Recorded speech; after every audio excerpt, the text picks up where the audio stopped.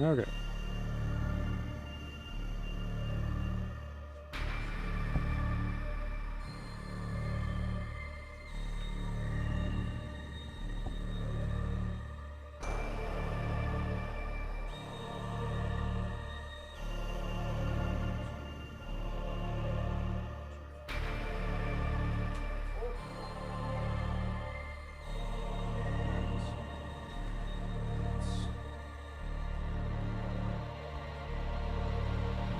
There we go. How's that? One sec. Oops. Let me move that over there. Okay. Well, I really hate how I can't see. Well, I'll do it this way. Do it that way. Okay, now I can monitor everything.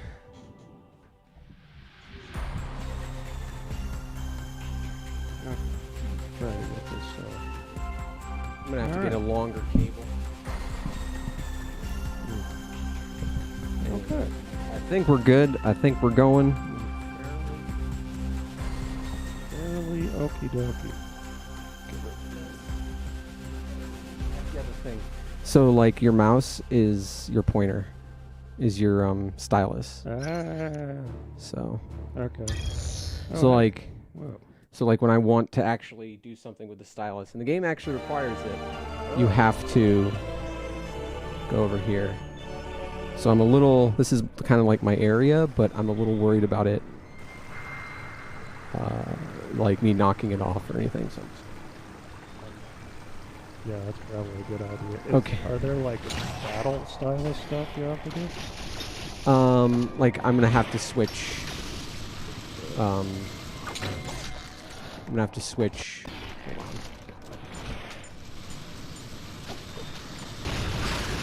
So I'm gonna have to switch like there are 3 different beams, and you switch them like this. Wow. So that's ice, and ice generally sucks. So why, you know what, never mind. Why what? Like they couldn't have taken care of that with the D-pad or something? There are other skills associated with the D-pad. Ah. So like you get like a special abilities, like here's a shield. Oh. And then like here's scan pulse that shows you where like hidden blocks are and stuff like that. Gotcha. So everything is mapped. Okay. And I don't know if you can see it. In the bottom right is the map and all the stuff. Right. And do you see the like green circle sort of pulsating? Yeah. That's where I'm trying to head to. And motherfuck, there's like no way to get there. Where I mean, are there you? is. I am Oh, the you're Samus blinking head thing. Okay. that's Gotcha. blinking above. So before I left, I mean, I was distracted by some personal stuff, which is why I couldn't concentrate, and so I ended the stream early. But I'm feeling better now, and things are in a better place. So hopefully, I can see it. I can find it. Yeah. But Boy, personal dramas. It's so much fun. I know, right? I actually took some time off to play the new Guardians of the Galaxy game. Oh yeah, I saw that. You seemed to really like that. I thought it was fantastic.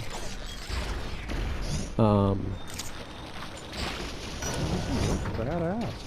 What? This game. Oh, it's fantastic. And like this is a less polished, less good version of Dread.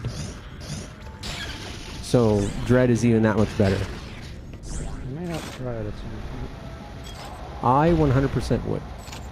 Oh, that's right. Forgot about that. They put in a lot of these one-way things. So like, okay, I'll show you. So like, if I go on the left side, the entrance to the left side has like these bomb blocks that you have to break to get through it. But on the bottom, It just struck me what I have to do. It just struck me what I have to do. You just got I it. just, well, like, maybe I'm wrong, but I'm gonna feel like a fucking moron if this is the case.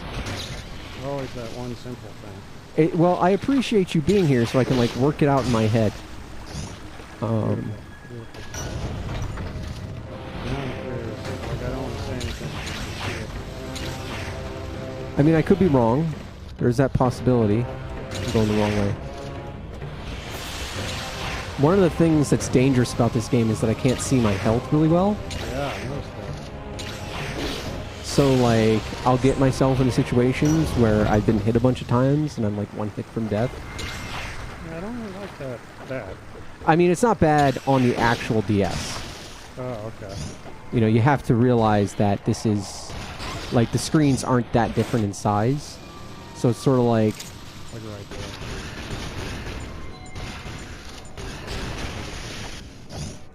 Okay. This is an actual DS. Well, here's the thing. Hold on, fuck you. Okay, I have to go... Oh, that's right. I just got this upgrade. For a reason. So, once again, I would like to advocate that you buy this game and play it on original hardware. I own the original hardware. I own the original game, which means it is perfectly legal and kosher for me to play this on an emulator. Like, even Nintendo, being as litigious as it is, hasn't stopped emulation. Like, they can't. They legit can't. Like Sony, back in 2001, no, it was Sega, I think. There was this thing called the Bleemcast. No, it was Sony.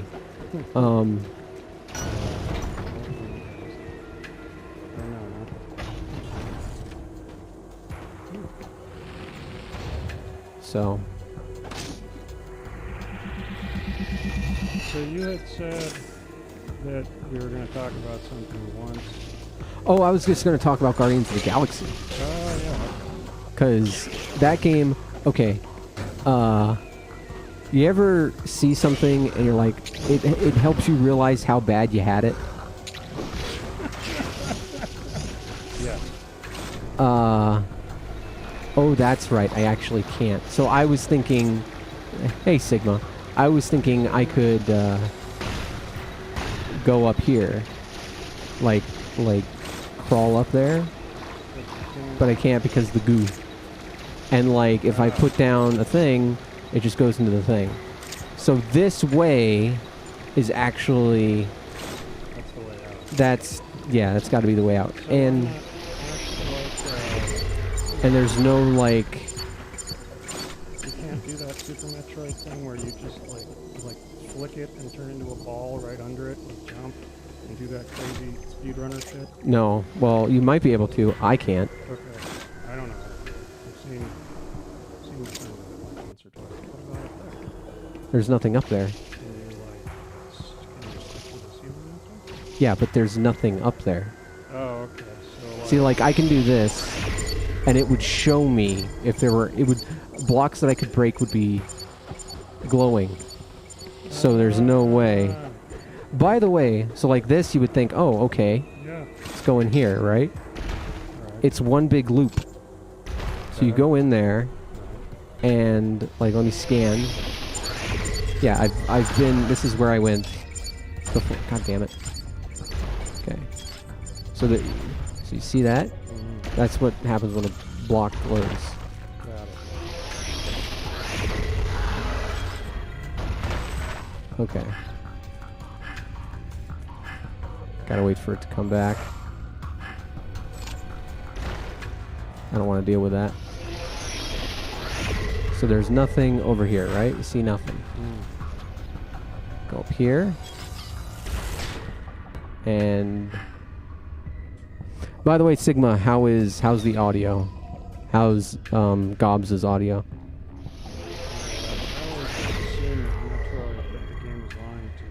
So no, this scan pulse is actually, it's like, The scan pulse was part of a criticism that this game got, that it kind of ruined that aspect of it because, you know, and I kind of agree with it. It does make the game more, I don't know, like consumable, I guess.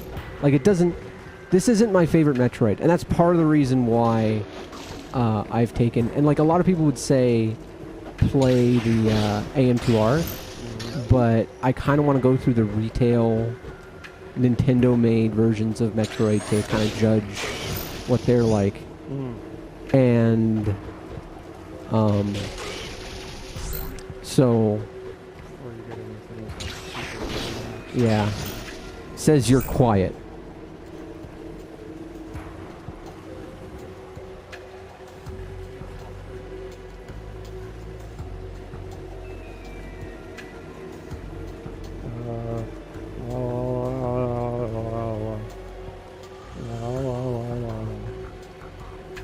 Who's The other thing is that this is probably a little too loud. I could probably turn that down so that he's more audible.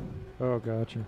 See, Who's, like, when I speak, I go into the yellow and red a little bit, which is where you should be. right. When you speak, go ahead. Oh. See, like, you're barely going into the yellow, which is why. Oh, See, you see, I've got a thing, right. a preamp attached to this mic that boosts its gain quite a bit. Good. Good. But I don't have that for that mic, so it's a bit quiet. Okay. Who's this happy fellow drinking out of a lake in the background here? I don't know. I don't think he's a boss or anything. Oh, okay. So let me turn this up just a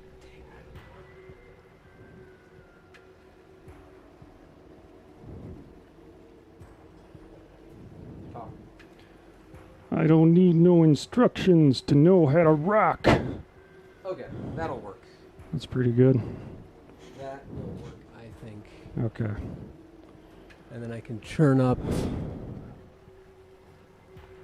this audio a tad. Okay. I don't know how other streamers get their streams so fucking loud. I feel like mine distorts. But yeah, okay. It's called money. And knowledge. Just gobs and gobs and gobs of money. And knowledge. Knowledge counts for a lot. No, they literally just line their studios with money.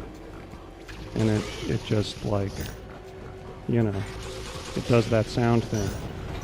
I mean, I do think that VTubers make quite a bit of money. I don't think they make that much money. One of the VTubers I watch who is quite independent was doing a stream and somebody was like, Gaogura collab when? And he was like, never. Who is this? Tonkatsu Sinclair. That was the one who did the NGE review that I posted. It was very funny. Well, I never. Who wouldn't want to collab with Gura, honestly? No, it was basically like, I would love to, but I mean, like, you know, I think the implication was that he was, that Tonkatsu, the character, was too small time for Gao at the time. That's true. I saw a clip of Zentraya being asked if she would do a Gao Gura collab. Everybody wants to collab with Gura because Gura is the fucking best, 100%.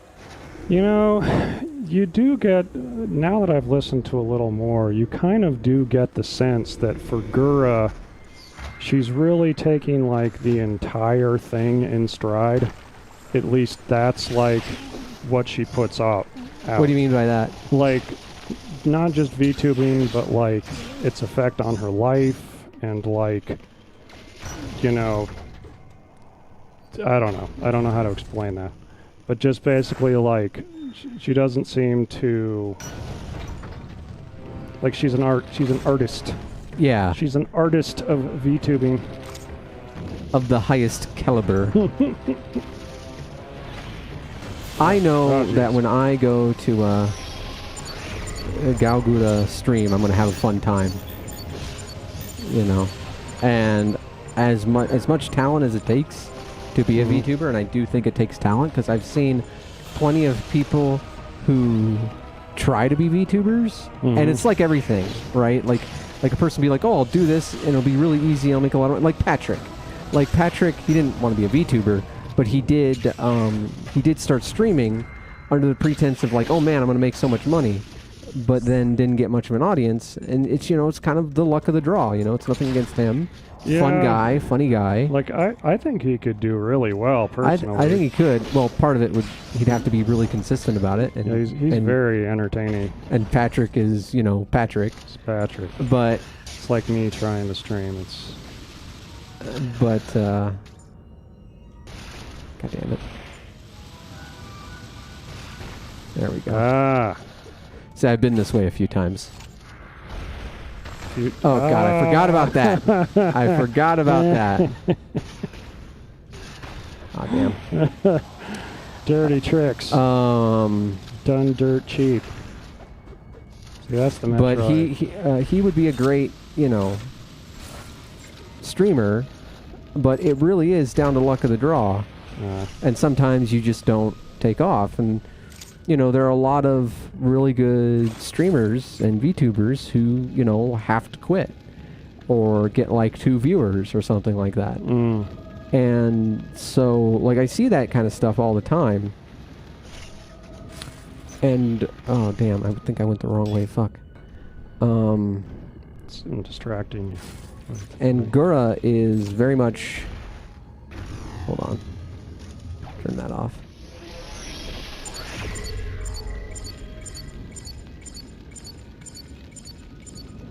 Can I get through there? Nope. Is that speed stuff? That is screw attack. Ah.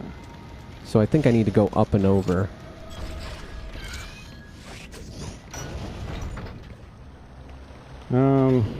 Whoa, hey. What's that? That's just energy. Oh. So you see the yellow bar at the bottom there? Yes. Okay, I see it, yes. Oh, that's what you do. Okay, that's your MP. That's your mana. Yeah, basically. And then that refills it. Gotcha. And you also get it from killing enemies. So, like, if I kill something, you'll see these yellow orbs that fly towards me. Right. That's not health, that's mana. Health is purple. So, okay. Did you see also the French streamer thing that I posted? Oh, I love her. One of my favorite artists does a lot of work for her. Cool. Do you know Optional Typo? I do not. Optional Typo is fucking... like, I don't know how to put this, but he draws anatomy the way I would like to draw anatomy. Like, he is... It might be a she, I don't know. But I assume it's a he. Especially since he uses his skills to get into the DMs of really hot girls, so I'm assuming male. I mean, but, you know, maybe that's being heteronormative or whatever. Yeah.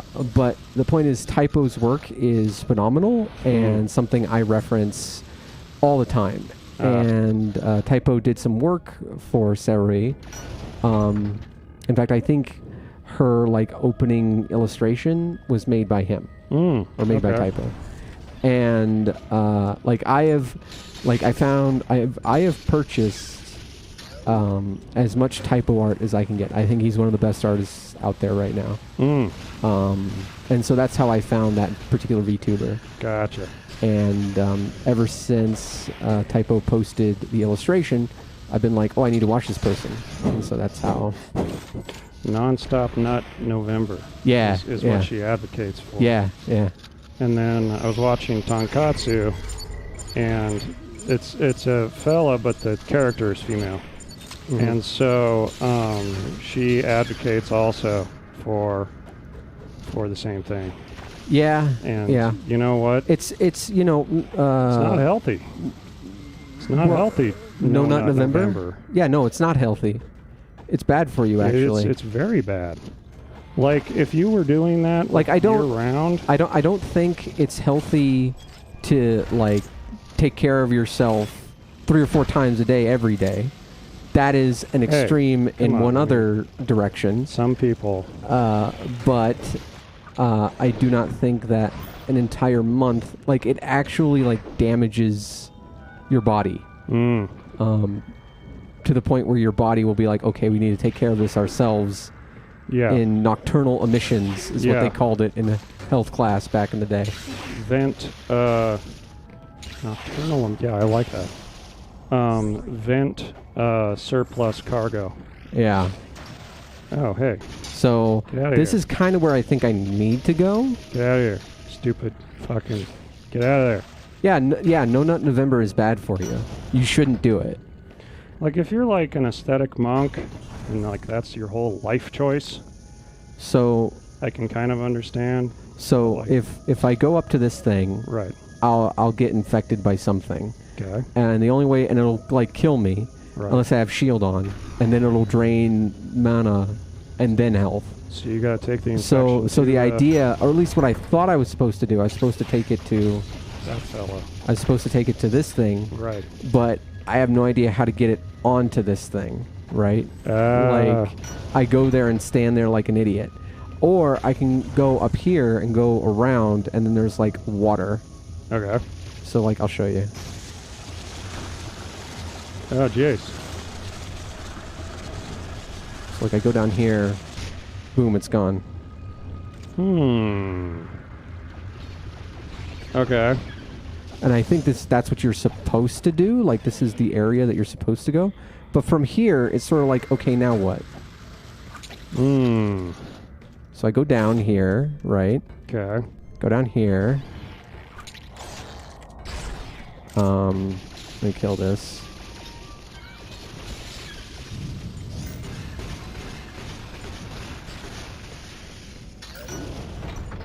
And there was an E-tank over here. Okay. But, like... And we'll do the pulse thing. Yeah, there you go. And see, there's, like, nothing here. But you can see how it shows. Okay, well, yeah, do that thing. And then... Yeah, try taking the infection back to Mr. Bug. And then...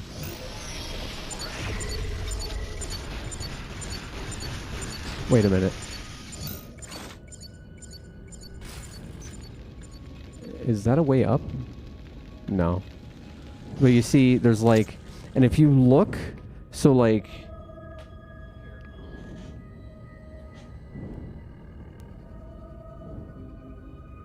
Oh, you don't... That's a plasma beam door, apparently. So I can't go through here. But I need to get... So like, here's the thing. Here's the...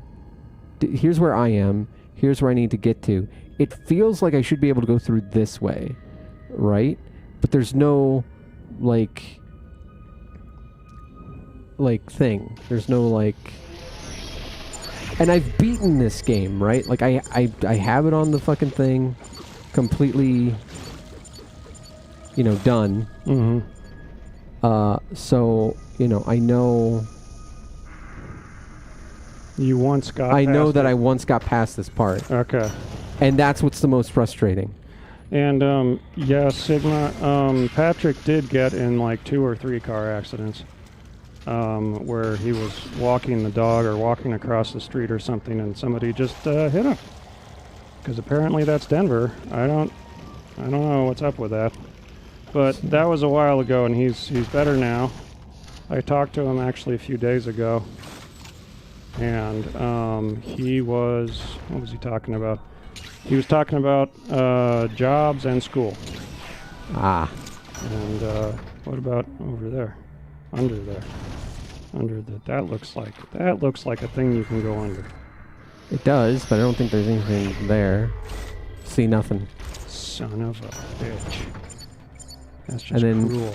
Oh, there's a thing. Oh dear. oh god, it's... Oh god. So, that's the other thing with this computer. It's been, like, freezing. a decent amount, and it's upsetting. Is it just the emulator? Yeah. No, it's the computer itself. Oh, Like, just doing anything, it like suddenly slows down for some reason. that's not good. No. How long it's has not. it been since you've blown it out? Not like, I don't know when it started doing it, if that's what you're asking. Gotcha. You know, like with compressed air is what I mean. Oh, well, it's brand new. It doesn't need to be blown out. Oh, oh, jeez. I thought you were talking about the other computer. This is from this computer. Got it. That's my work computer. Okay, I kind of see your problem here. And I think the problem is that this game is a pain in the ass. It's a Metroid game. Yeah. Welcome to Metroid. Yeah. Welcome to the real world. So like Hey, you got the thing. I got the thing. Yeah. So I've been here, and then like I thought that I don't know. Well, that's what I come over here for, is the Metroid conversations. Yeah. Let's see. There was something else I wanted to mention, but now, of course, I don't remember, so it doesn't matter. Oh, hey. Very nice. Yeah, I know how to get places.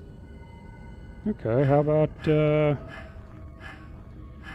Oh, I don't have enough energy to scan. Oh, and it doesn't, like, recharge. Okay. No, well, it like Old there's a school. cooldown on Yeah. it, but it also uses the thing.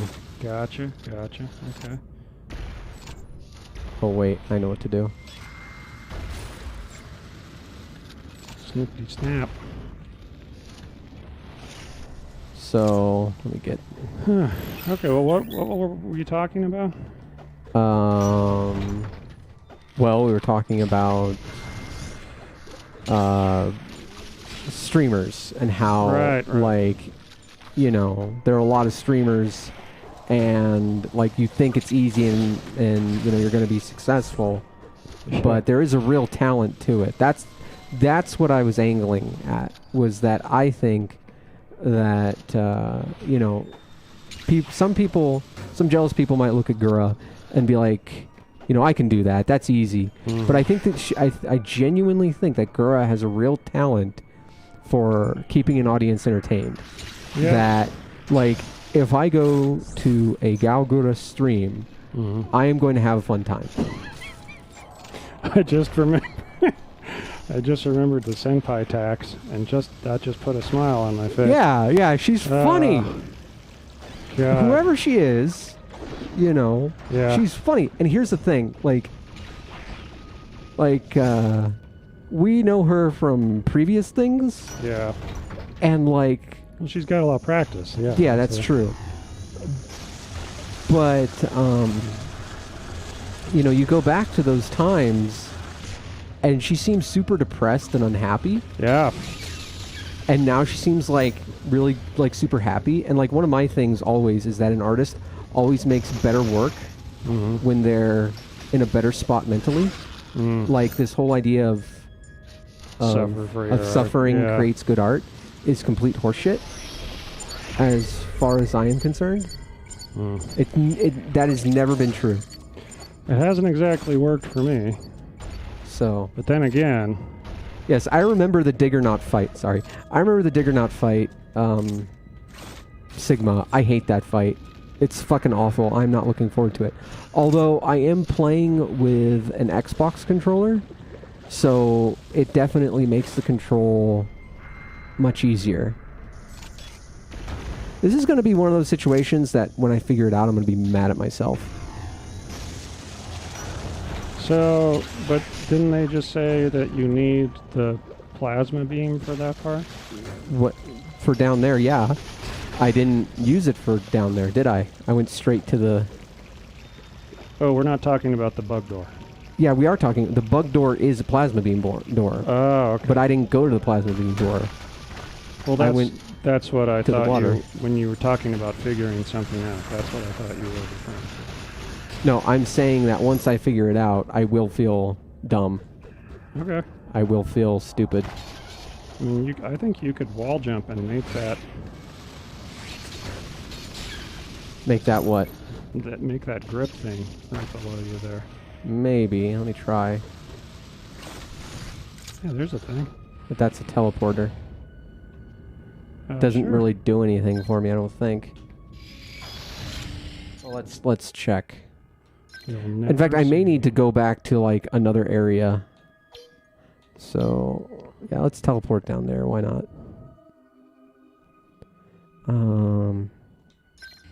Yeah. But yeah, the Diggernaut is a boss towards the end that is super obnoxious, and it's one of the reasons people hate this game. Are we talking like spider boss obnoxious or? Yeah, about that. Wow. Yeah. Oh yeah, it wasn't so much a discussion as just something I wanted to mention because you had talked about, picking a game, and I'm just unfortunately in one of those spots where I just don't really feel like playing anything anymore. I'm kind of in that spot with a certain game. Yes. Like not be named. I am so angry with it. I really am. Like, I don't know. It's funny.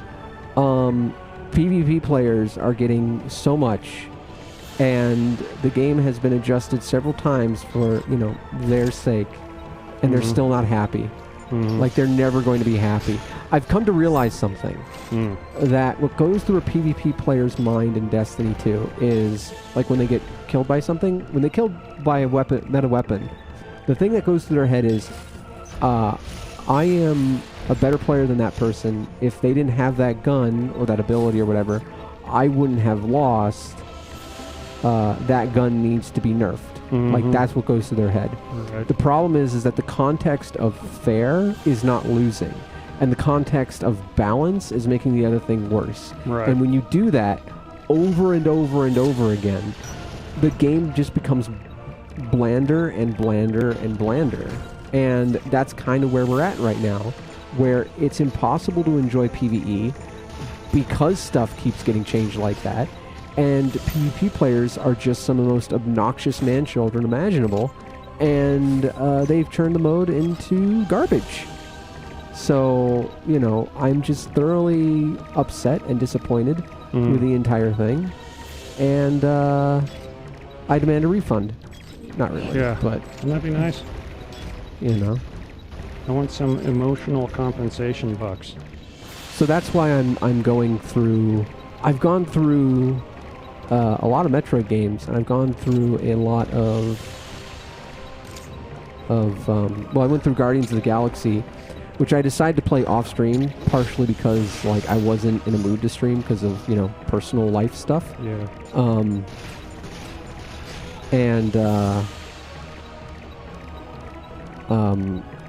And because it has a lot of copyrighted music in it. Yeah, that's another thing. That I thought made the experience. Okay, so there's nothing down here.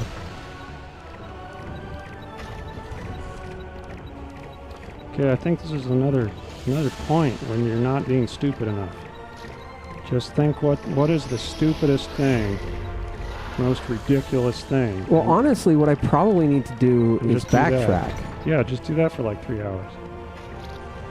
I mean, that's a guess. I don't think... I mean, Sigma, if you want a backseat for this, go for it, Yeah, don't look at me, because I haven't played this. Yeah.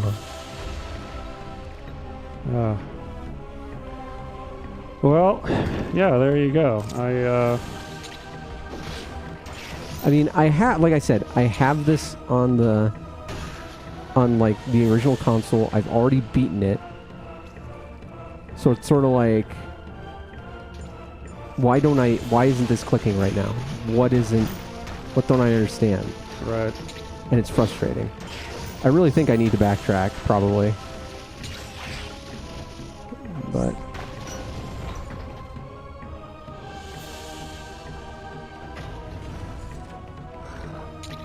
Another thing you can try is Speaking of Sigma, yeah. Sigma got me. Well, okay. I started playing Dead by Daylight because of Gura. She made it look really fun. But I did play some with Sigma, and it is a lot of fun. It's actually really good. It's one of those Like- murder your friends games, Yeah, right? well, it's 4 survivors, 1 killer. Right. Actually, let me see if I can figure it out, Sigma. I will, if you're willing to stay, I will ask you later. But I think it's okay for me and Gobs to sort of wander, and I will chat.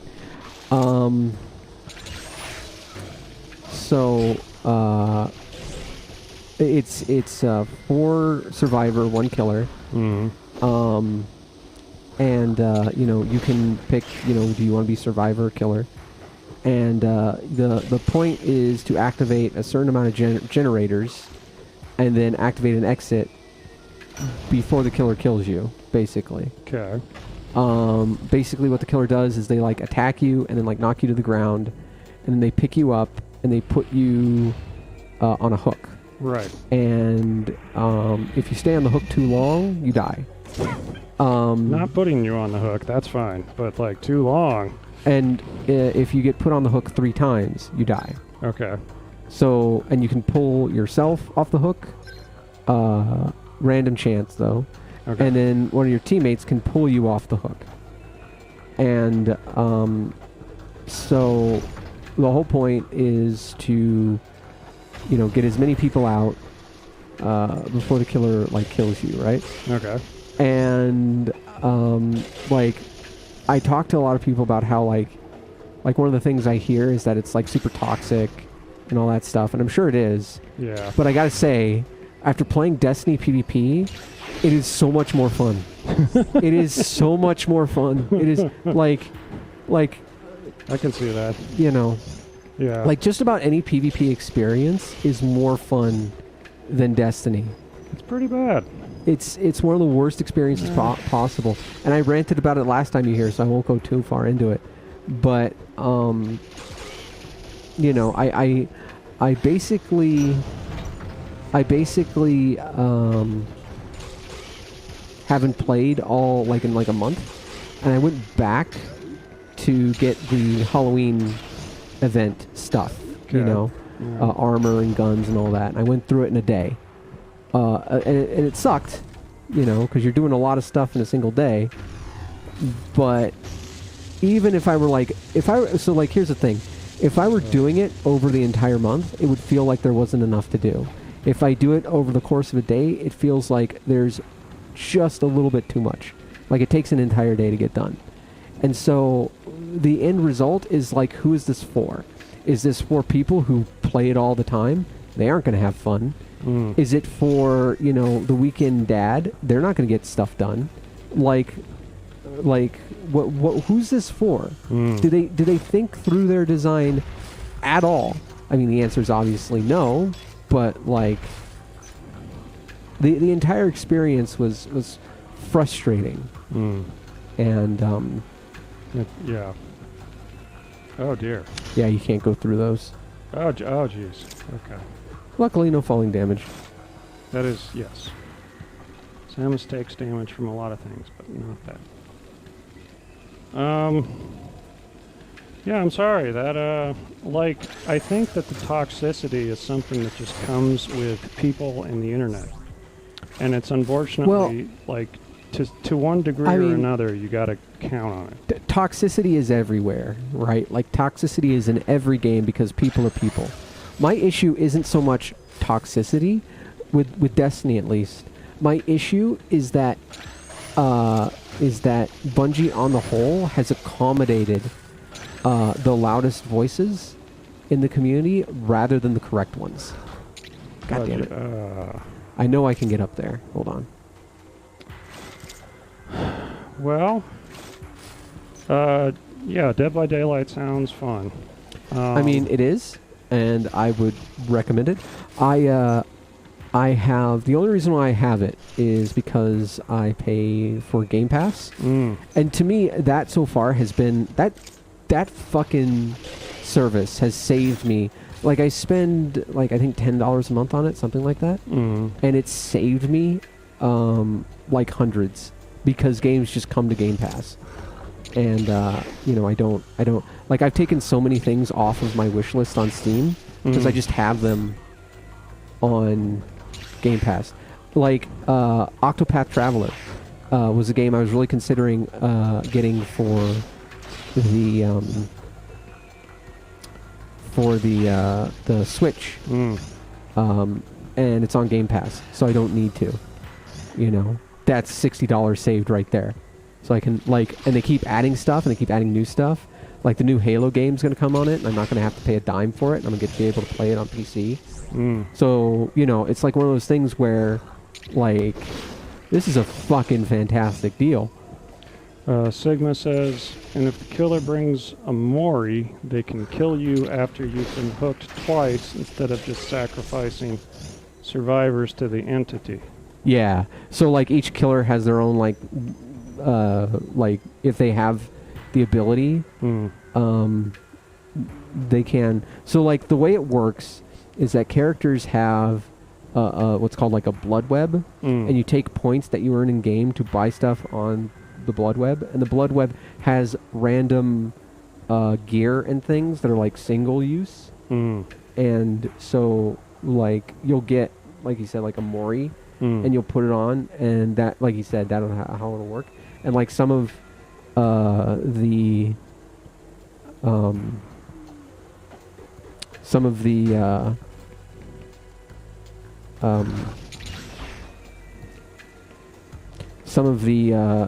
animation for the killers is really interesting. Like, if you like they have a whole bunch of guest killers. Like, they have Hellraiser in it, and they have Right. Chucky was in it for a bit. No, he wasn't. Everybody wants Chucky, but he's not in there yet. I must have thought of something else. It might have been like a proposal or something like that. Anyway, so, like, they all have separate animation, and the best one by far is Ghostface, you know, from Scream. He comes up behind the person, stabs them in the back a bunch of times, pulls their head up, and takes a selfie.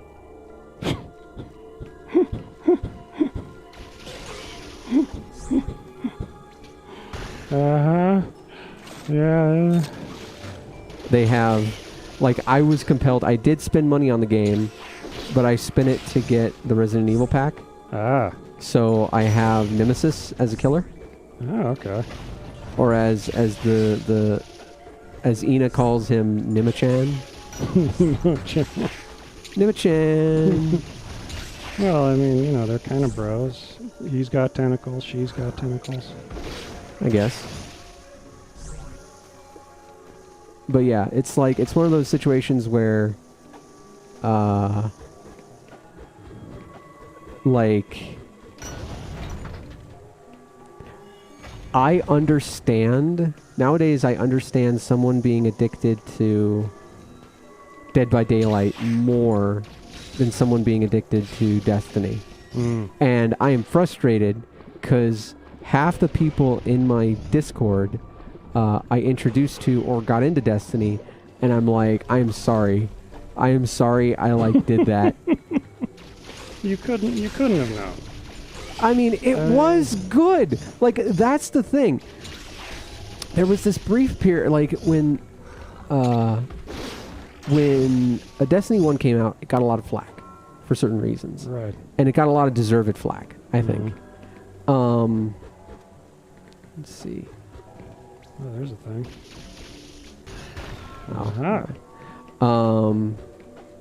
It got a lot of deserved flack, I think. And, you know, then they came out with Taken King, and Taken King churned it around and churned it into a good game. But the damage was already done, and it was hard to, like, convince people to give it a shot. Then Destiny 2 comes out, has a much better campaign, but the overall gameplay loop of getting things sucked. And once again, there was like Scandal, where they throttled experience and all that. And so, you know, it left a bad taste in everyone's mouth. And then, you know, people are like, fuck that game. And I'm like, okay, like, I get it. And then fucking Forsaken comes out, and that entire year is the best year the franchise has ever had. It had the best expansions, it had the best raids, it had the best story, it had the best everything. Like, it was the most fun the game has ever been, and that's when I tried to get people into it. But, you know, people waited until the dark times started with Shadowkeep. Like, Shadowkeep is when it really started going downhill. I see. I don't really... Now, granted, I've only played, like, the single-player content. But, like, I haven't found Shadowkeep, like, awful. You know, Shadowkeep is where they started making gameplay adjustments that made the game worse. So like, for example... and so I wouldn't know. So you wouldn't know about it because you weren't there. Got it. So I'll give you a few examples. The first thing that they did was, so Rally Barricade and Lunafaction boots auto reloaded your thing, your weapons. And so you could stand in like a Lunafaction well, or you could stand behind a Rally Barricade and constantly fire a single shot grenade launcher, like over and over and over again, because it just automatically refilled it. And there was this weapon called Mountaintop, and basically what happened is people would, during raid bosses, stand in a Lunafaction thing, and the best DPS was to just stand in a Lunafaction well or behind a Rally Barricade and just chuck fucking mountaintop shot after mountaintop shot after mountaintop shot. It made a lot of fights much easier than I think they wanted. But instead of adjusting the fights, they took that ability away. So that was the first thing. But it was at a point where people were like, okay, that kind of makes sense. That's fine. And then they adjusted the damage perk damage. It used to be like 2 or 3 times more than what it is now. Like Rampage right now maxes out at like 33%, and it used to be like 66%. Wow. So it was a huge damage nerf. Can you break those crystal things? That is something for the Metroid Baby. Wait, what do you mean for the like you get to have them hang around? Yeah, like you can go through the entire map and like get stuff. Oh, sweet. Okay. But yeah, so the second year was the best year, and then they started making gameplay adjustments that really kind of like, okay, Sigma says that let's see here. Oh, who's hi baby girl. And Sigma says Dawn was really fun. Season of Dawn, that was the second season of Shadowkeep, and that was pretty good. It gave us a lot of good weapons, but you had the loudest voices in the community saying that they didn't care about the good weapons. And so the response to Season of Dawn is why we got Sunsetting. So, like, every bad decision that Destiny has made can be traced back to either just before Shadowkeep or during Shadowkeep. Let's see here. So, oh, hi Nomad. I'm sorry. I did not notice that you got in here. Baby says vanilla was pretty meh. It was. She's right. It sucked. Like, if anybody said, I played Destiny when it came out and it just wasn't for me and I don't want to play it anymore, I would 100% understand, because it sucked. Like, what saved vanilla for me was Vault of Glass, the raid. That was when it clicked. That was like, oh, that's what this game is. You know? And, like, it's funny because a lot of people were complaining about the initial campaign of Destiny, and there was like a producer or something that said, like, this is just the beginning, there's more. And a lot of people took him to task for it. They like made fun of him. But he was right. That's where the game actually sort of opens up, is once you're in endgame. That's when it becomes kind of fun. But it doesn't matter because getting there was awful. Like, I can't blame anyone for being like, fuck this, you know? So I don't want to be a killjoy killer, but should we do another Destiny talk? it's coming out. It's part of the natural course of conversation. I'm just gonna let it be then, because you need this. You talk about it. I feel like Testify. Nomad.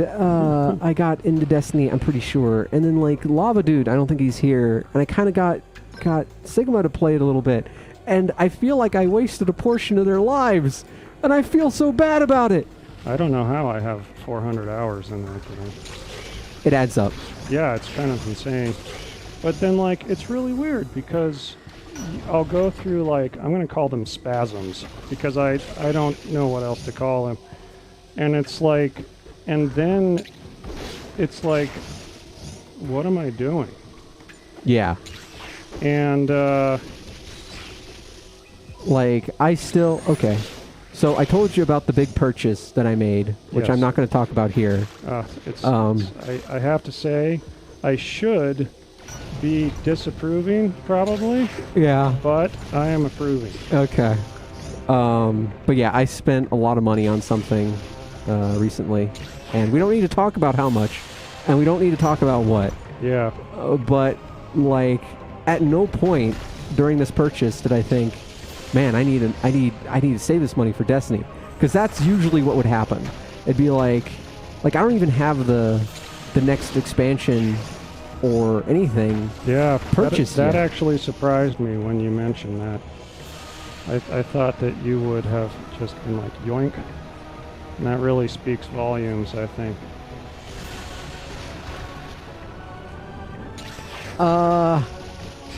It is not an arcade machine. But I don't want to play 20 questions because you'll figure it out probably. What's an what? So there are these well, okay, you can buy arcade machines for yourself if you wanted to. What is an arcade machine? Oh, you mean like you Like an arcade We're cabinet. talking literally. Like literally. Oh, yes, okay. Got it. I know Bebe recently got a DDR machine. Like a full and I'm like super jealous. Wow. Because, and it fucking sucks because I would like to see a stream of it. Are you any good? Me? I'm terrible at DDR. At DDR? Yeah. Fuck no, I'm terrible Okay. at DDR. Are you kidding? Yeah, I'm like, it's bad. Like, I have, oh god, Oh, Jesus. I have the dexterous hands for Guitar Hero. Got I it. do not have, I have 2 left feet. I do at some point in my life want to take a dancing class. Like Yeah. that'd be even cool. for ballroom dancing. I think that would be like Tai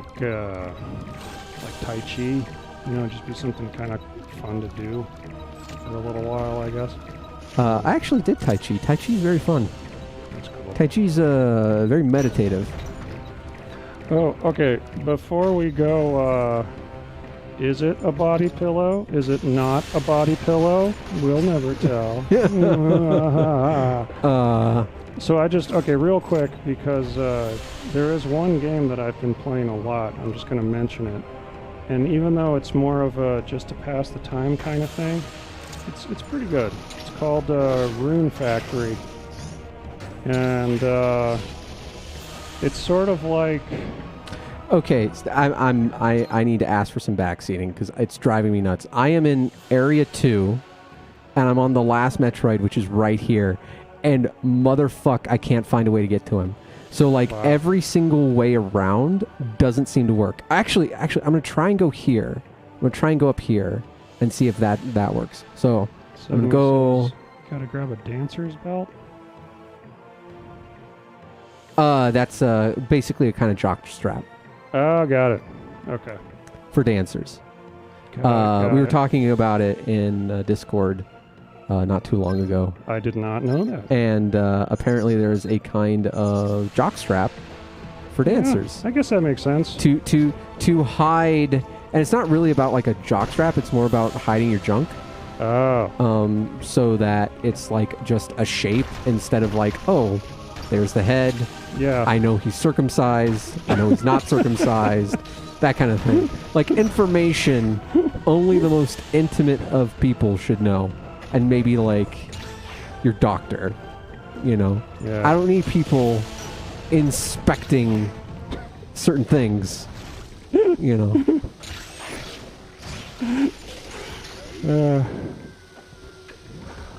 Let's see here. No, I mean, I guess I was thinking more like, I mean, I'm in my 40s now. And, you know, if I wanted to do something like, something crazy, like, I don't know, swing dancing, if I'm 50 or something, I could see myself needing a gird. Got to gird the loins, you know? Well, so they don't go all whipping around. I like to think I am healthy and able to do things still. And I would, it's definitely one of those things I want to do. I do want to learn to ballroom dance at some point, you know, or, you know, like that stuff that they do on Dancing with the Stars seems fun. I don't know. Baby says her parents met swing dancing. Hey, look, there you go. Well, that's that all the more reason to. You know, do the dancing thing. But yeah, it's definitely like a way to meet people. Gotcha. You know, and then I apparently have to hide my body pillow if I ever bring them over. It's not a body pillow. Shh. You know, there are times when I remember that I don't own a body pillow, and for some reason I feel a little shame. It's like, am I really a nerd? Well, like, can I call myself a gamer? I saw this tweet, right, by Shoe on Head. You know her? I haven't watched her, but I know her. Like, I know that she is a person. Yeah, you know of her basically. Yeah. And it was a photo of a guy's pillow, and he hadn't changed it or washed it, so it was like all kind of like crusty and grody apparently. Lovely. And her reaction to it was like, this is the thing that's going to make me into a feminist, a radical feminist. Like, change your sheets. And like, my honest to God reaction was, there's something wrong with that? Like, I always just feel like that quote from Apocalypse Now, and the guy is like, what was he said? It's like, I can neither confirm nor deny events I have not witnessed. Yeah. You know, just sort of like, I plead the fifth. I'm not going to incriminate myself. Yeah.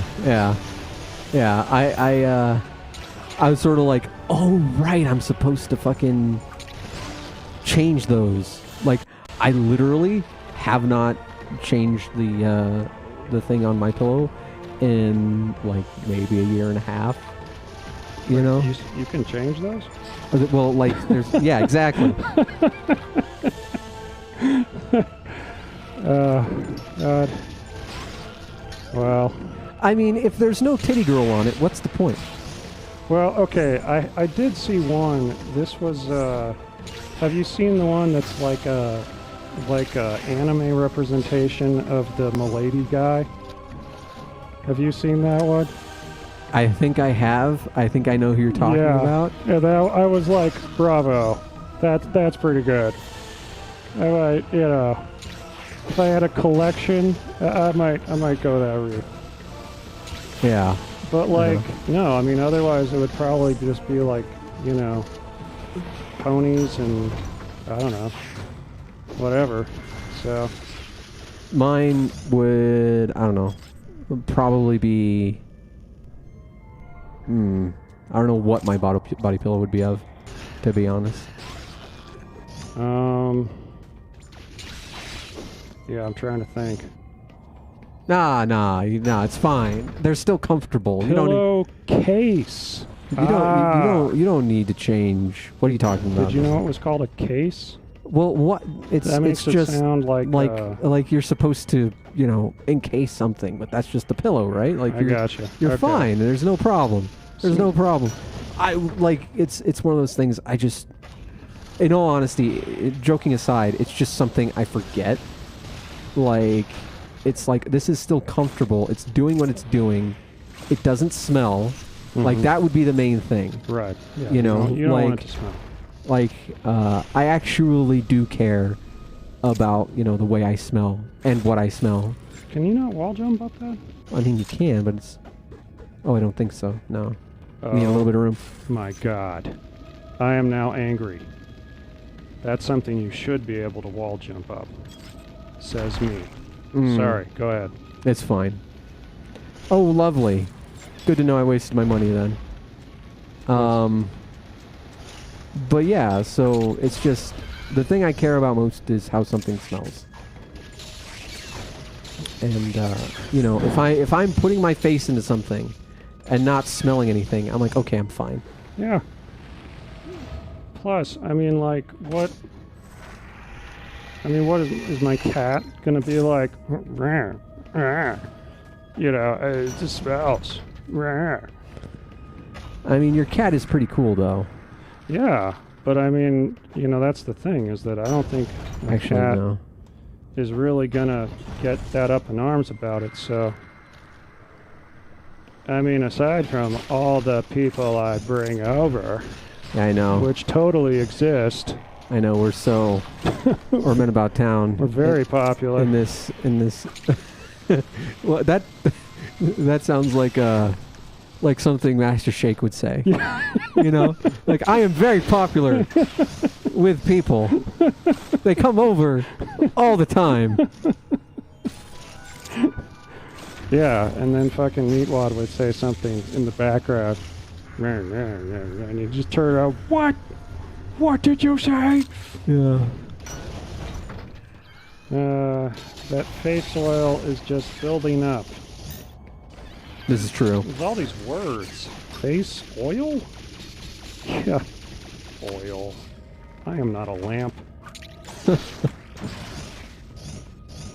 We're learning all sorts of new things today. Indeed. Wait a minute. Oh, right. So, okay. Just a brief thing. I'm just going to tell you real quick about Rune Factory, okay? Okay, go ahead.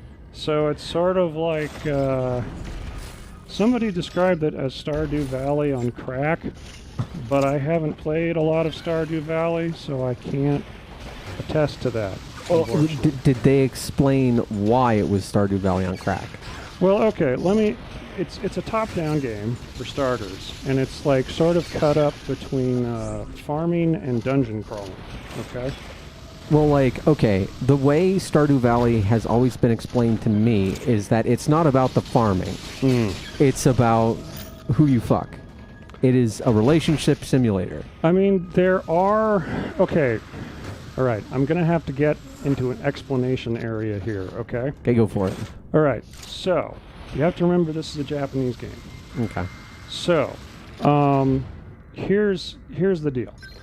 I play usually female characters, so I played my lady, and I'm like, all right, you know, and you go through the town and there's prospects, and, you know, I get about 60 hours in, and I have not cared about it until then because I'm like farming and shit.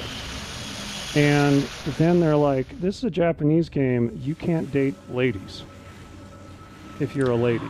Ah, okay. And so I'm like, fine, all right. So I take a look at the men prospects, and I'm like, have you ever played those games where, like, everybody you can't date is way more interesting than the people you can? So just briefly, I get the feeling that women feel that a lot. Like, the ones that are available are like, ugh. Like, I can, you know, if you were had me as a prospect, I can understand that sentiment. But it's like, it's sort of like in Mass Effect, where it's like, okay, I can date Liara, and that's cool, but I can't date Rex or Morden, and they're the best characters. Yeah. And it's like, you guys suck. And so it's like, it doesn't, like, my sexuality doesn't matter. It's like, how come I can't marry Rex? And then make, like, an army of little Rex femshet babies? Because it's unnatural. Anyway, so back to Rune Factory. So, you know, it's just sort of like all the guys are it's sort of a weeb game. So it's like all the guys are like, you've got like Wet Noodle 1, 2, and 3. You've got like, I don't know, like a Shota. You've got like I wanted to make that joke, that joke of Leonardo DiCaprio saying, "At first you have my curiosity, now you have my attention." When you said Shota, but I felt like that was a bridge too far. Well, it's, you know, and I'm just like, so it's weird because like I feel like I'm having not the experience they intended, but sort of like, because you can get your friendship level up as high as you can when you're playing the opposite sex. It's just that when you like ask them on a date or something, they'll always say no, right? And so the lady that I like, you know, just always, you know, they'll go adventuring with you, they'll like hang out with you, they'll do all this stuff, and then you go out and get the mats and you make the marriage ring, and you're like, hey, and they're like, I can't accept this, and I'm like, okay, fine. Well, like, okay, so here's my weird thing about games. When I am playing, let's say a game has like a romantic option, right? I can only do that if I am playing as a guy.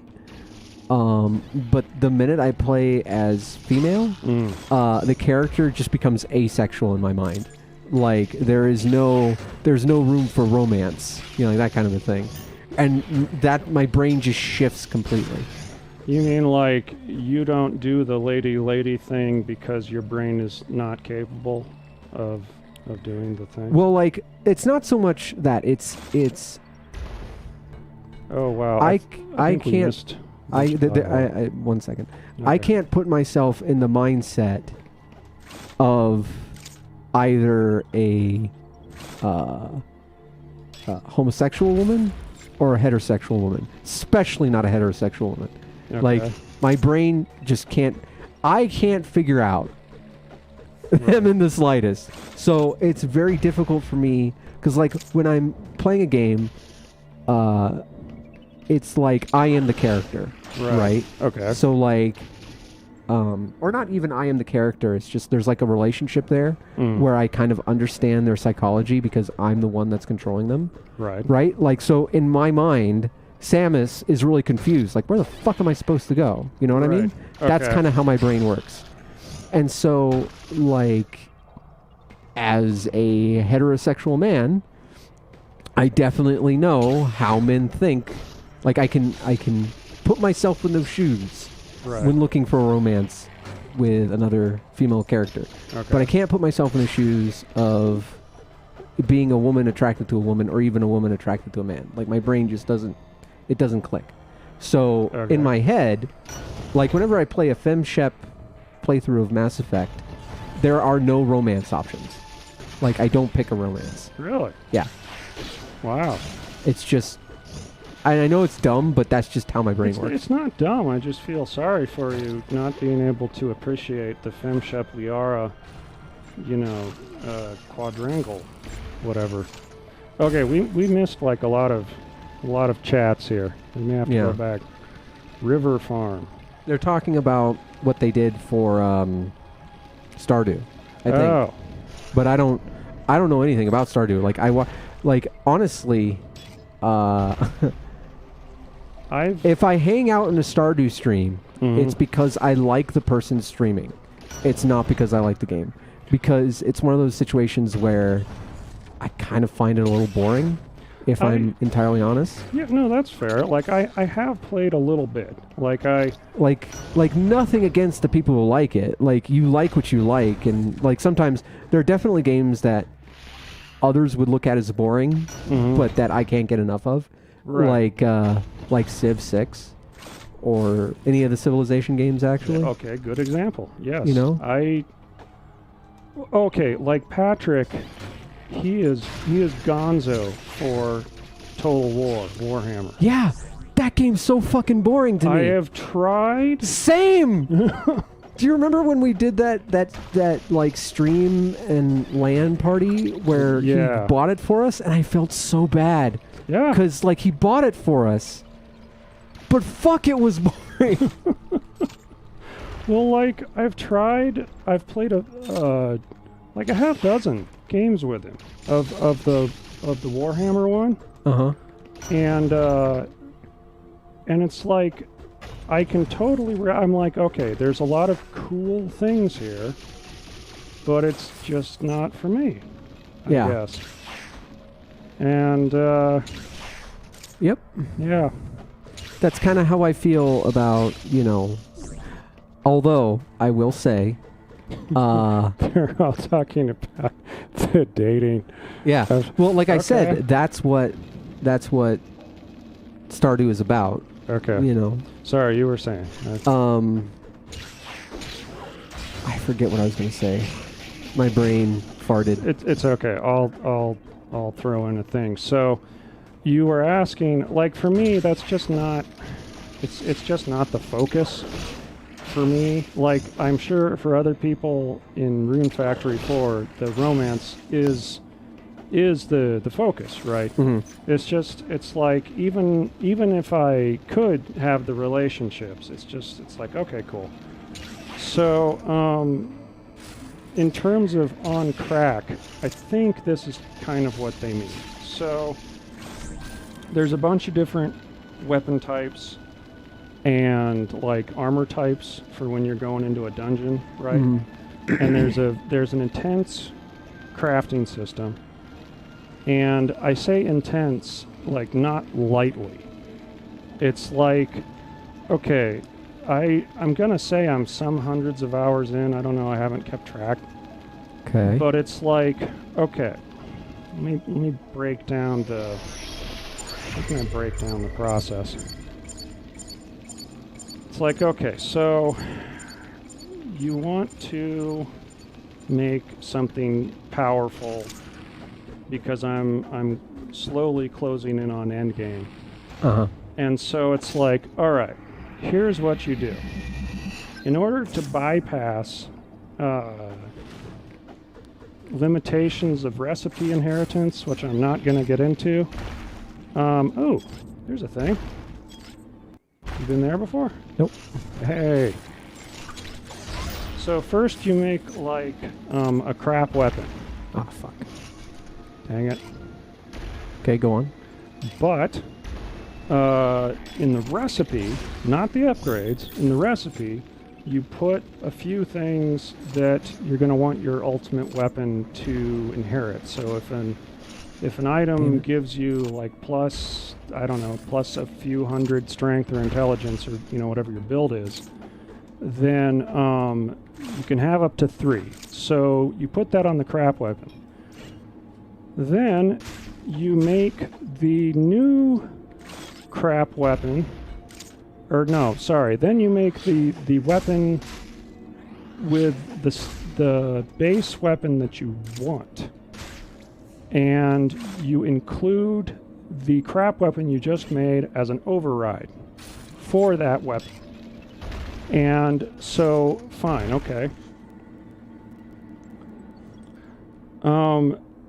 The thing is, when you override it, it gives you the base stats of the crap weapon. So you get the cool inheritance, but you've now got a crap weapon. So then you take that one and you override anything again. And that will give you both the inheritance and the base stats of the weapon that you want. And then after that, then you can start upgrading. So that's, that's I'm a little cross-eyed. And also turnips. You will grow so many goddamn turnips. Yeah, for a while, it was like, do you want to succeed in battle? Better grow them turnips. Do you want, like, to make money? Better make some pizza. Hope you've got enough fucking peppers and eggplants and tomatoes for ketchup, bitch. Otherwise, you ain't making no pizza. And it just sort of spirals out of your control. So, yeah. Sounds obnoxious. It sounds that way, but then it draws you in, and before you know it, you're like, fuck, I've got to upgrade my farm. I've got to get my turnips to level 10. There's all this stuff that needs to happen. Okay. Well, I'm going to look up where I'm supposed to go real quick, because Okay. this is actually driving me insane. Let's see. So they're talking about Stardew. Yeah, so let's see. What did I do? I farmed a little. Some guy came and, I want to say, gave me a dog. Very, very quickly, Yeah, before, if I were to play Stardew, right. I would probably go after the redhead, whoever she is. Oh, also, if you get it on PC, a zillion billion mods. So, so you can... Make everyone a redhead. Well, I mean, could you could. live in Scotland. But then also, like, yeah, there's all sorts of icon retextures and talking head retextures and everything you could want in the modding Stardew community. But yeah, it didn't quite work for me, I think, because there was more of an emphasis on social stuff than just pure combat. Like, there is combat in Stardew, but it's not nearly as prevalent as in Rune Factory, at least as far as I'd gotten.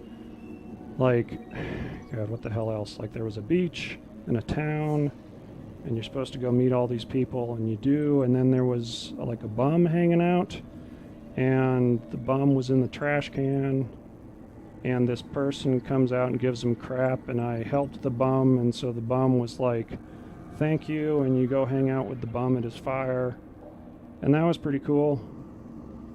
And I think that's about as far as I got, really. I think there was also a wizard. Like in a tower. Redhead artist who lives in a cozy cabin. Like, yes, There please, you go. thank you. There you go. So apparently, Where are we? apparently there is an item or an ability. Did you skip it? Okay, I have an idea. I have an idea about where I'm supposed to go. I didn't get, so like, the guide was particularly written terribly.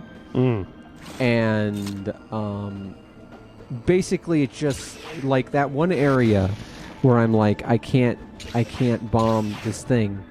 They're like, oh yeah, use this, you need to use an upgrade. And I'm like, I don't remember this upgrade. And so I'm gonna look for that upgrade. I have an idea about where it might be. And I'm gonna be very upset with myself. Okay. Are you already upset, or? With myself a little bit, yeah. Okay. But that's sort of a perpetual thing, especially considering what I spent money on that we don't need to talk about. Are you already regretting it? No, I'm not. I'm kidding. Okay. I'm kidding. All It's right, a joke. I'm joking. I'm actually really excited for it. Okay. Like, I can't wait. It was wonderful. It's not arriving here for like 2 or 3 weeks. Yeah, we can't mention. But I am super excited for it. I bet it'll look even better in person. Yeah, I think it will too. But Maybe you should start a poll and like bet on what people think. Look, I think here's the thing. I think I've mentioned it in my Discord at least once or twice, because it's one of those things I've been thinking about pulling the trigger on for like 2 years, and it would be a really easy thing to figure out, in all honesty, if you know me. You know, one thing I was just thinking of is that I have with Stardew, you could borrow Stardew, and that would be a fun thing, is just to watch you playing through the first couple hours of Stardew. I think I have Stardew actually. Okay. Because it's just like I spent a lot of time just sort of going like, okay. One thing I have sort of had to accept in later on in life is there are so many different experiences and so many different games that not everything is for everyone. Like I used to be the kind of person that was like, you know, I play everything. Right. I know everything about the games. You know. Right. I am the gamer. You know. I am the one that wins. Exactly. Yeah. So, Sigma, if you are still there, should I have the super missile by this point? Do you remember? Because I get the feeling that the upgrade that I need is behind that door. That is my read of the situation, which I could be wrong about, but I'm not entirely sure. So that would be 2 upgrades. Yes. Yes. Double upgrade. No, this is super missile, right? Right here. This green thing. What if it isn't? Or what if it just takes 5 missiles? No, it's doing the tink sound. Yeah. The tinkety tink. Yeah, like I think I've finally accepted that for the most part MMOs are just not for me. Yeah. I just don't like them. Like this is something else I was talking to Patrick about, that my favorite MMO so far is WoW Classic when nobody else is on. Huh. Yeah. Well, like the thing with MMOs is, well. Oh. Okay. Well, I will find, or is there like a, hold on. Excuse me. Gracious. Ice beam, wave beam, area suit, morph ball, spider ball, high jump.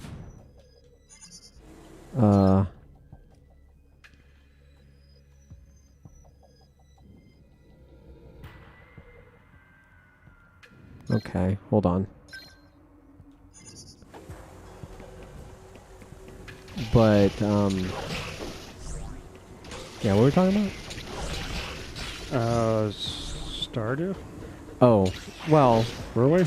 Oh, that's what I was talking about. How like there are games that like are for me, but not for everyone else. Right. You know? Yeah. Like with Metroid, there was that controversy with, Jaffe talking about how terrible design it was and stuff like that. That was a little hard to look at. It was like, really? Yeah. Really, guy? Well, like, here's the thing. Obviously, it's not for him. Yeah. Here's the thing. If the guy had just said, look, I don't like Metroid games. I don't like, it's just not my thing. Right. 100% could respect it. Yeah. What I can't respect is someone with any modicum of authority saying, this is objectively bad. Right. Like, go fuck yourself.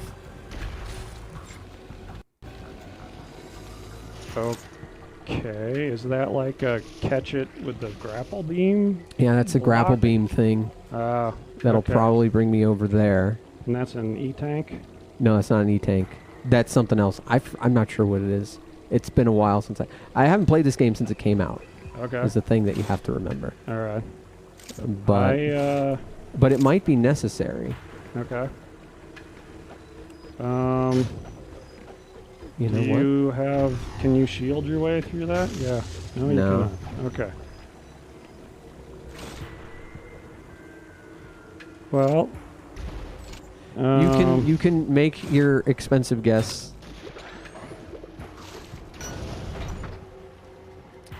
I will neither confirm nor deny. How about that? You can make whatever guess you want. See, look, there's that guy again. Yeah, well, I've been here before. That's where he was. He's always back there. He's a background element. Apollo says you can bomb jump that. Oh, well. Huh. Let me give it a shot. Break that sequence. Come on. Yeah, let's give it a shot. I mean, it would be. Okay, I will deny that. Wow. I will deny that. Yeah. You can do it. You can do this. Yep. Yep. No, no. Ah, fuck. Okay, I gotta get. No. It is not that. That might be the sort of thing. It might be the sort of thing I would order. Damn it. Not yet. I'm talking about a few years down the line. But, no. Motherfuck. I feel. You really bombed on that one. Shut up. I hate you.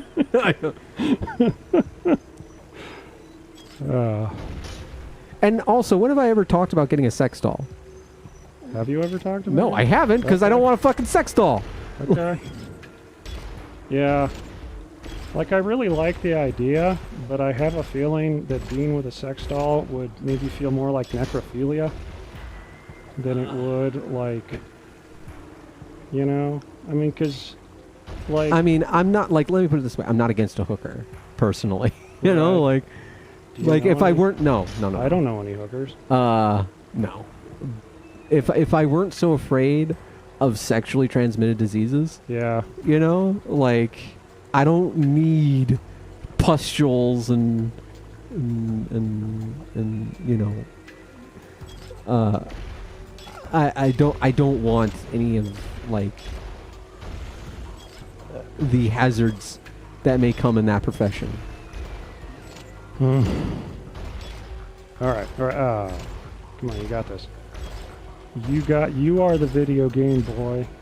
You are the one that wins. God damn it! Oh, can you spider when you get up in there? Maybe. Okay. Oh, it's an Aeon energy upgrade. Still, now, like, I feel like the challenge is there, and I have to. God, I love bomb jumping, though. Like, any opportunity. Hey, what's Aeon? That's the mana. Oh, that's mana? Okay. Yeah. A barely noticeable upgrade. Wow, okay. Yeah. Hooray. But, hey, you know, huzzah for bomb jumping, I guess. Hey, baby. Nice one. What an abomination.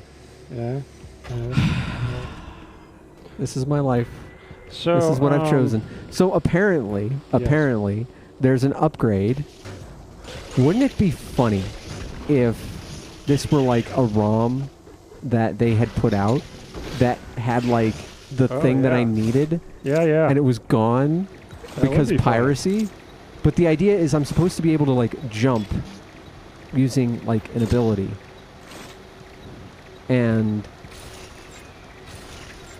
well, can you short that thing out somehow? Like fire a missile into it or something?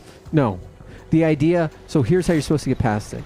You're supposed to be able to do something called spring ball, which jumps you up into the middle of the air, and then you drop a bomb right there, and then you can get up. And so the spring ball upgrade is what I'm looking for. And I'm looking at the map, and I'm looking at like, so like an open circle is, there's something I haven't collected. Okay. And a dot is something I have collected. Alright, so it's like super. Yeah. Alright. You'll find that eventually. Yeah, I've got to. But like, it's hard to know what's behind in-game upgrades and stuff like that. Right. So it's like, can I get this or not? Because I know I can't get past these things right now. Bum jumping. Anal bum jumping. An anal bum cover. Spent the better part of my life trying to make an anal bum cover. Like, I think it is the greatest fucking thing that they died within like a week of each other. Like Sean Connery and Alex Trebek died almost like the same month, I think. Wow. Yeah. So like in my head, it's like, I'm finally free. He's like, my eternity has come, Trebek. It's beautiful. Ah.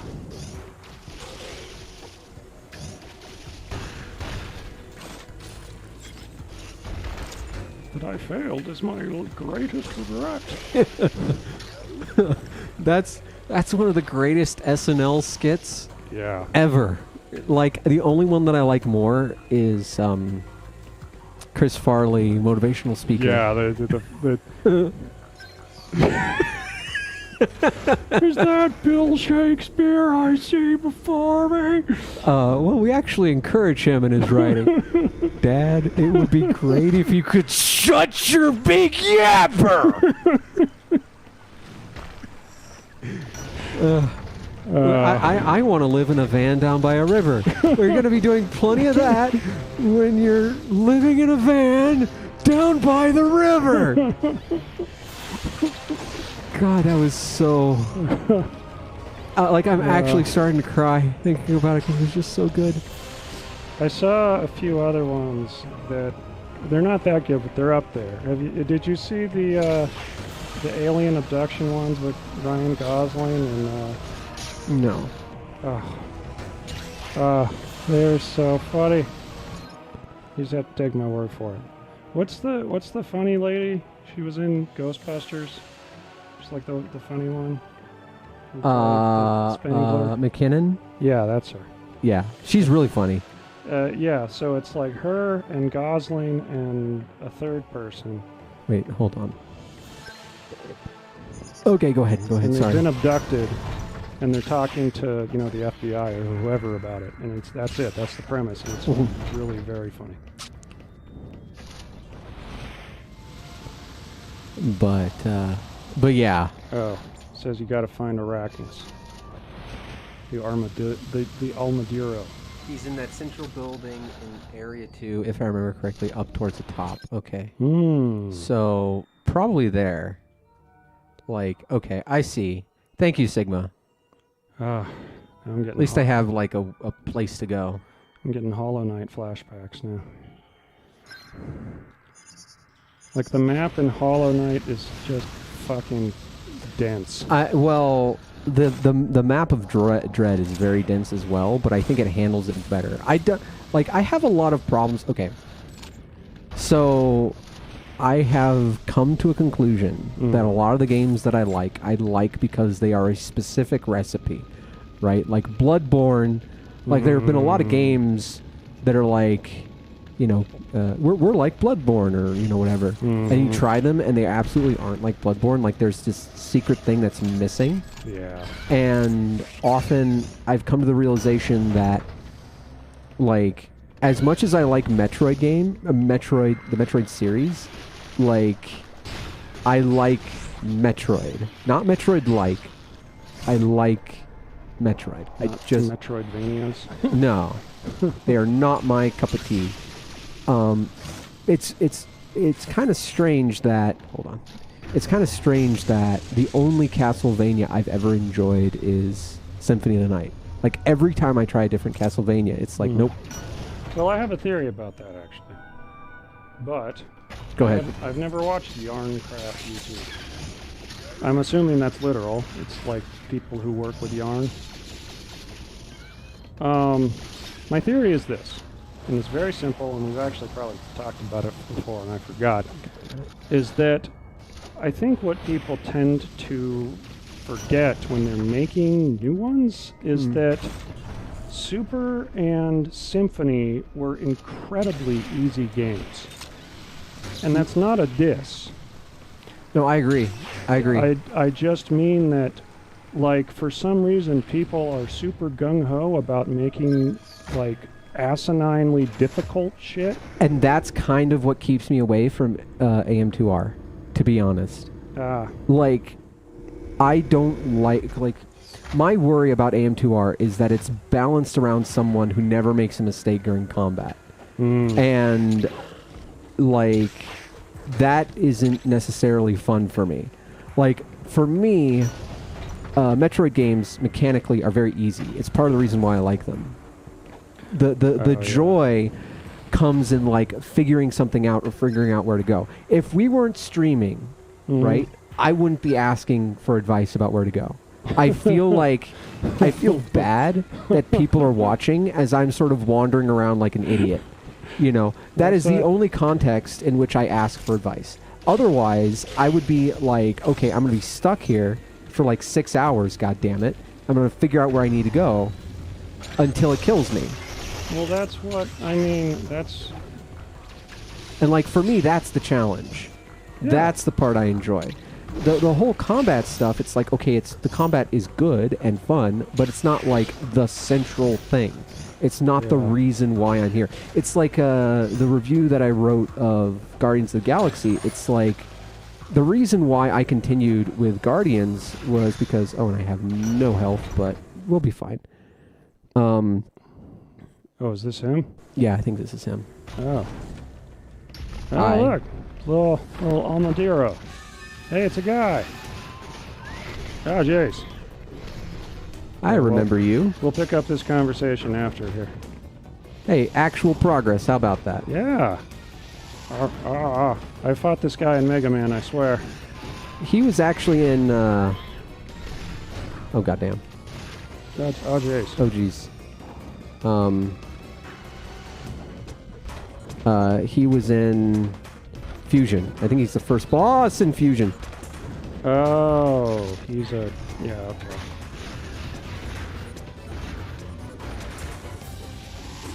It's almost as if the X-Parasite lets you reuse stuff you've done before. I don't know what you're talking about. What?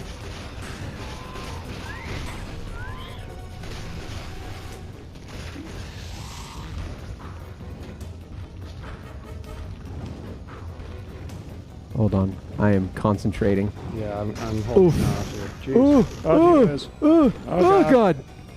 Wow, he is just a... He's a dick. He's a big boy. He's a thick boy. Oh, geez. Damn, boy. He thick. He thick. He a thick-ass boy. That wasn't that bad. I can't believe that was it. I was expecting a lot more bullshit for some reason. Well, like, honestly, so far, that is, like, the worst boss. Usually they have, like, a parry mechanic, and then they have, like, a cool cinematic thing. And maybe it just didn't happen there, but... Okay. So now, I can do this without the... Nice. Well, there you go. We got the... You need to save. Yes, I do. Okay. This game actually is very generous with its checkpoints. So even if I die, I will still have the thing. Oh, okay. Paulo says, much as I love Hollow Knight, it's really fun. Main gripe I have is the pin you need to see yourself. Yeah, that's another thing. Like, okay, this is another point I want to bring up, that I'm objectively right, but still, you know, you don't have to agree with me. Is that, No, you do have to agree with him, because he's objectively right. Like, what? I mean, that never stopped. Anyway, so, one of the things that bugged me a few times about, like, there's a lot of games that took lessons from Dark Souls, which is fine, you know, great. But, like, they took just part of the lesson. Yeah. See, that's what I'm talking about when I say games that I like are a specific recipe. Because, like, they think, oh, I'll just add a stamina meter and make it so that you die in 2 hits. Yeah. And it'll be like Dark Souls. And it's like, there's more to it than that. Yeah, there's nuance. There is, like, here's the thing. Dark Souls has an easy mode. It does. It's called sorcery. You pick sorcery, you fuck the entire game. You're gonna piss off the tryhards. Stop. Like, like I can't think. Okay, maybe the only boss that's going to give you trouble in a sorcery playthrough is Seath. That's it. Everything else rolls over. Like, I remember my first playthrough, and I was doing like a guts build, right? So it was like huge sword, tough guy. One as hard as melee. Yeah, and I did Ornstein and Small, and it was the most frustrating goddamn experience I ever. And finally, I beat the game, right?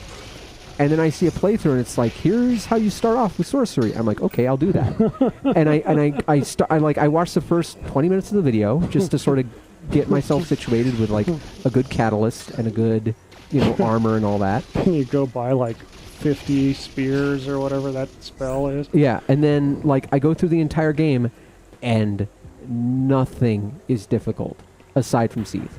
Nothing. It is the most piss easy game when you're playing sorcery. So like to me, that's when I really was like, okay, Dark Souls is a masterpiece, because it's like, I mean, part of it is that you have to have someone tell you that sorcery is broken.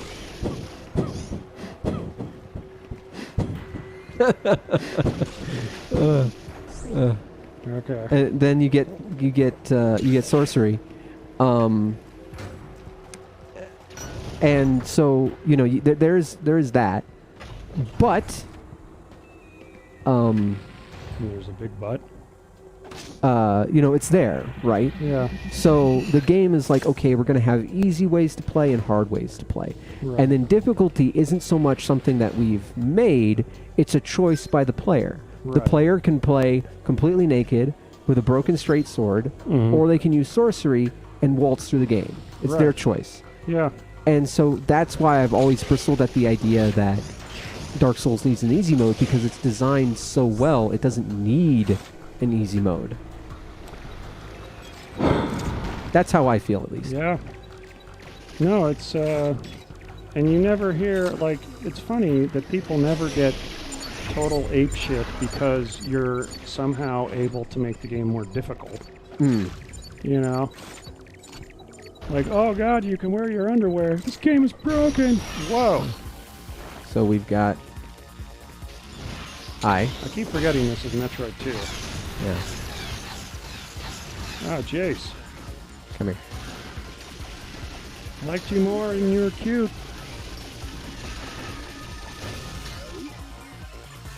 This is why you never buy an exotic animal. They always become ugly. Hi. No.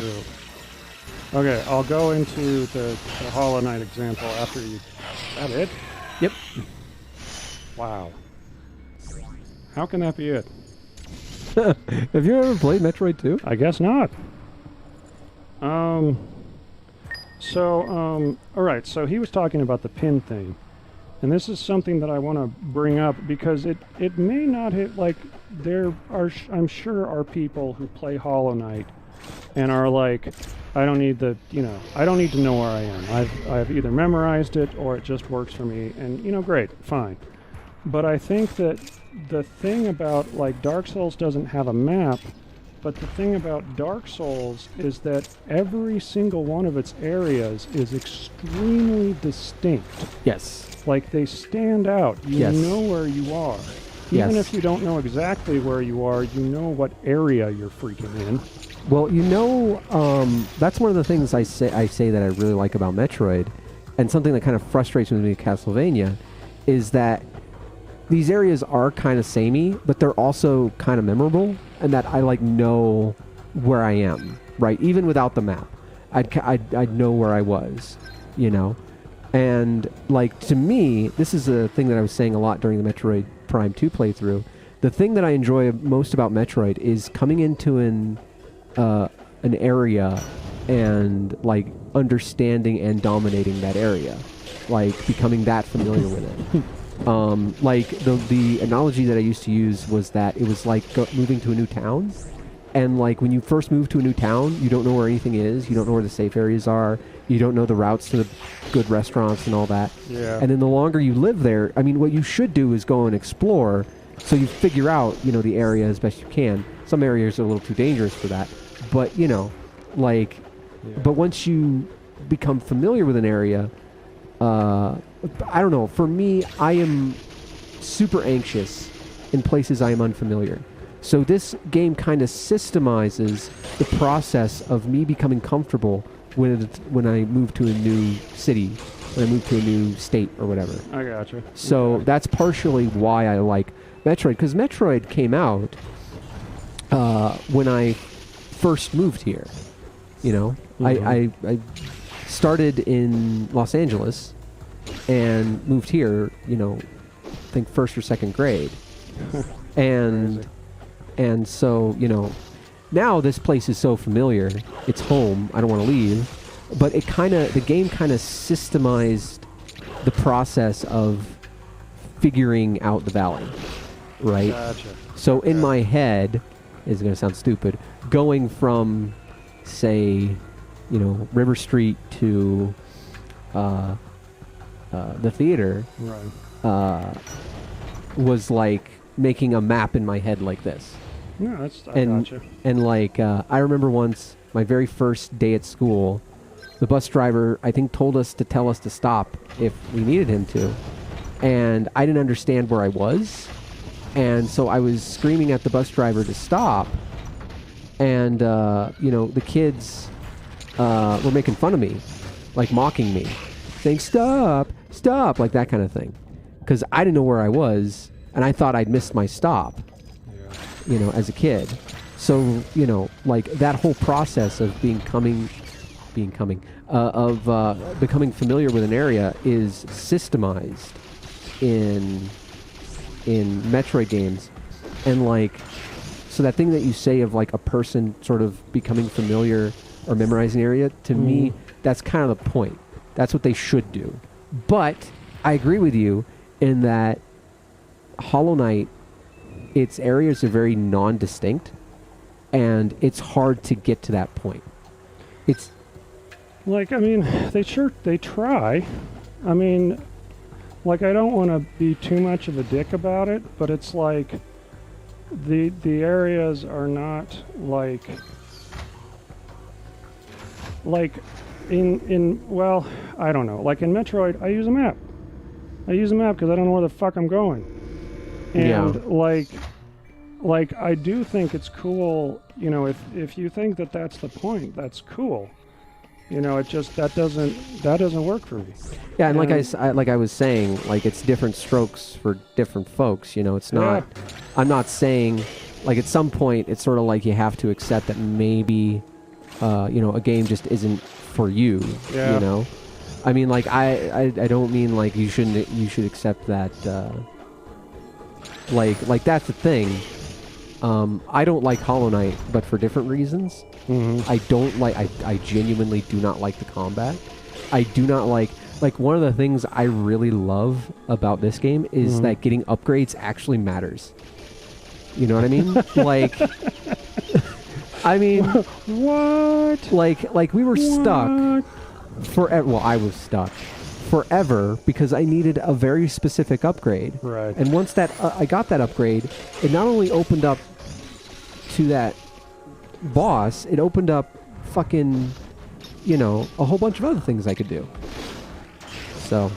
Well, like, okay, here's the thing. It was kind of a humble pie thing, really, is that, like, so I've never liked either the movement or the combat in Hollow Knight. Mm-hmm. But then Miko got a hold of it. And then you watched someone else do it really well. Oh my god, it was brutal. Yeah, the combat in Hollow Knight is great. Like, he was doing shit that I didn't think was, like, possible. Yeah. The combat is super fun. Like I said, my issue is that upgrades don't matter. Like, there's like 3 or 4 upgrades that matter in the entire fucking game. And the game goes on forever. And so, I personally, like, I can get used to the combat, I can have fun with the combat, but I get fucking bored. Like, I get like a dopamine hit when I get a new thing here. It's like, ooh, I got this space jump boots, I can do stuff. Ooh, I got the spider ball stuff, I can do stuff. Like, like there's that like I'm cooming when I get new stuff in this game. Like what was that Arnold Schwarzenegger said? I'm always coming. I'm always coming.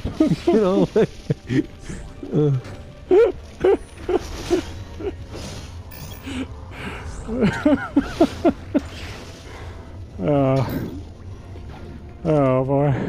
Well, yeah. So it was like Miko got so good that he started doing the like he went through the DLCs. And I thought vanilla was hard enough.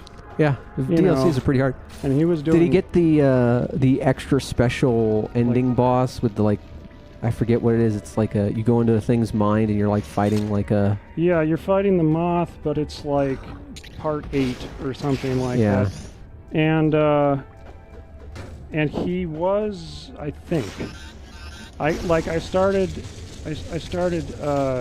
was just like, this is insane when he, what was he doing? He was, And the other thing you have to realize is that those are young man reactions. Look, I don't want to talk about that. Like, okay, I don't. We have to accept. I don't want to talk about that. You know, me being bad at Nuclear Throne may have more to do with my age. I don't even want to think about that. It's a legit horrifying thing, right? Like. Well, okay, so then that's Hollow Knight, and it was like, okay, I get it. I just suck. Yeah. You know, that was basically, it was like StarCraft all over again. It was like, oh, it's not the game, it's me. And, but then... can I quickly interrupt you in a sec? Yeah, go for it. One of the more horrifying things is when you were young, being able to do something, and then later, in that exact same game, not being able to do it. That has happened with me in fighting games so many times. Like, I used to be, like, really fucking good at them, you know, like, executionally. I could do, like, anything I needed to do. And more I'm finding that my fingers just won't cooperate. They won't do the thing. They won't do, like, my brain has the memory of me doing the thing, so I know I've done the thing, but it's like, no. Whoa. The hell? So that tells me how many Metroids are in this area. Oh. And I'm pretty sure if I stand on it. So I need to go get a Metroid. You gotta kill some people. You need the grapple beam. I need the grapple beam. Oh, okay. So then this kind of leads back into AM2R, which is just to say that Loki does not like Hollow Knight. He just doesn't care for it, and he got through MTR. He liked it. But why doesn't he like Hollow Knight? I don't know exactly. See, like, if he doesn't like it because of the combat, then that says something. If he doesn't like it because of its tone, or how fucking long it is, or how, like, it's difficult to tell where to go, or, you know, how the map sucks. Like, there are so many things wrong with Hollow Knight. Or let me rephrase that. There's so many things I don't like in Hollow Knight. Yeah, there you go. That I can see someone being, like, bouncing off of... Like, I like the combat in Hollow Knight. I genuinely do. I don't like the upgrade system in Hollow Knight. Well, the other nice thing about Hollow Knight is, of course, you know, at least on PC, there's mods. That's true. So, you know, if you want to have an AK-47, somebody... I mean... Have you ever watched that? Have you ever watched a playthrough of that? No, I haven't. Oh, but we've had that discussion about mods and how I feel about them. It's true, but I feel like one day you're going to be like, oh, wait a minute. Now I get it. Mods are good. See, I don't know if I'm doing damage or not. Like, maybe that's a state thing. Like, now that you've got it in that state, you need another thing. Or something. I don't know. Yeah, mods are good. They are, and they definitely make bad games playable. Oh, jeez. Oh, jeez. Oh, shit. I didn't even realize I was going to die. Samus, no! But you'll see how generous the save is. Alright, I had saved already. Okay. Nope. See, that just makes me miss the original, where you would spawn with 30 health and no missiles. Yeah, like there's a reason why I hate that game. Like, it is no map. God. You can't shoot down. You can't shoot diagonally. Stuff comes through the door with you to kill you. You start with 30 health no matter what. That one is a little... the coming through the doors thing is a little much. I genuinely think that the first Metroid game is a bad game. Ouch. No, you don't get to say that. You get to say I just did. You don't like it. That's true. That's true. See? That's true. I need to not be a hypocrite. There you go. But I'm going to say I dislike it to such a degree that I wonder why other people like it. Like what goes through my head instinctively is, what's wrong with you? I don't know. It's a very good question. Maybe Freezy? Good thinking. No. Can you charge the Freezy? I can, but that's not doing anything. Maybe boop. Okay. Oh, wait a minute. Hold on. How would you ever know to shoot that area? Sorry. I mean, it's Metroid. That's what I was referencing Right. another thing. Right. Some people are directionally challenged. I kind of am. Yeah, as far as Hollow Knight's aesthetic, that's pretty great. I mean, there's a lot to like about Hollow Knight. I know why people like Metroid. I don't understand, or the original Metroid. I don't understand. I mean, like, especially considering that that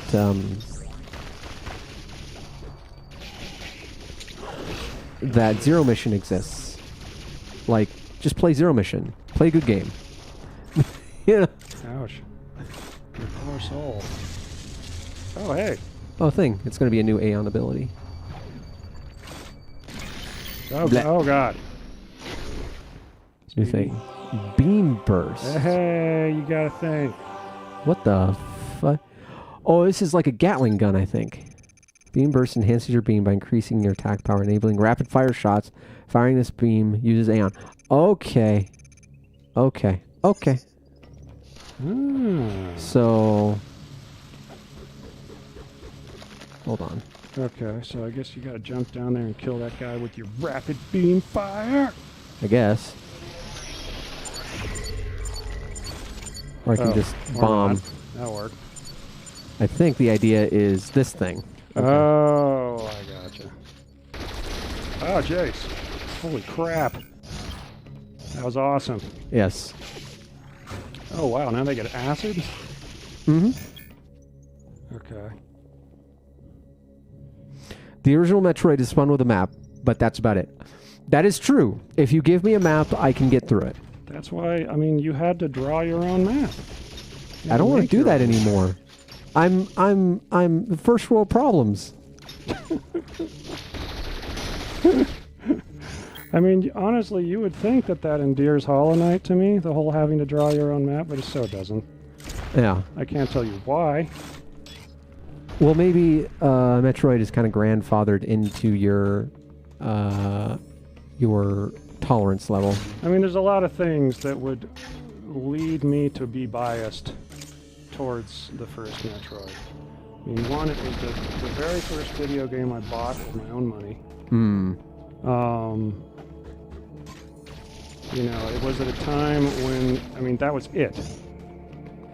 Yeah, see, you kids nowadays don't know how good you have it when it comes to video game releases. Like, every year, there's practically a good game every month. Yeah. Practically. Oh, it's crazy. Back in our day, which was a Wednesday, yeah, we had to, like, buy one game, and it was supposed to last us, like, 2 years. Yeah, and it cost, like, $50, and that was all you got. Yeah. And, like... So where was I complaining about old things? Oh yeah, it was like you had Super Mario Brothers, Zelda, Metroid, and maybe Kid Icarus. I don't know if it was out yet. And Kid Icarus was hard as fuck. I've never played Kid Icarus, to be honest. It is so ridiculously hard. Maybe Rygar was worse. Like, a lot of those NES games... I remember Rygar being fucking awful. Like, yeah, a lot of those NES games were just... Oh, they were brutal. Like the Goonies and... Well, like, see, back in that day, I was so young, I kept getting tie-in games. Oh, I'm sorry. And the tie-in games were not good. Like... Oh, that's cool. You get like an arc shield. Yeah, game. yeah. You get... It's anyway, the tie-in games were not good. Like, the one that sticks out in my mind was Back to the Future. Oh, I'm so sorry. Yeah. Oof. Like, yeah, fuck you, flower. Teach you to be a damn flower. you drew your mouth twice. What's wrong with the map? There's nothing wrong with the map.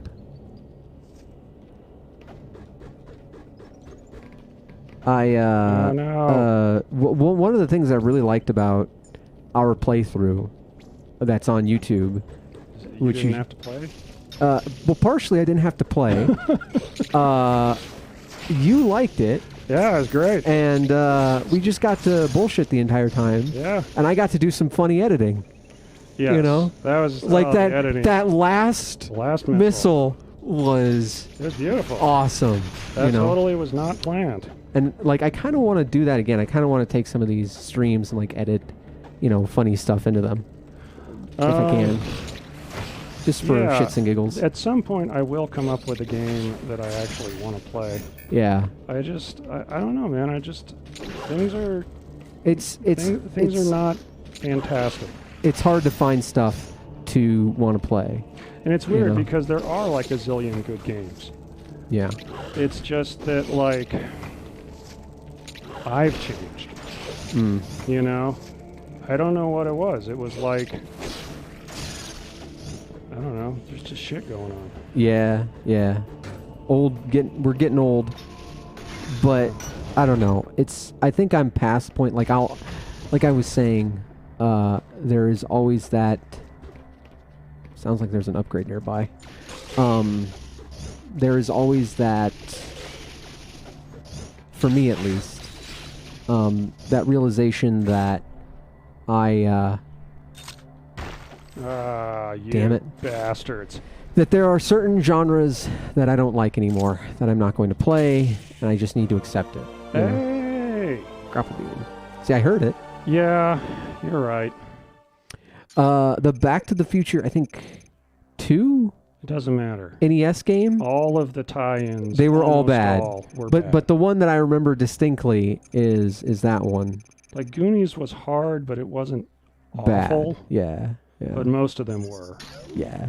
Oh my god, like fucking the RoboCop games and like fucking just everything. Oh, nice. Oh boy, this is going to be an issue. Oh, is this a zappy thing? Okay. This yeah. is So basically, just to sort of give you an idea as to the setup Yeah, how can you even express it, really? that we've got going here. Oh, thought you were talking about Back to the Future. No. So if you see my mouse right here, these right here are the 3 beams. So like there's the wave beam, which you do damage with, and then the ice beam that does damage to Metroids and freezes things for certain puzzles, and the grappling beam, like that. Oh, that's cool. And so in order to switch between them, I need to actually take my hand off the controller and like switch them. That's right? really cool. And Okay. so right now, me and Gobs are in front of a 50-inch TV. Mm. I am in a computer chair. He's in a computer chair. We're both in front of it. And I am essentially using the armrest as my mouse pad. Yeah. And it is precariously balanced, and I'm not looking forward to switching beams in the heat of the moment. When is that going to have to occur? At some point. It was sort of okay. So you want to talk about games that are awful but fun to watch? I mean, all you got to do is tell me that we're going to do Two Souls again, and I'm in. I'm in like Flint, just as long as I don't have to play it Oh. ever. Oh.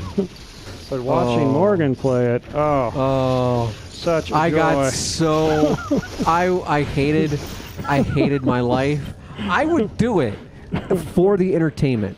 If like a bunch of you in the chat were like, we will definitely be there to watch you suffer, I will get and play through David Cage games. But on my own, never. Yeah, and I get it. I do. It's just that like I actually enjoy playing Metroid. It's my favorite one. I mean, it's just like I know that that's difficult to accept. It just happens to be the truth. It's like what is that scene in Star Trek First Contact where he's like, no, no, and he smashes the window. There's far no farther. Yeah. Oh God. It helps that it's Picard. It really does. Look, me and my family, we've been watching for almost a year now, longer, since before the pandemic started. We've been watching Star Trek every Thursday. Oh, cool. 2 episodes. Okay. And we've been going through Next Generation, and we're on season 6. We just finished the episode where he's like, there are 4 lights! Oh, dude. That's a great one. That's a great one, yeah. Yeah. And like, watching that episode just reminds me how good Patrick Stewart is. Like, that was so good. Yeah. You know? It was really good. One of my favorites. But you know, like, that scene is sort of played for laughs. But he's really good. It's hard to... Yeah. Are you guys going to do DS9? We might. Okay. Like, there's some really great stuff in DS9. It just feels like it's interspersed. Yeah, well, DS9, I've had this conversation with Byron a lot. Like, Byron loves DS9. He thinks it's the best. I don't agree, but I understand the sentiment. Got it. Because, well, part of that, and this is going to sound dumb, part of that is just, like, DS9 came out roughly the same time as Babylon 5, and Babylon 5 had, like, a very specific, coherent story and intent for its entire run, whereas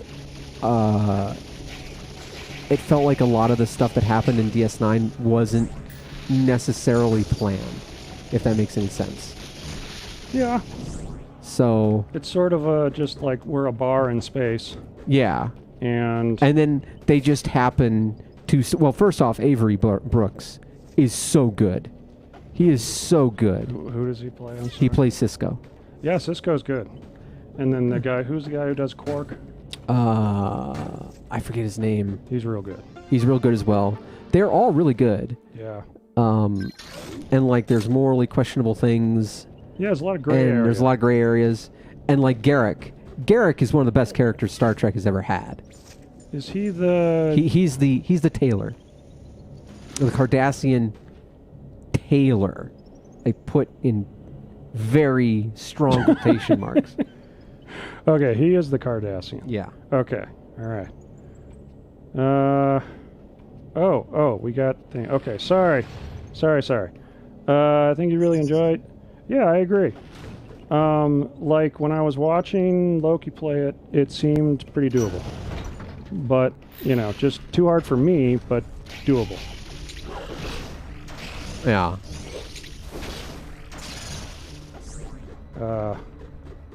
Supers. And that's another funny thing is that, like, I know that, like, Metroid... Oh, wait. I can just aim at stuff and not have to switch. Okay, cool. I did not know that. Oh. That's useful. Okay. Wow, that's pretty useful. Okay, that's going to make stuff a lot easier. You mean so as long as you're aiming at the right thing, it'll just switch automatically to the right switch? thing? Okay. Yeah. I mean, it doesn't do that for Frost, but apparently it'll do that for... That's cool. Oh, nice. I don't know. Garrick... So Bebe says that Spock is the best Star Trek character, objectively. Oh, I wasn't talking about best overall. I am, or I Okay. was. And Garrick is the best? I need Garrick to is one of rewatch my favorites. it. Okay. He's an asshole, right? I He's seem to remember that. a bit. But, like, there's nuance. There's nuance. He's not just a prick. Well, like, one of the famous that conversations that he has with Bashir, because, like, they have Bashir and Garrick have, like, a bit of a bromance. And, like, Bashir is telling him the story of the boy who cried wolf. Ah. And, you know, Garrick's like, that's kind of morbid to tell children. He's like, yeah, but it's a lesson, and that you shouldn't lie. And he's like, oh, I don't think that's the lesson. I think the lesson is that you shouldn't tell the same lie twice.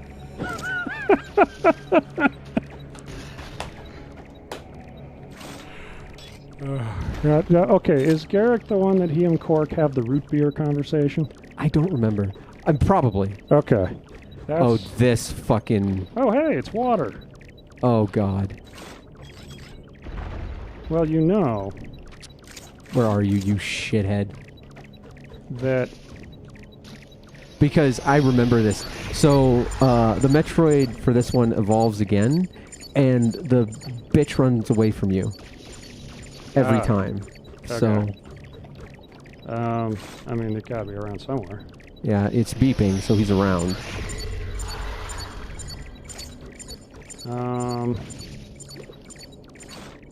Or maybe I'm in the wrong area. Can I leave? I think I can Wait a leave. minute. Did you just spider up the goo? No. Oh, this is a different thing. Ah, it looks very It similar. looks very similar, but boom. Okay. All right. Oh, the area below. Okay. Can I get below this way? No. Okay. What were we talking about? Star Trek? Yes. Okay. Garrick and is it the root beer conversation? I don't remember. Yeah, that's a good one. Probably. You know that root beer is the flavoring that a lot of countries use for medicine? And I so, don't know that. yeah, so like the Japanese hate the taste of root beer because it's the same taste of medicine. Yeah,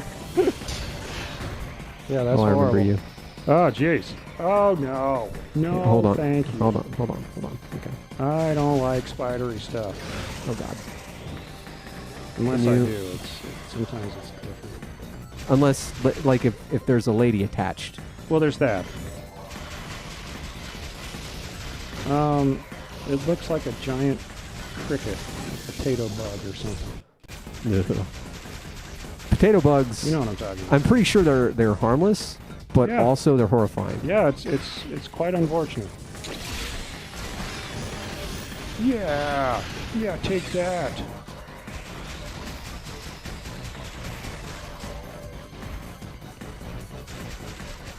Are you leaving?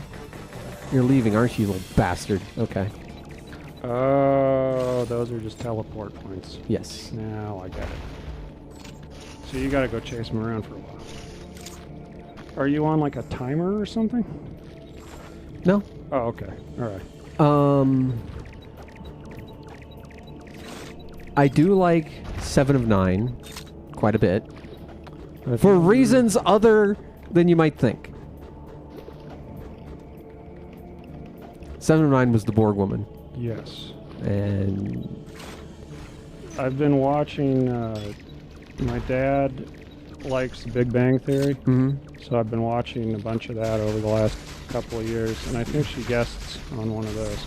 yeah. Well, like, here's the thing about 7 of 9. They actually, like, gave her good stories. Oh. And yeah, so like the way it worked was she was added to the cast, I think 2 or 3 seasons in, and the writers were kind of bored writing the other characters.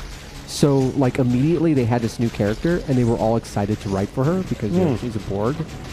And so she has a bunch of really good episodes that really like establish her character, and it's like, yeah, she is there because that is a very attractive woman, and we nerds are very simple creatures. Oh. Paulo says, remember that you can charge ice shot their belly to slow them down. I did not know that, so I couldn't remember, but thank you for telling me. Baby says she doesn't like, or they, I'm sorry, I'm going to assume it's She. female. She. I don't like any pop or soda. I can get behind that. And Nomad says I can only stomach ginger ale. Yeah, ginger ale's pretty good. I don't really do soda anymore, but I remember root beer. Is that weird? It's like, have you ever seen The Last Unicorn? This is going to be an obscure reference here.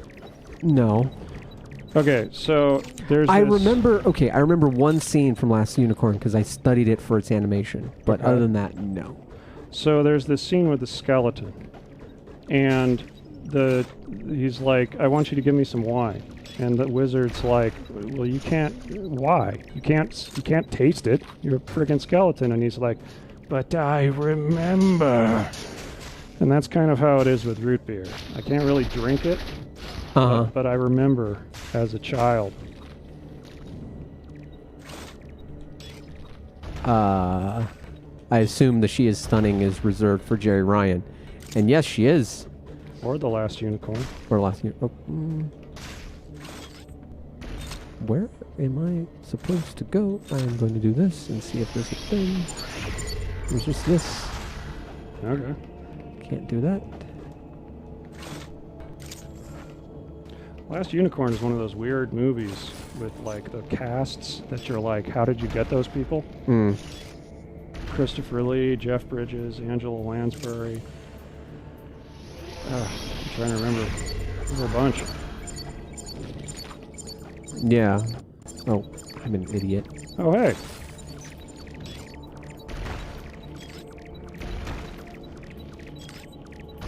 I drink 1 Coke a week. It is part of the whole watching Star Trek with my family. Oh, cool. Like, Whoa. It is a thing. We all like get like a Coke. Nice. And yeah, get him.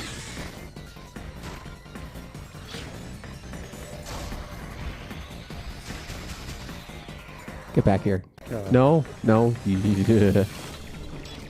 gonna go in my flesh garage. But by and large, like there was a point. How many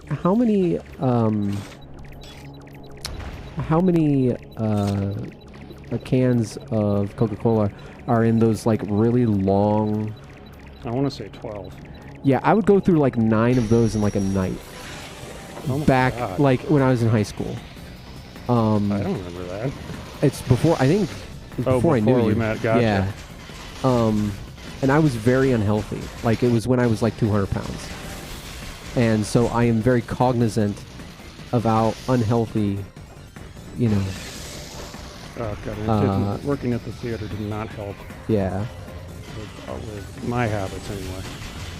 But sorry, cognizant of? Of the effect that it had on my health. And so it's why I don't drink a lot of soda. I kind of see it as just like a sometimes food. Yeah. You know, like I am going to... Yeah!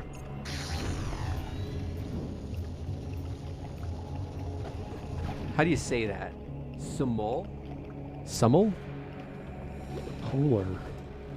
Polar Seltzer and Simol. Yeah, I don't know those. They're probably tasty. Yeah.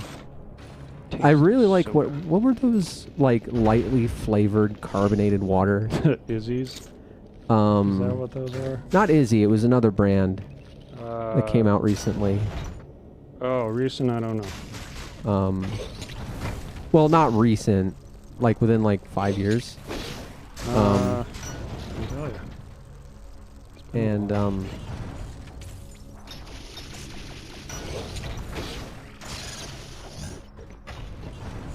but So wait a minute. If you're playing this game on the 3DS, like, how are you because you have to switch out. Do you have like the stylus between your pinky and ring finger or something, and you switch back and forth? Yeah, well, that's sort of one of the things that made it a little bit obnoxious to control. Gotta have that fucking stylus pad gimmick.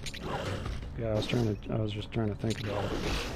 I mean, like, just controlling Samus hurt my thumb because of how that analog stick works in that game.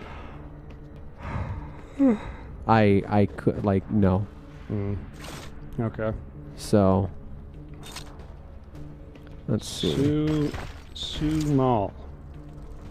Small. Okay. Cool. I'm almost dead, but it's fine. You need some stuff. You need some savey stuff. Nice. Yeah, now you need more savey stuff. Oh no. Oh god. Well, rip. Now you really need more savey stuff. Oh, well, fuck you. I thought I could be a cool guy, but the game won't let me be a cool guy.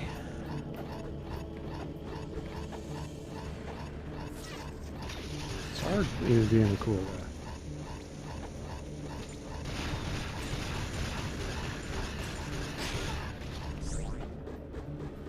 Huh. Uh-huh. Oh, they're gonna be all... Oh, I thought they were gonna be cheeky about it. No, I just missed it. Oh no. Oh no, no. Hey. Oh, fuck. Didn't make it. Well, now it should show how generous the checkpoints are, hopefully. What a bunch of cheeky monkeys. So, I think I just... Yeah, it puts me back to when I finished off that Metroid. Gotcha. But, hello? Okay, there we go. But yeah,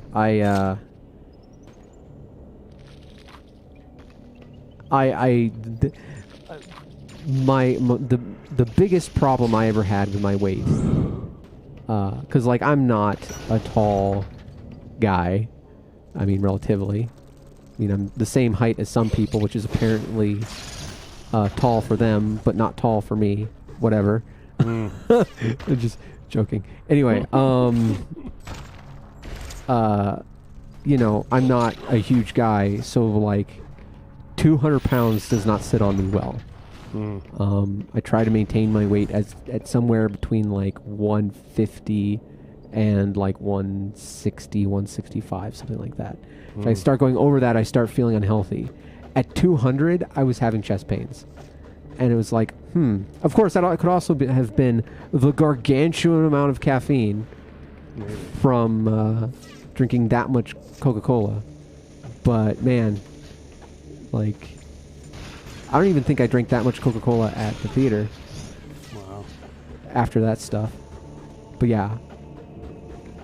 I was drinking my parents out of house and home because it was one of those times where I was, like, young enough where they were buying all my food still. And, yeah. Oh, God. Oh, no. Nope. Excuse me. It's fine. We have shields. Oh, that's right. I forgot about the shield. You should save again. Oh, look, there's the save. You should save again. I gave up on scales. Yeah. Especially when you start, like, doing exercises that build muscle, and you're like, I look fucking amazing, but this thing says I'm overweight. So, you know. Yeah. You know, I don't know if it's really common, but it's like, you know, you get to that point in your life as a kid where somebody tells you, or at least told me, that it's like muscle weighs more than fat, and you're like, what? Yeah. Like, that can't be true. Like, nope, that is true. Yeah. So I really look at the way I look in the mirror and how I feel, like, physically. And I use that as a barometer for Am I in a good shape? Am I, healthy? I think you're in a bit of a quandary. I can just go this way and go down. Ow. Oh, you are on fire. I am on fire and about to die. But it's fine. It's fine. Everything's fine. Okay. Oh, motherfucker. Was it Sigma? Or no, was it Lava who said that they were going to get carrion? Oh, yeah. I have that. Yeah. I got that as part of the I've Game got Pass. it, and I bought it pretty close to when it came out. Uh-huh. And I had some issues with it, but hearing how you've been talking about the Metroids, I think you might really dig it. Yeah. Yeah.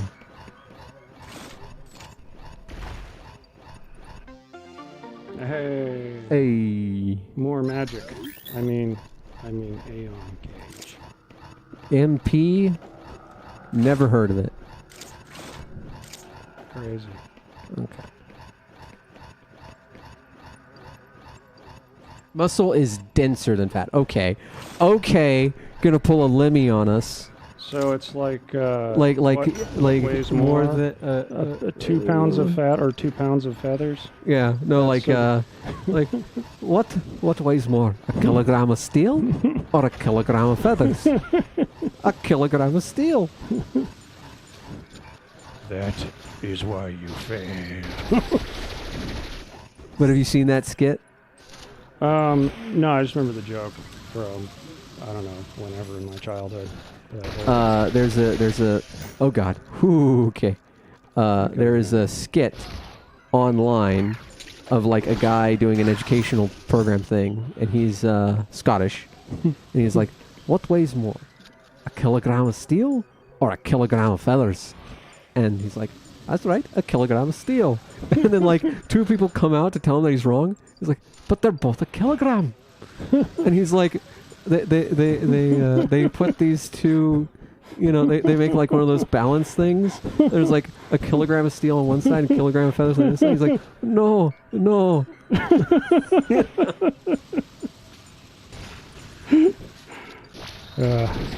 Oh, jeez. Boy, that Gatler's it's just fun. Oh my gosh. Whoa. Yeah. Oh, cool. Health. I think that's health. That's purple, right? Yeah, it's health. Honestly, it's purpley. Yeah, I hear you. Which one would you rather be hit by? I'll take the feathers. That's true.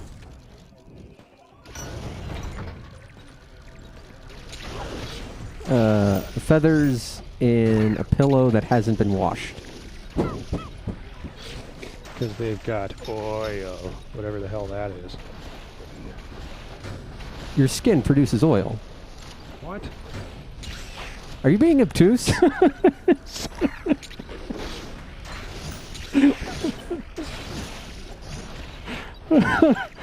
Oh God! I've been watching some YouTube stuff, and I'm not going to get specifically into it because it's just a terrible idea. But certain people are made fun of, and there's some lack of logic in some circumstances, and it just makes me think of that.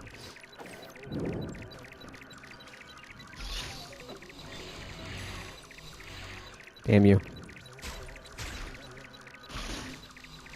Can I go down? There we go. Yeah. Yeah, swing it. Swing me harder, daddy. No.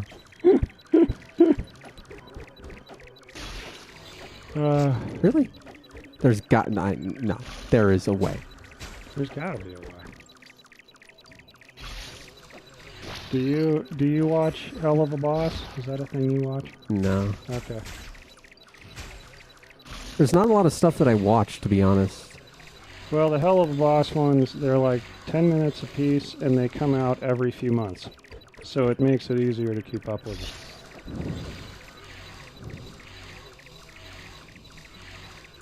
Yeah. There we go.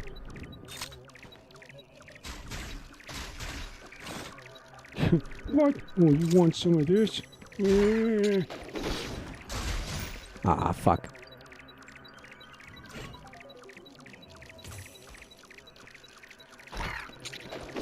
Nice. I love their little eyeballs. They're just like, oh, yes. Oh boy, a convenient save spot. Do you get your life back? No. Boy, Super really spoiled us. Yeah, apparently.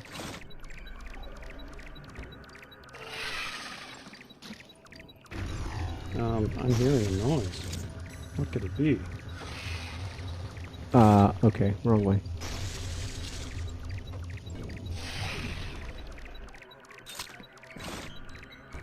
Ah, Hello. that's the wave beam door. Ah. Oh, because it's behind a wall. Yes. I get it.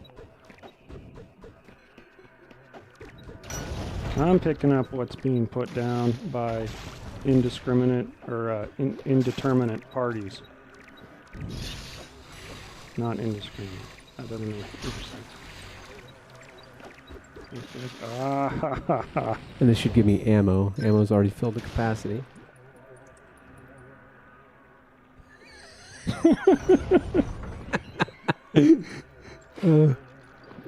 In the words of my favorite YouTuber, are you frustrated?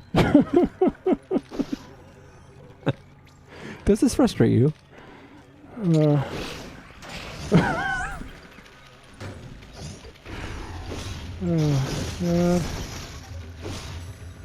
All right. Pillowcase, sleep, flip, sleep. Put on a new pillowcase. Oh, that's like a system. Is it really going to be that easy? It's not going to be that easy, is it? You know what it is. That easy. For fuck's sake.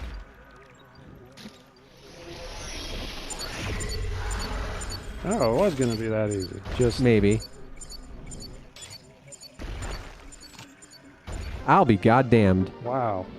I will be god fucking damned. Wow. I mean, without the scan pulse, that would have been very trolly. Okay. Uh-oh. I Oh, do okay. like, I mentioned this in the last stream, I do like how they reuse the Magmore Caverns theme. Yeah. It's like, because there's this popular narrative that Nintendo doesn't like want to consider Prime canon because Other M it retcons some stuff that happened in Prime, and like the fans saw it as like a malicious thing, like, you know, they don't like the Americans and what they did, so, you know, that kind of shit. And really, I just think that they were bad writers and totally forgot. Like, they still care about Metroid Prime within the universe, but they just forgot. Because if you really look at the writing in Other M, it also negates some of Super. So, and some of the original Metroid. So Look, it's like, we don't need to. like, why attribute to malice what you can explain with stupidity? I mean, why? And you know, why do we really need to take a deep dive into the writing of Other M? I just don't feel like that's necessary. Yes. Yes, we do.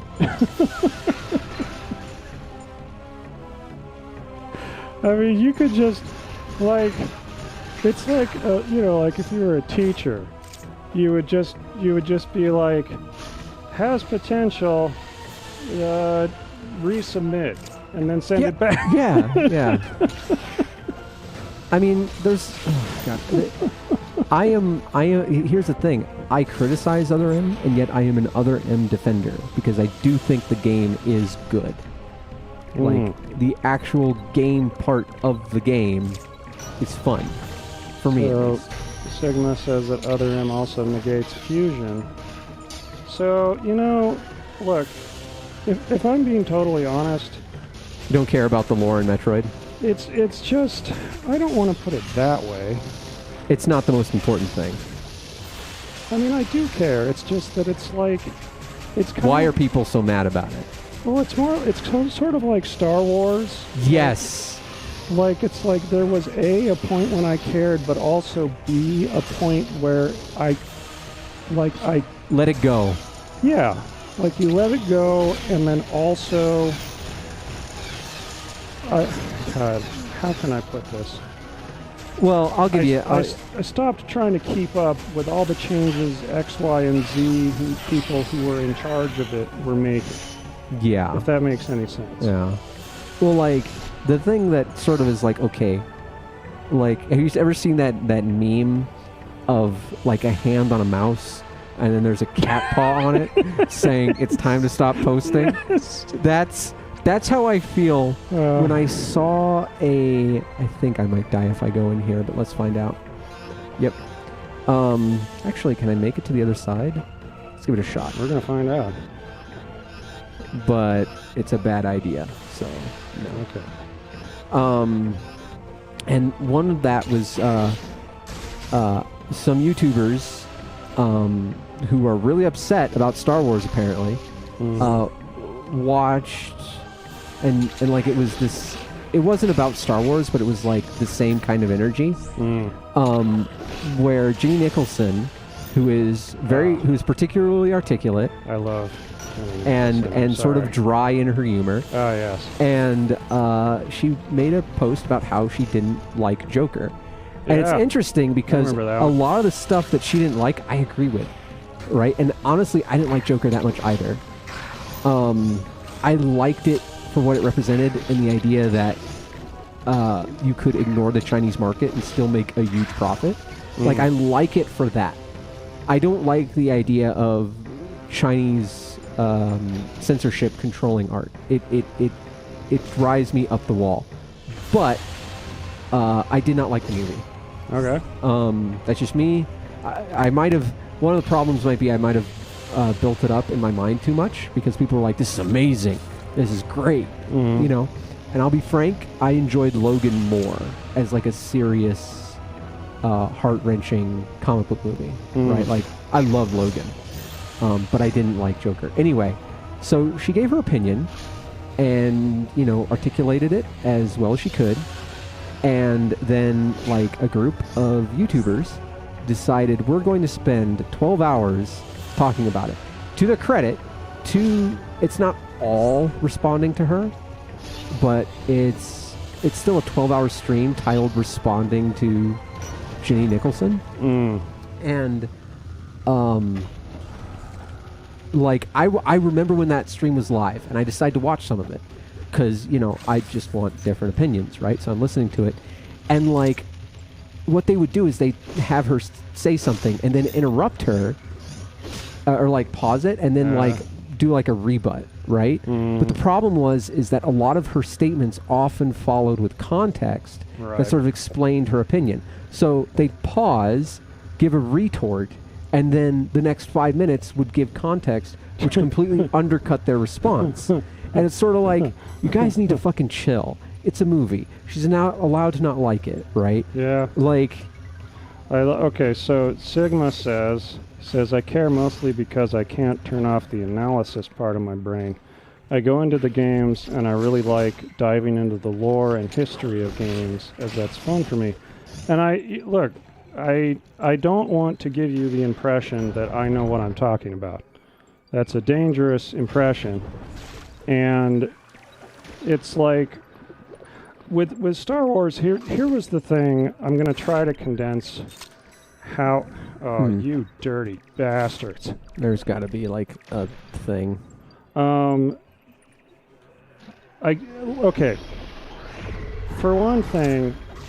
It's how to summarize. Do you mind if I give my opinion of it? Yeah. It's not that we don't care about the lore of Star Wars or lore of anything or stuff like that. There is a limit to how much I care. I am not going to, like, send someone death threats or make, like, 20-hour YouTube epics about how a 1.5-hour movie is bad. Like, there is a mental imbalance there that isn't healthy. I'm sorry. Like, it's just, it doesn't I don't. I can't look at that as anything else than this person. This is a cry for help. Like, there needs to be something else in your life.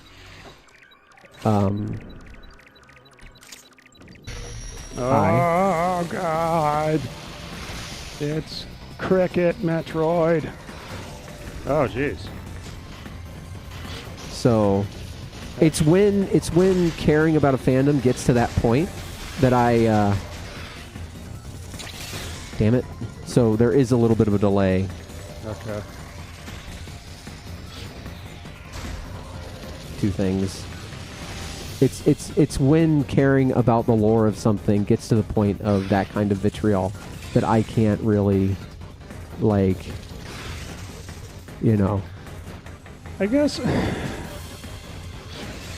it's. I don't know if I'd quite say the same thing. It's just that, like, Star Wars has been out for a while. Damn it. And you know what? I'll wait. I'll wait. That's fine. I'm good.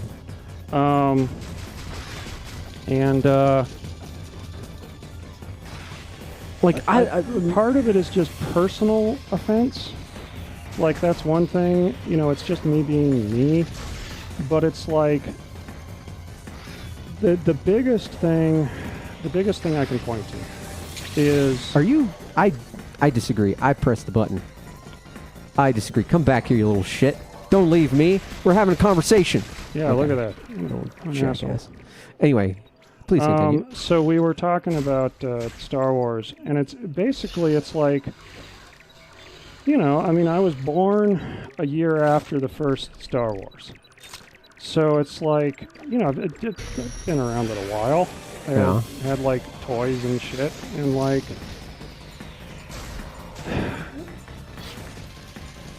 a lot of shit has happened to the universe and the franchise over the years, and there's been just like so much shit.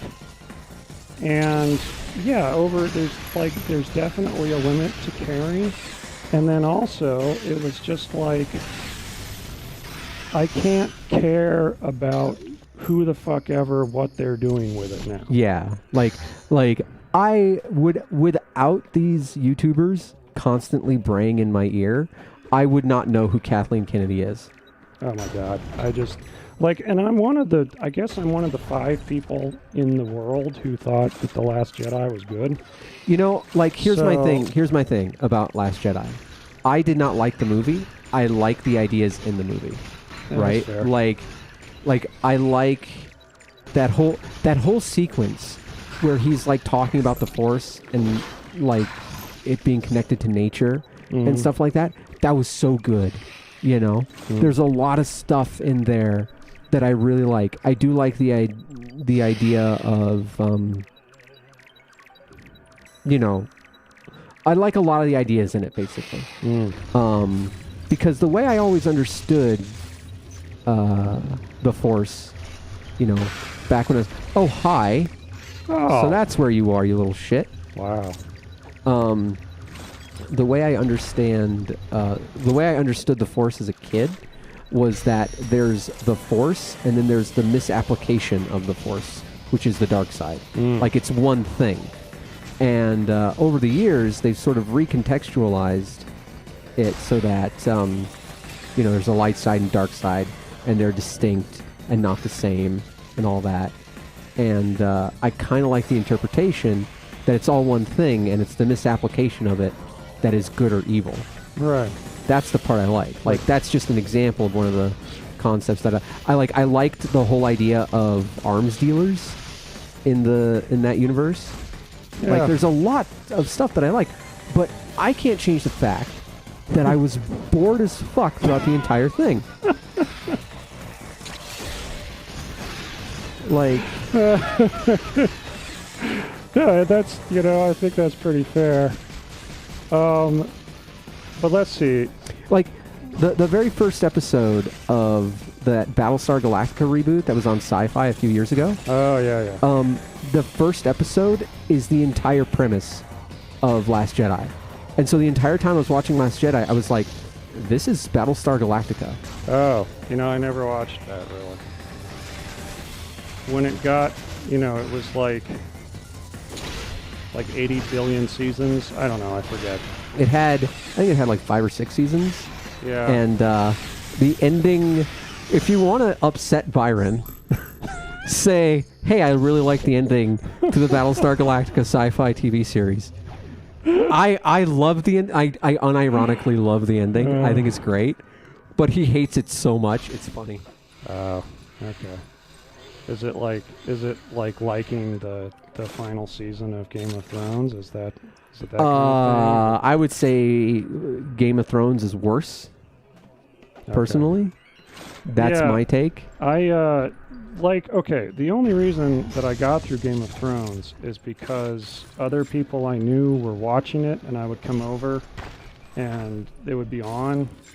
And it would be like, oh, okay, this is what's going on, and See, I'm gonna be really pretentious for a second. Yeah, go on. I've only read the books. I haven't watched the TV show. Right. And I watched the first TV show, and I fucking hated it in comparison to the books. And so I know that's pretentious. I know it's trite, okay. but the books are better. And so. Well, it's like, okay, I knew a couple of the things about the books. But it's like, because it was sort of like Destiny, kind of, in that as far as the story was concerned, I was just kind of coming into it without a lot of passion. Mm-hmm. It was like, okay, well, let's see what all this is about, that kind of thing. Mm-hmm. And so can you, yeah, sorry. Where was I going? Game of Thrones, passion. No, we were bringing it back to the whole thing and stuff. Okay, so yeah, because I feel like there's a concept that it's not that we're disagreeing, it's that I'm having a hard time getting it across. And it's like, so you've got a franchise, and the franchise has many different writers. Like comics is probably the easiest way to look at it. And you've got, let's say that you care about some of it, right? And then, and I'm going to use Marvel as an example because that's what I'm most familiar with. And then you've got, different writers, and they may, totally retcon things or change some shit or, whatever the fuck. And then on top of that, not only do you have the different writers, but then that happens like 6 or 7 times. There's like reboots, and there's film versions, and there's cartoons, and there's all this shit. And it's like, I understand that they are the same character, but they are not the same thing, if that makes any sense. No, I'm picking up what you're putting down. It's hard to get invested in something that was just a job for someone else, right? Yeah, or it's like there's so many different versions of a character that you can't really say like this is how the character should be. Yeah. That happens a lot with, like you said, like comic books. Like, it's really hard for me. So I'll give you an example. So I just finished Guardians of the Galaxy. Right. Right. Yeah, and I love that game. I think it was great. And I can't help but compare it to the James Gunn movies, right? Yeah. And I found that interesting. I liked it way more than the James Gunn movies. Yeah, that's great. Personally. But the point I'm trying to make here is that James Gunn, oh God, it's freezing. That happens sometimes with this computer. Okay. James Gunn, he, someone asked him if there was ever any chance that Yondu would come back. Spoilers for the second movie, by the way. Basically, a character dies. And someone asked if that character could ever come back. And like the character dying is actually very emotional and good and like a really important part of the story. Yeah. And you know, he makes the argument that any good artist would make. It's like if I brought him back, it would undercut his sacrifice and the story as a whole. So I'm never going to do that. And then I can't help but think, okay, yeah, but it's not your character. It's Marvel's character. Yeah, exactly. They will bring him back if they want to bring him back. You know? Like, Yeah. you don't control it. The editorial mandate controls it. Whether you like it or not. And so, like... Yeah. So as far as you it, just kind of pick the version that you like that gives you the most emotional bang for your buck. yeah, And you know, Logan, right? I genuinely prefer the Hugh Jackman version of Wolverine. I really like. I think Logan's great. It's one of my favorite movies. But I know there are comic book purists. Like, there's this story of this guy that like followed Hugh Jackman around at like a Comic-Con because he's like 6'2", and fucking Logan in the comics is supposed to be like 5'2", right. you know, and he was following him around, giving him shit for being too tall to play the character, until finally Jackman had enough and was basically like, back off, you know. Like, there's some people who take their attachment to a certain version of a character way too fucking far. Yeah. And I mean, I've certainly been there. I guess that's part of the reason why I try not to anymore. Yeah. Yeah. And like, as far as it pertains to Metroid, it's like every one of them is sort of like their own thing. Well, like, it doesn't... I am not upset, because, like, I know the lore enough that, like, one of the things that really freaked people out, well, it didn't freak them out, it upset them in Other M, was Samus having a panic attack at the sight of Ridley. Oh, really? Yeah. Like, she sees Ridley, and I would like she freezes basically. Like she and the way they handled it, the storytelling, the way that they handled it was very kind of weird, because like suddenly in the place of Samus, there was Samus as a little girl, right? And so it was very like, I don't want to say, I mean, what's the word? I almost want to say infantilizing, but that's not what I'm talking about. It was more like it kind of undercut the strength that we had become accustomed to with the character. Yeah, like that probably would have had a lot more impact and sense if that had been the very first time she had seen Ridley since the slaughter. Yeah. But here's the thing. My whole thing about it is that, like, think of it this way. When you really look at Samus's character in that moment, she's just lost the baby, right? After having killed Ridley, who had previously, like, come at her a whole bunch of other times, right? So here she is in the situation where everything that she loves dies and stays dead, and everything that causes trauma keeps coming back. Okay. Like, it's like, okay, another way to look at it is imagine, like a horror movie, right? Like with Michael Myers or something. Right. And, God damn it, I just need a little bit more Aeon energy. Maybe this will work. Damn it. And, like, how does the character react despite having killed Michael Myers a whole bunch of times? Like, he keeps coming back. Like, the attitude isn't, hey, I killed you before, this ain't gonna be shit. It's, what the fuck are you doing? How are you still alive? Like, that's the energy of it.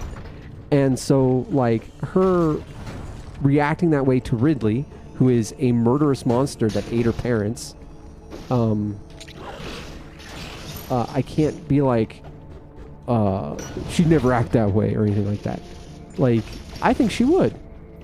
Genuinely. Well, is that the first time that she's seen Ridley since she killed him the first time? Since she killed him, in Super Metroid. Other M takes place right after Super Metroid. So so it's the so she's already killed him twice. Yes. Okay. And that's what people had a lot of problems with, because it's like, you've already taken care of the Samus, but at the same time, she's already taken care of it. Like, why is he still alive? It would freak me out. That's all I'm going to say. If I killed someone 2 times and saw them a 3rd time, I'd be like, am I going crazy? Well, I mean, shouldn't she have been freaking out in Super then? Well, we don't know what was going on in Super. Like, it's not as if she could emote in Super. No, you just put the fucking talking heads with the fucking speech bubble. Yeah, like that's everywhere in Super. Like Nani? Nanjiska. Okay. So, Sigma says, just beat the Queen Metroid. Is he also playing? Yes, he is. Good job. But good job. now enjoy the best, most non-out-of-place fight in a Metroid game ever. I don't know what anyone's complaining about. There's no problems here. Let's see here. So, James Gunn makes some good movies. His interpretations of the characters I've heard isn't the best. Like, Wanda Maximoff isn't a mutant anymore. And yeah, that does bother me. Well, okay. See, this is, again, the thing for me is that, like, it's like... Whatever. Yeah, exactly. Yes. Yeah. There's like 8 billion versions of all the characters. Yeah. I mean, that's kind of how I feel about Wanda, but at the same time, I'm like, no. No. Yeah. Isn't she a mutant? Or is she She's supposed to be a mutant. Okay. She was a mutant forever. Yeah. And then they made her like some special fucking thing. I don't fucking know. But that's kind of my point. That's what comics does, so it's not worth it to get upset about it. Yeah. Yeah, I kind of get you. It's just another version by another writer. Yeah. You know, and I guess it's like I can be like, okay, well, I don't like him here or I don't like him there. But, like, yeah, if I want to say, you know, it's funny because now talking about it, I'm starting to get angry. It's not that, like, it's that I don't go to that place anymore, I guess, if I can help it.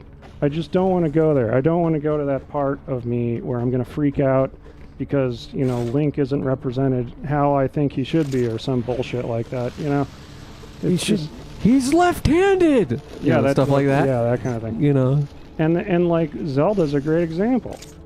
You know, it's like it's not like Miyamoto, you know, we're now on whichever version, and this whole time he has had a firm vision for every single one. That is something that drives me nuts. It happens in stream and on Discord a few times, and I sort of have to like breathe and let it go, because it's like people will get into arguments with you about like the canon of Zelda and stuff like that. Oh my god, dude. And I'm like, okay. No, can we stop? Can we not do this? Like yeah. Like I understand completely where you're coming from. But it's like it just makes it harder for stuff like Berserk, because it's like, oh, he's the one that dies. Great. Yeah. Thanks a lot, life. Yeah. You know. All these people, you know, they'll just hand off characters to the next whoever. Yeah. And then it's like the guy that it's like, oh, please stay alive. Yeah. And, you know. And then there's that last chapter. I haven't read it, please. I haven't read it in so long. It is the single, like, I'm glad it got to the point where it got to.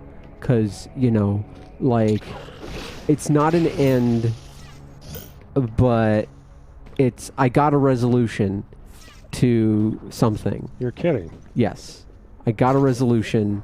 There's a resolution of any kind? To something?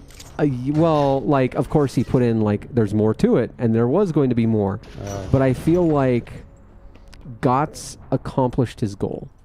Okay. And, for better or worse, that's kind of where it left off. And so, like, I can leave it. I'm not happy that it's over. I feel like there should be more, but... That's good now, man. Yeah. How many times do I have to teach you this lesson, old man?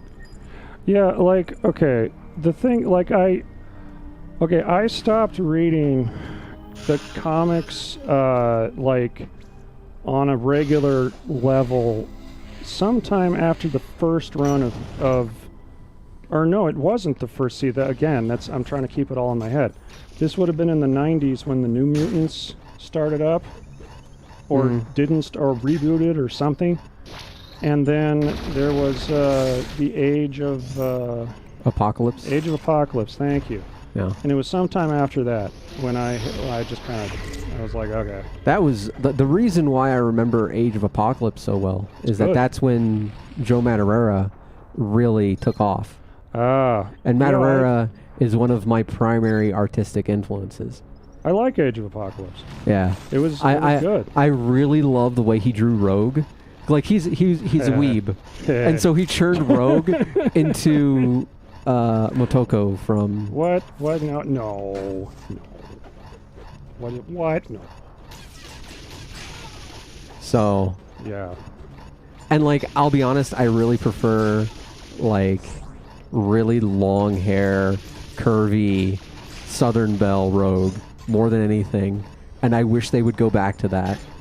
But because like you're talking about, that's like my interpretation of the character. That's because here's the thing about Rogue. I feel like Rogue should represent a sort of sexual ideal, you know. Oh damn. And that like she should be like really enticing, because her whole thing is that if you touch her, you die. So it creates this kind of interesting thing. Okay. And it's like an involuntary succubus, is that what you... Yeah, kinda. Okay. Go on. And so like that is the version of the character that I resonate more with, because that's the version of the character that I find the most attractive. Okay. I feel like that plays into the strength of her setup and stories, because it's like... Boy, it sure made the whole arc in Age of Apocalypse a little more impactful. Yeah. When it's like, Remy's like, I'm very angry, and you're like, yeah, I can understand that. What? It's just, it's only Magneto. Yeah. It's fine. It's cool, man. Like, I've never been able to touch you, but, you know, and I could just imagine, like, the writers, they're like, okay, we gotta have some way that he can, like, touch her. But here's the thing, okay, you read that, and then the movies come out, and you tell people that you're like, yeah, I kind of ship Magneto and Rogue, and they give you a look, you know, like you're like, no, it was actually good, you know. Don't go there, man. Just you know, yeah. Well, they, you know, that's not. Yeah.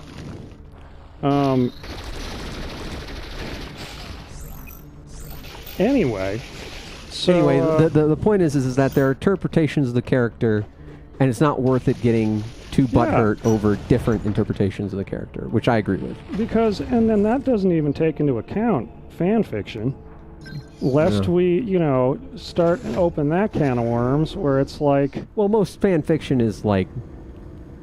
bad. Are these characters going to fuck? How are they fucking? You know, like that kind of thing.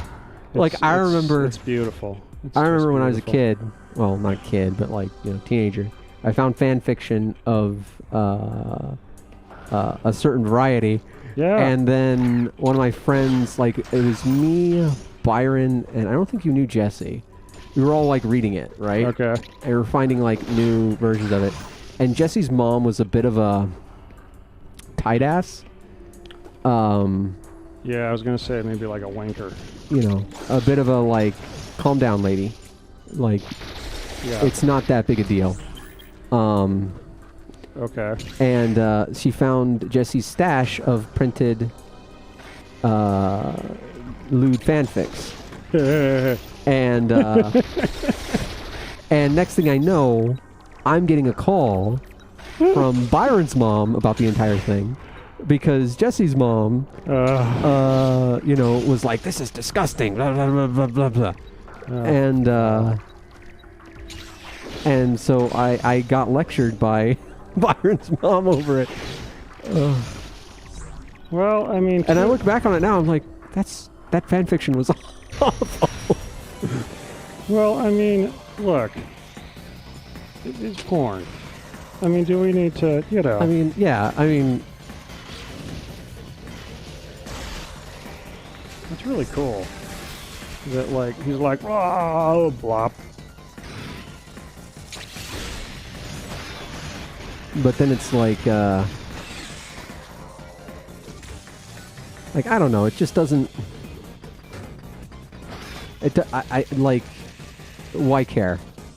Why should I worry? Yeah. Why should I care? Yeah. Oh, there's another example. Like, am I supposed to get fucking bent out of wicked shape because Oliver is a dog instead of, like, I thought Oliver was a cat. The original, well, whatever. I don't fucking... I was so dumbfounded by you calling Oliver a dog that I stopped and I'm gonna blame you for that. Well, it's like, you know, are we gonna freak the hell out because it's like, may I have more? Isn't that the may I have more story? Yeah. You know? Oliver and Company.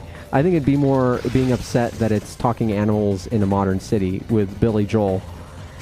That was awesome. Why should I worry? And Cheech Marin. Why should I care? And Street savoir-faire.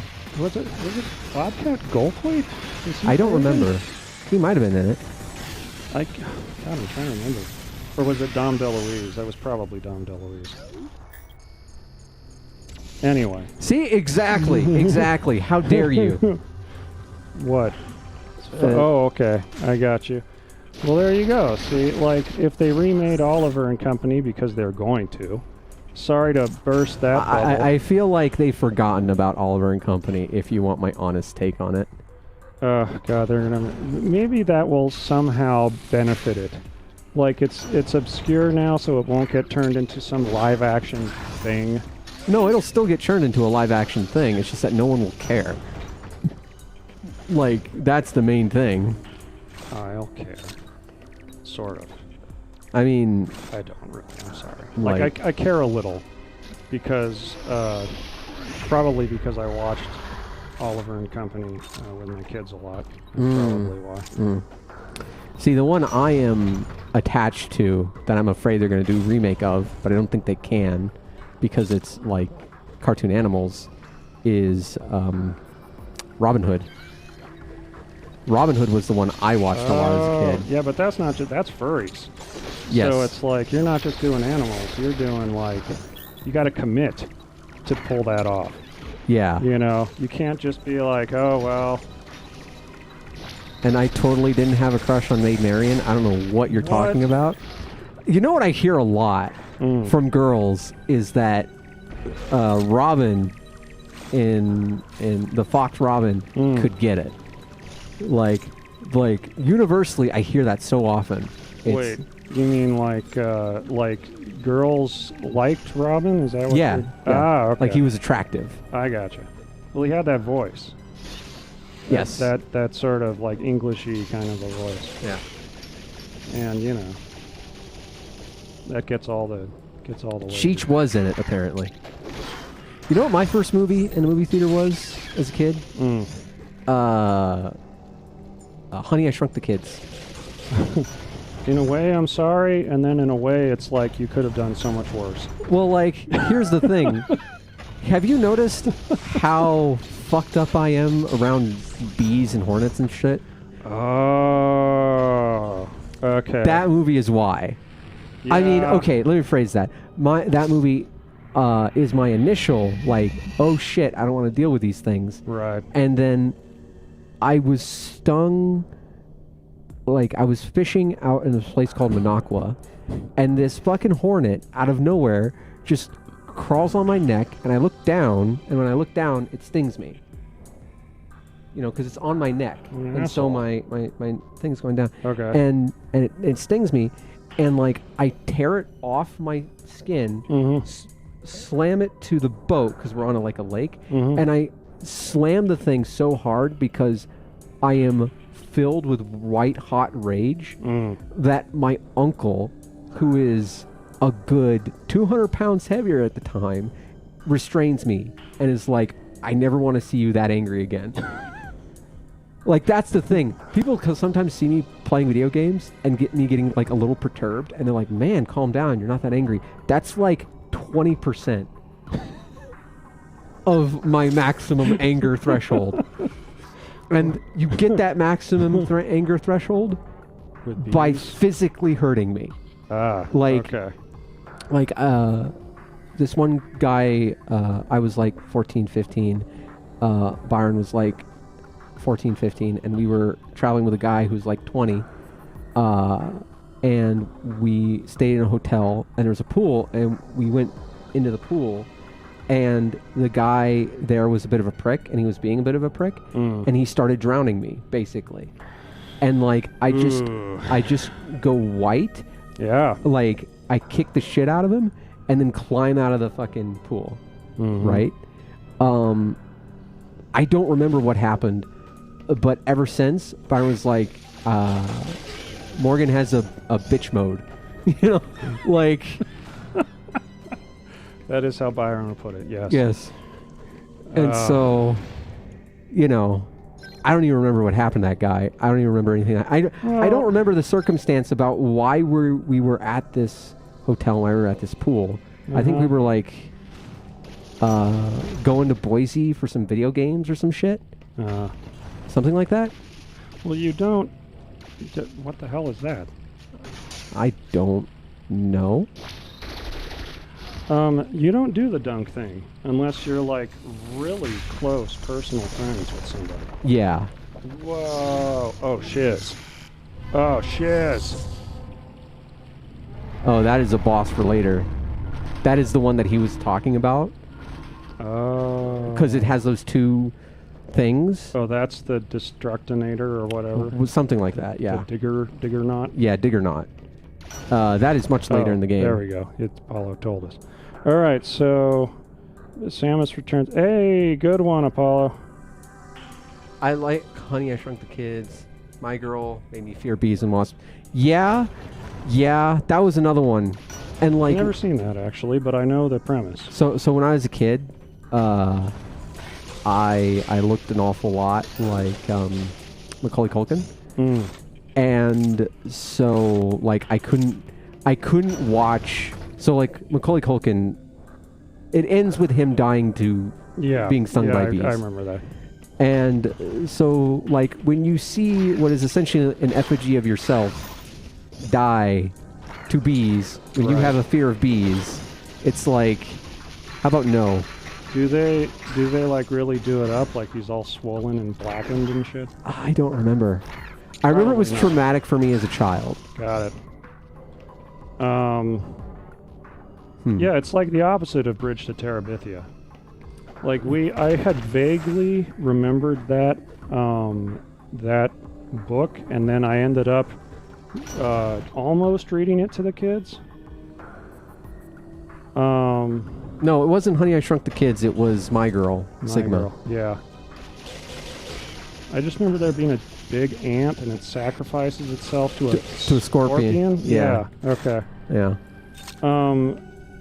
But I remember them being like flying on a bee. Do you remember that? There was like a huge bee. Is that how they get to the cereal?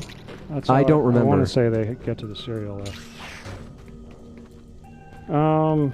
Yeah, so let's see. Yeah, My Girl was like I mean, he was young, so this would have been the 90s, I'm guessing? Yes, it was the 90s.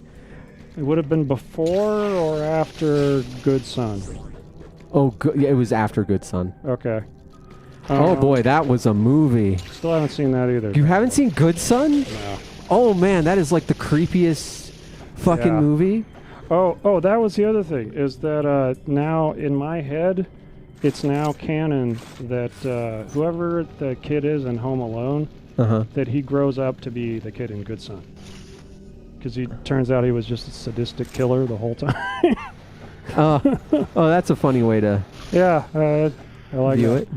Oh, I don't have the thing for this yet. Anyway, I was watching a Red Letter Media, and they had Macaulay Culkin on as a guest star. Yeah. And it was fun. It was just a lot of fun. Yeah.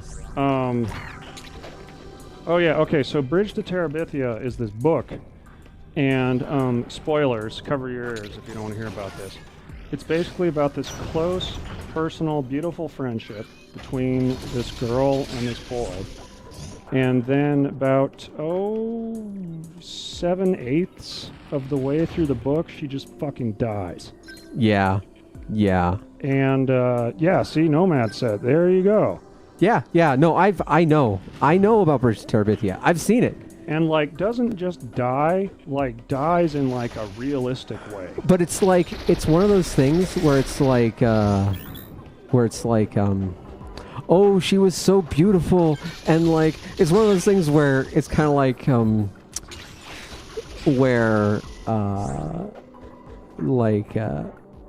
I've only got a week left on the force, and then I get to retire. You know, like that kind of thing. Where I'm like, I see this kind of writing, and I'm like, oh, you're fucking dead. You are the deadest dead that ever deaded a dead. And sure enough, yeah, he gets her the paint set. Yeah. And like, and that was, yeah, because like I remember it being extremely creepy. Like I liked that they portrayed, you know, seeing it as an adult. I like that they portrayed death in a realistic way. Yeah. But at the same time, like the chapter before is like she wanted to do something with him, and instead he chose to go be with a hot girl, basically, is what it was about. Yeah. And it's like, okay, you know what? Like, you manipulative motherfuckers. Yeah. Yeah, Like, yeah. That's a little much, guys, you know? And so, you know, it's But whatever. I don't know. So you want to talk about things to get pissed off about? I mean, there is a part of me that thinks that kind of thing, where like a guy will abandon their friend for an attractive girl, is not necessarily like not true to life. Well, it's not that. It was like he was gone for like, it wasn't like he was taking off with her. It was like they were going for a day. And it was one day, and he came back the next day. And of course, it's when he's out and about that she dies. Of course. And then, you know, but whatever. Stranger than fiction and all that. I should probably put that on. Never seen Butterfly Effect. I understand the premise, and I was like, nope. I was an adult by that time, so I was like, I can choose not to see this. I saw it, and honestly, the part that freaked me out the most was him, like, he keeps resetting time to try and save this girl, right? Right. Isn't he like a complete monster to her at the end in order to save her or something? Yeah, something like that. But the thing that really kind of got me with that one was he resets time at one point and it puts him in prison. Oof. And, like... Oh. That was not a great experience. Oh, does it get bad, shall we say? To a degree. Yeah. Okay.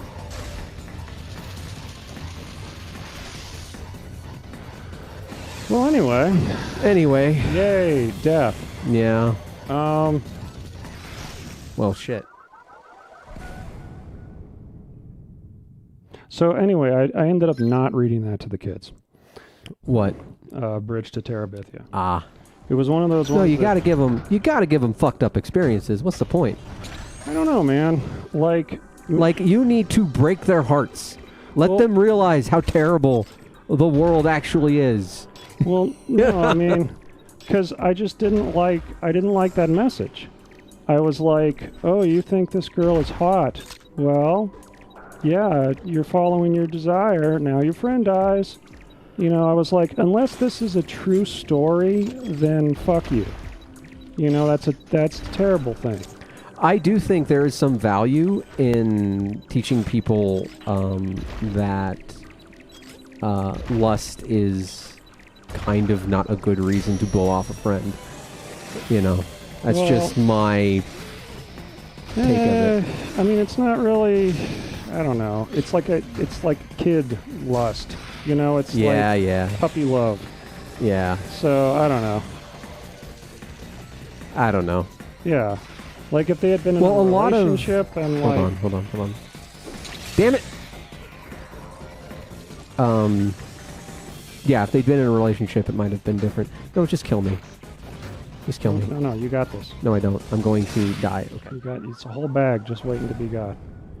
Oh my God. No.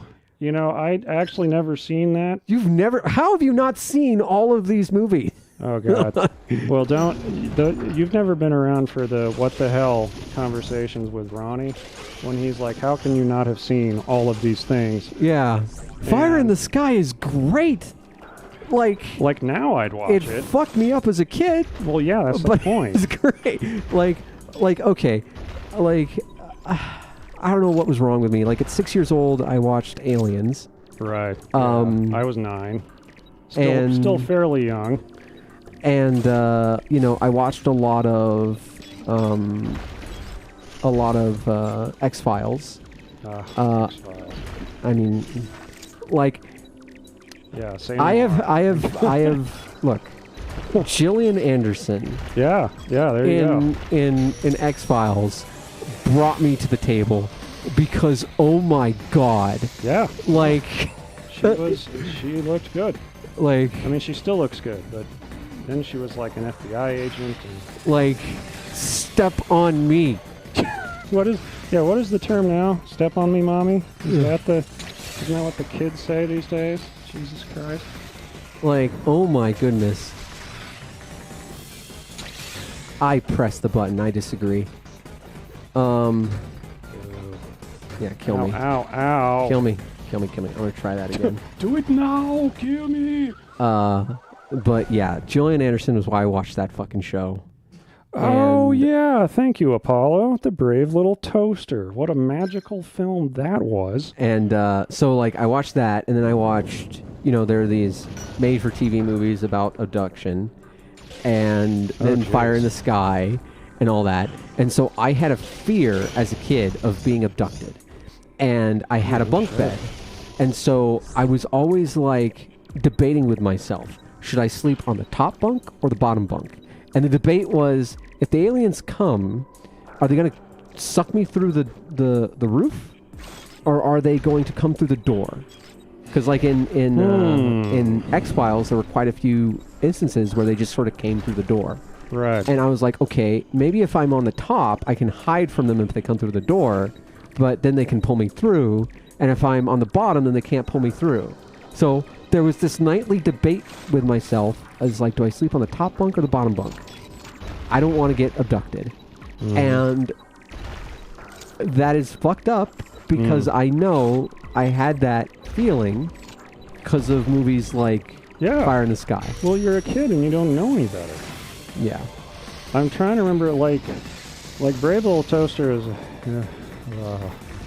I watched that a lot as a kid. Honestly, the only part that I didn't like is worthless when they're in the junkyard. I remember being super freaked out. I don't know why. I was super freaked out at the part where the vacuum swallows its own cord for a second. Remember that part? Yes. It's very brief. And there's I completely agree because I was always freaked out about the vacuum pulling the cord when I was a kid, and I think it's because of that. Maybe it's like a fear of choking, I guess? Okay, Bebe says calling women mommy kind of cringe. Hey, I'm just going by what I see on the internet, and that would never lie to me. Right? No, never. Oh, God. I mean, judging by the amount of fucking Lady Demetris, whatever, what's her name? Dimitrescu. Yeah. Will you stop pooping on the ground? Yeah. He needs to take some Pepto-Bismol. Oh, God. Jeez. What a dog. Oh. That's a pretty good one. Baby wants to know why you wouldn't set up decoy pillows. I wasn't that smart as a child, apparently. Yeah, we were kids. I don't know. I pressed the counter button. I disagree. You know, Apollo, I'm going to have to watch that again, because I'm not remembering a couple of these things. And I used to watch that show a lot. And I want to say it's because Mom only let us have the Disney Channel until I came to moved up with my dad. Leave me alone. Nope. Zappity zap. Zippity zap. Zip zap. Zip zap zippity bop. The kids don't know what the jails is all about. Damn it.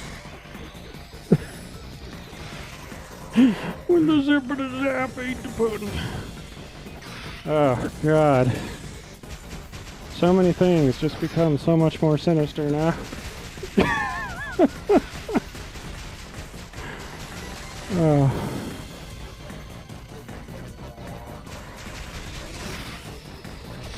Yeah, I mean, you could almost make a video game out of that. You know, like a Five Nights at Freddy's type game where you're the kid trying to avoid alien abduction. Yeah. And you gotta do...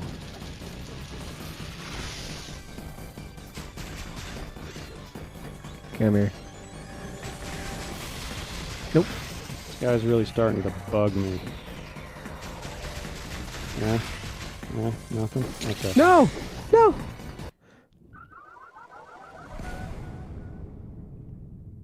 You know what terrified me as a kid in Disney movies? Like, I've told this story a bunch of times, but I'll tell it again. So they were advertising The Little Mermaid, right? Oh, yes. And I look back on it now and I understand what they were doing. Because when the movie was first being advertised, it was all like, you know, Ariel and singing and all that stuff. And then when the movie was about to come out, they started running advertisements with like, you know, the Ursula getting big, and like the sea churning in that final battle and all that. Right. And I realize now that they were trying to appeal to boys. That's what they were doing. Huh. And I never thought about that, honestly. And hold on. And but you know, I I was the kind of boy who didn't really have any problem buying like a My Little Pony, and this was like the 90s. So yeah. You know, like I never really cared. I was just like, oh, that's a cute thing. That's a cute plastic toy. I want it. So like, I was never really like they weren't advertising to me. Let's put it that way. Got it. So I go to the movie theater. Fuck you, game. I press the button. I disagree. Here, let me do this. Nice. Yeah, take that, you wanker.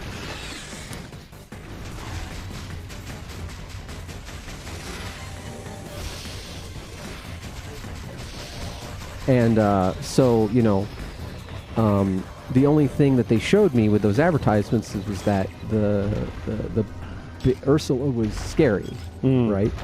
And so the lights start to, like, they do the movie and then the lights dim, and I start crying. Like I was crying, and because my little babby brain was like, the big octopus lady is coming to get me. Right. And so my mom takes me out of the theater. Like I was, what, 3 or 4? Like really young. And, you know, my mom was trying to get me back into the theater, and I'm like, I don't want to go.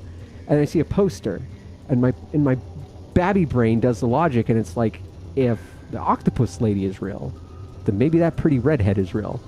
And I went back in and watched the rest of the movie. That's pretty good logic. I like it. I mean, yeah, it's like the the payment logic.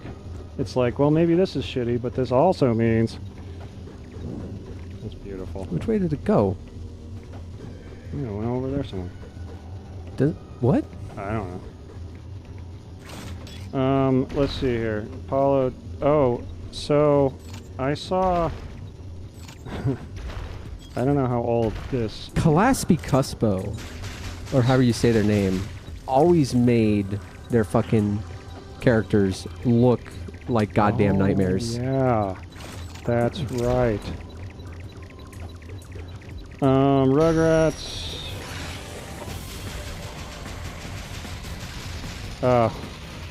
You know, it's funny now that it's like I need those now from like cartoons to make me interested. You need them to be ugly as fuck. Well, like, okay, like Steven Universe is a great example. Like, at the start, I wasn't that into it, and then they did that thing with the cat fingers, where he becomes Tetsuo for an episode, and I was like, oh, okay, you got me interested now.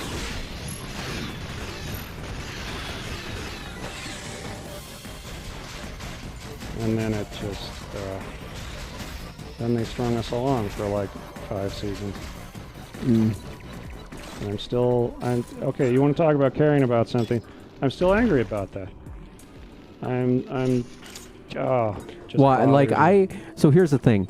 I watched a couple episodes. It wasn't for me, and I never watched it again. Yeah, no, that's fair. That's like and honestly, what really got me was just the style of it, the animation, the general character designs. I was like, I hate this. That's cool. You know. I cannot fault. Oh, the Thornberries. That's right. Oh man. I never watched that, but I've seen the ads. What's the name of that guy?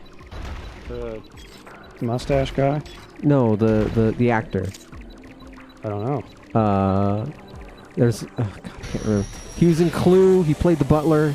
Tim Curry? Tim Curry, yes. He was the Wild Thornberry dad. And I am so sad that he, had a stroke and can't talk anymore. When did that happen? A while ago. What? Yeah, he can't act. That's why you haven't seen him in anything. He's like, he had one of those strokes where it's like half of his face doesn't work. He's still alive. I did not know that. But he can't talk. I don't know how. I mean, he can talk, but it's like. I mean, I was just surprised to find out that Val Kilmer had throat cancer and can't talk anymore. I did not know that either. There's all these things I don't know, apparently. Yeah. Wonderful. So all of our childhood actors are dying. Yay. Actually, yes. There was another one. God, what did I hear just the other day? I don't know. But we were talking about Legacy of Kain the other day, and it's like, Tony J is, he's been dead for a while, but it's like still, I miss that guy. Oh fuck. And how long before Frank Welker, Peter Cullen, those guys are older. Yeah, they could pass away anytime. This is tough. The game, I partially blame the game. I find it very difficult to pull off some of these. See, this is why I don't play these games. Parries. Well, sometimes the parry works and sometimes it doesn't. It's just sort of like, eh. It kind of looks to me, that bullshit in Dark Souls 3 with those fucking crabs, where they'll do the animation that looks exactly the same, but the timing's different? Yeah, they definitely vary the timing here. But even then, like, I feel like I'm pressing and nothing is happening sometimes. Like, half the time I have to predict it. It just, and part of it is that, I don't know if you can tell, but this game is running at 30 frames per second, so it's a little bit more strict. I hadn't thought about that. Oh god. No, sir. Oh jeez. Oh god. No.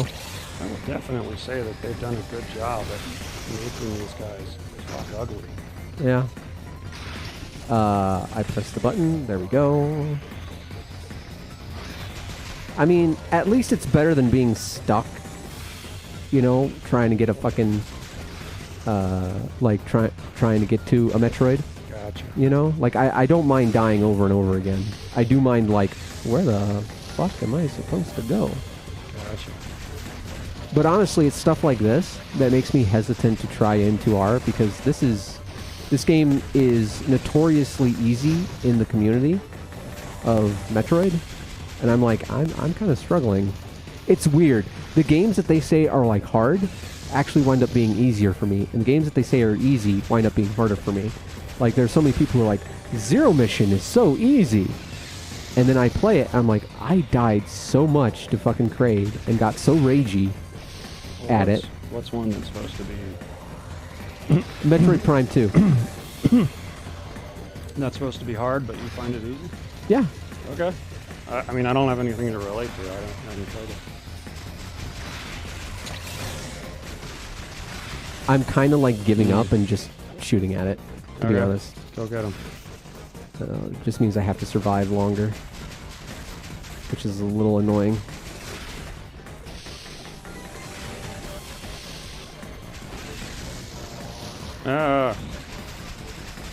We got this whole bag waiting to be got.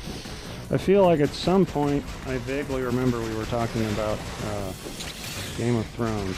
Yes. I can't remember. It was about endings. Like, I was saying that if you want to piss off, like, come on, I like. gotcha. Yeah, so anyway, so yeah, the ending came about, and I was like, yeah, this isn't real great. So here's my thing on easy modes in games. Okay. I play normal.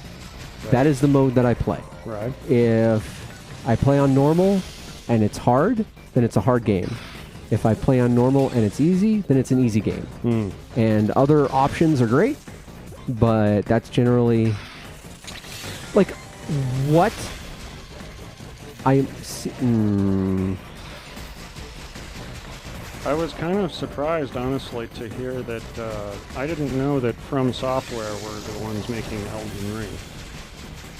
Like, I thought they were done. But Are you serious? I'm very serious. You didn't know that? I did not know that. I'd heard about it. You know, I heard there was a lot of hype, but it's like I just don't care about as much stuff these days. That's all I can say. And so we were talking about, you know. Well, like, to be honest with games and game companies, it's hard to get excited because a great game, like I was saying earlier, is like a specific recipe. Excuse me. It's like a specific recipe. Whereas, come here. Come at me, dog. It's like Nemo.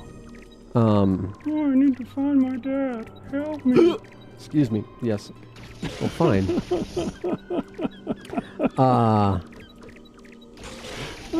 Just got the little silly fish faces.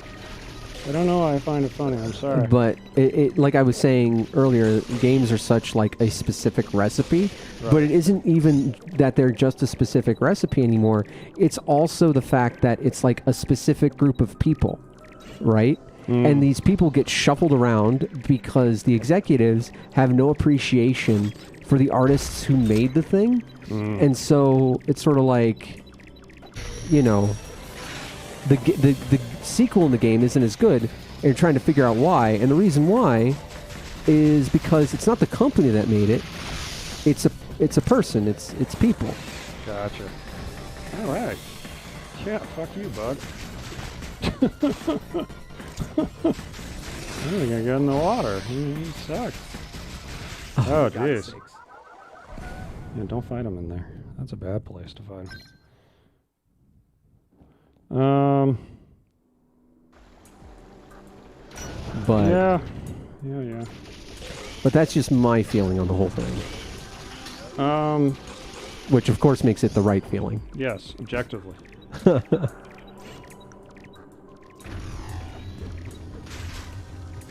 But you know, I have to say, I'm glad that you're here, because after playing Metroid Prime 1, 2, and 3, I'm not enjoying Samus Returns as much. Ah. Like... Oh, I'm helping you get through this. You're helping me get through it, this basically. difficult time. I mean, that's part of the reason why... I mean, I had personal life stuff. Yeah. That kind of kept me away from my art and my games for about a week. But... you know... Yeah. Even... Can you, like, chill? Can you chill? Okay. Guess not. Okay. Nice. This is it. Whole bag waiting to be got. Oh, God.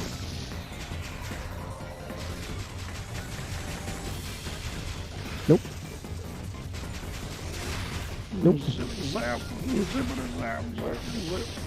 The cage. Nope.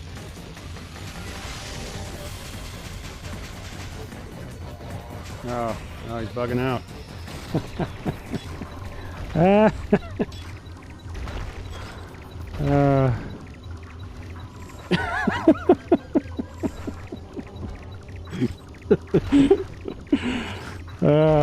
You ever seen that GIF of like this guy? He's looking at a girl, and then the other guy leans in and shakes his head.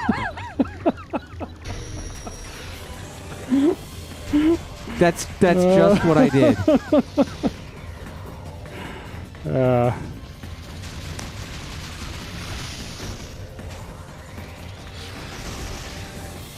Oh, that finally worked.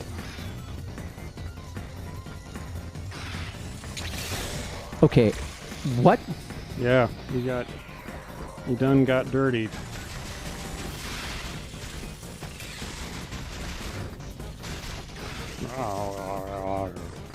Really?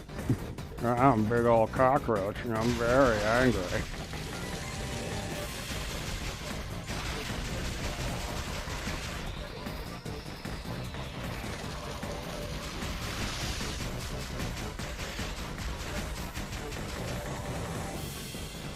Okay, I have to wait for it to... Hey now, you had him with that one. I call phony baloney. Yeah, you had him with phony baloney. Ah, Jace. Come on. But at least it shows me that it's possible.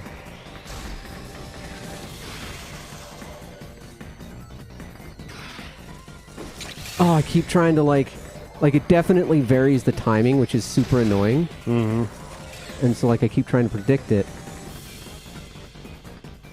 You know what I would find really funny is if you finally get around to trying AM2R and you're like, why didn't I just do this one? Yeah, I'm going to turn it up, so I'm not going to be able to hear you very well. Okay. So I can hear the sound that it makes when it does the counter. Maybe I'll have enough time if I do that. Okay. All right. So I am sorry I cannot hear you. Which means you can talk all kinds of shit. Okay. What should we talk about, guys? So what's going on in your lives today? Is there much video games? Is there excitement, romance, adventure?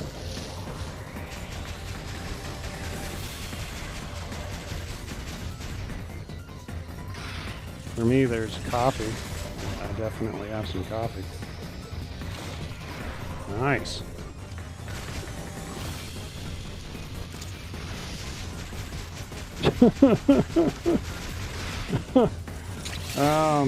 God damn it. Yo mama so something.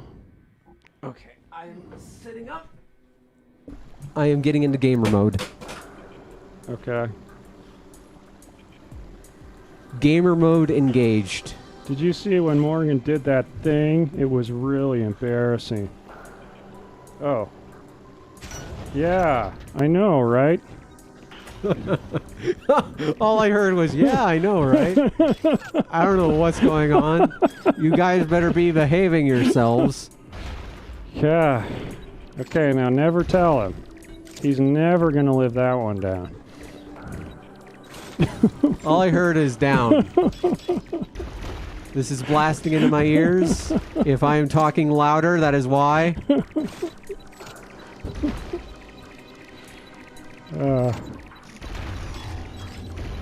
All right, chums, let's do this. Leroy Jenkins! Leroy Jenkins. Hey, nice. Yeehaw! Ride 'em, cowboy. At least I have some chicken. No, thank you.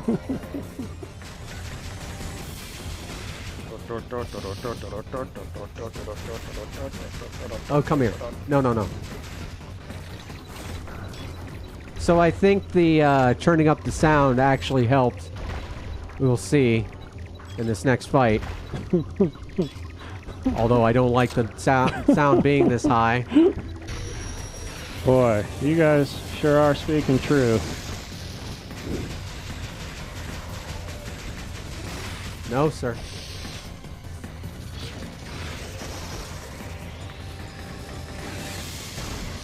And it just hasn't been the same since the incident.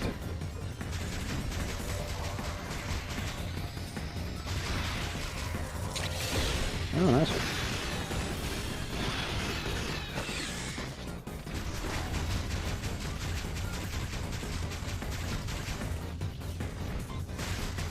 You...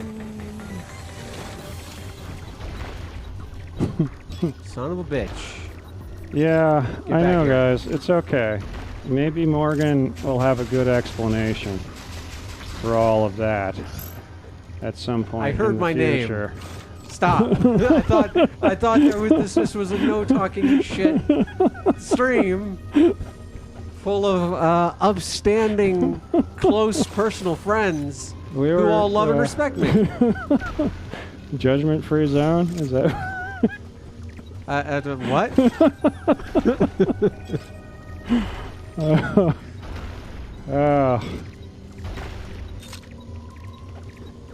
But I do think that that hearing that the sound, turning the sound up, actually helps quite a bit. Okay.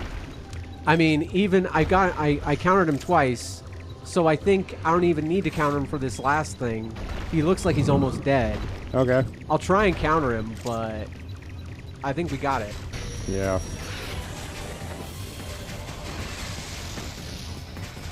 Watch me die. Oh yeah, you got this. It's fine. I am totally gonna die, aren't I? It's not the game you need to worry about. Oh god. Oh god. Hi. Nice. Yeah. Please die. Okay. Hey, you did it. Ow. Okay, now. All right, we can't ever talk about this again. What happened? Did you tell him about the thing? We talked about the incident. Oh, the incident. Yeah, and boy howdy. You know, the horrifying thing is that there are enough incidents Yeah. with my, history Well, we being were a bit of a goober. I mean, we were talking last Oh. time about like if half the shit that I said when I was younger was on Twitter. Oh, yeah. Oh my god. Yeah. I mean, I'm certainly not proud of my behavior on LiveJournal and early DeviantArt journals. I kind of want to find a way to save them and then delete them all and pretend that they never happened. But Yeah. it's the internet. It's Well, I forever. mean, do you know anybody that looks back at when they were a teenager and they were like, "Good job, you. You Yeah. were mature and you know. did the right thing." Yeah. Like, I'm still not perfect. I'm still pretty bad about certain things, definitely. But I definitely have matured, and I think my opinion and how I am will change in the years to come. Like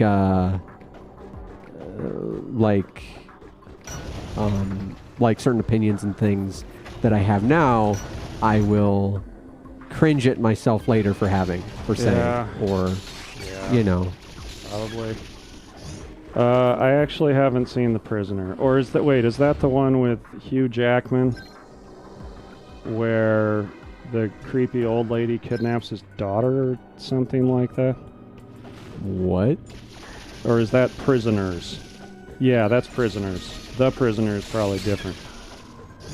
Is it like Aliens? There's more, so it's the sequel? No, I don't think so. Like, Prisoners is with Jake Gyllenhaal and Hugh Jackman. And it's... I haven't even seen it all, and what I saw was fucked up enough. I didn't need to see anymore. Thank you. But Oh, okay. He says, that's the one with the secret agent and the bubbles that come out of the ocean. Simpsons did a parody of it. Oh, right. That's right. Wasn't that a TV show at one point? The Prisoner? Isn't that the one where he's like, I am not an animal. I am a human being. Or something like that. I want to say that's what that's from. I don't remember this. Oh, you broke the game. Okay. There we go. I think it's like a 70s show. I thought I Am Not an Animal was from the Elephant Man. Ah. May also be that. Oh, you know what? Hold on. You have the Library of Alexandria in your pocket. I've got the touch. You I've got the power!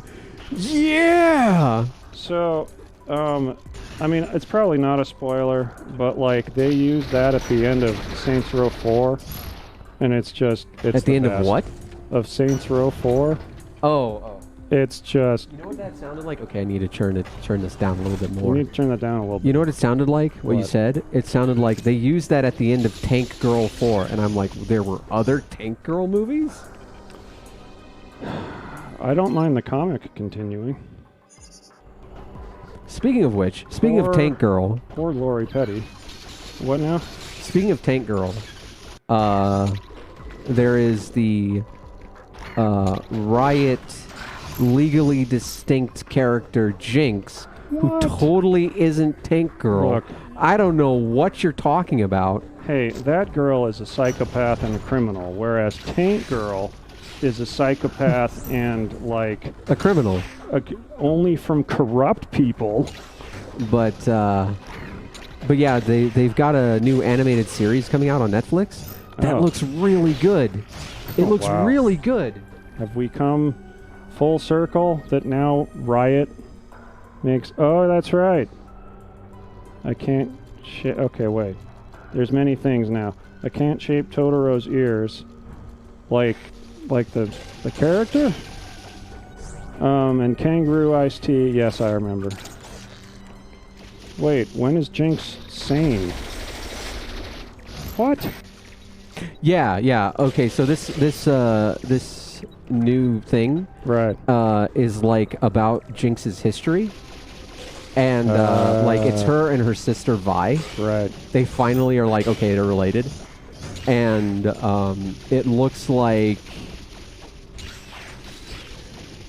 something happens. Like, I've only seen trailers, so I don't know the like full story, and I actually can't wait for it. I think it's going to be good. Like, I don't like League of Legends. I get really stressed out playing League of Legends. I don't like letting people down. And, like, I'm not good enough.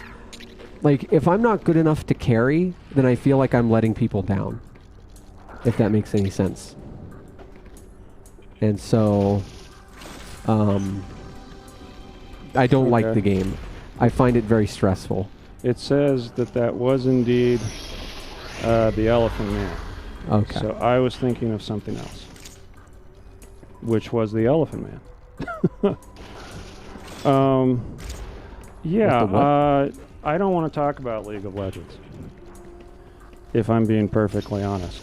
The point I was trying to make is that everything around League of Legends, I really like. Like, I love the art. The story seems pretty cool. The music is great. I kind of, as the kids say, KDA releases some quote-unquote total bangers. Oh, the boomer! I could feel it saying that. But I genuinely do like KDA. KDA is fun. Yeah, so look, there's Sigma's got the right of it. Yeah. Friends don't let friends play League of Legends. Yeah. It is a the Jinx Get Jinxed was great. A lot of the songs that they released for Worlds are like anthems. Like I don't know. I like anthems. I like inspiring music, you know. And it's the 80s in me that likes it.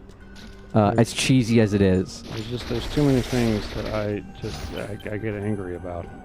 And like the game, there was that brief period where we played, like all of us. It was you, me, Dane, Byron. We were all playing. Right. And I was like a Kog'Maw or a yeah. What was the pirate girl? Misfortune. Misfortune. Yeah. Those are the two characters that I played because I could kind of build them similarly. Attack, speed, damage. Right. That's how I built them. And I had a lot of fun, but it just got more and more. Like if I made one mistake, I had 5 people down my throat. Yeah. You know, and it's like, this game's supposed to be fun? Can we have fun? Oh, yeah. You know, is that possible? Is that a thing we can do? It's like, you know, whenever I hear Sakurai talk about Smash, I'm like, God, I wish it was like that. You know, when he's like, I want everybody to have fun. Yeah. And play together. And oh, God. Freezing again. Ah! And, yeah, that's not how it is.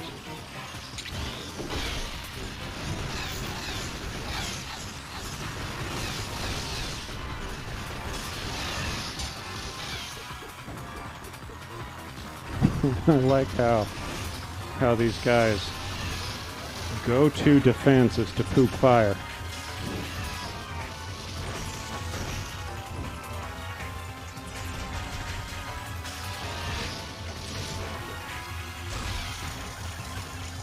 I'm trying to remember when I was playing with you guys who I played often, and I can't remember, and it doesn't matter. But, yeah. I mean, like, on the face of it, just conceptually, if you're playing with, like, friends and, like, fucking around, I think it can be a lot of fun.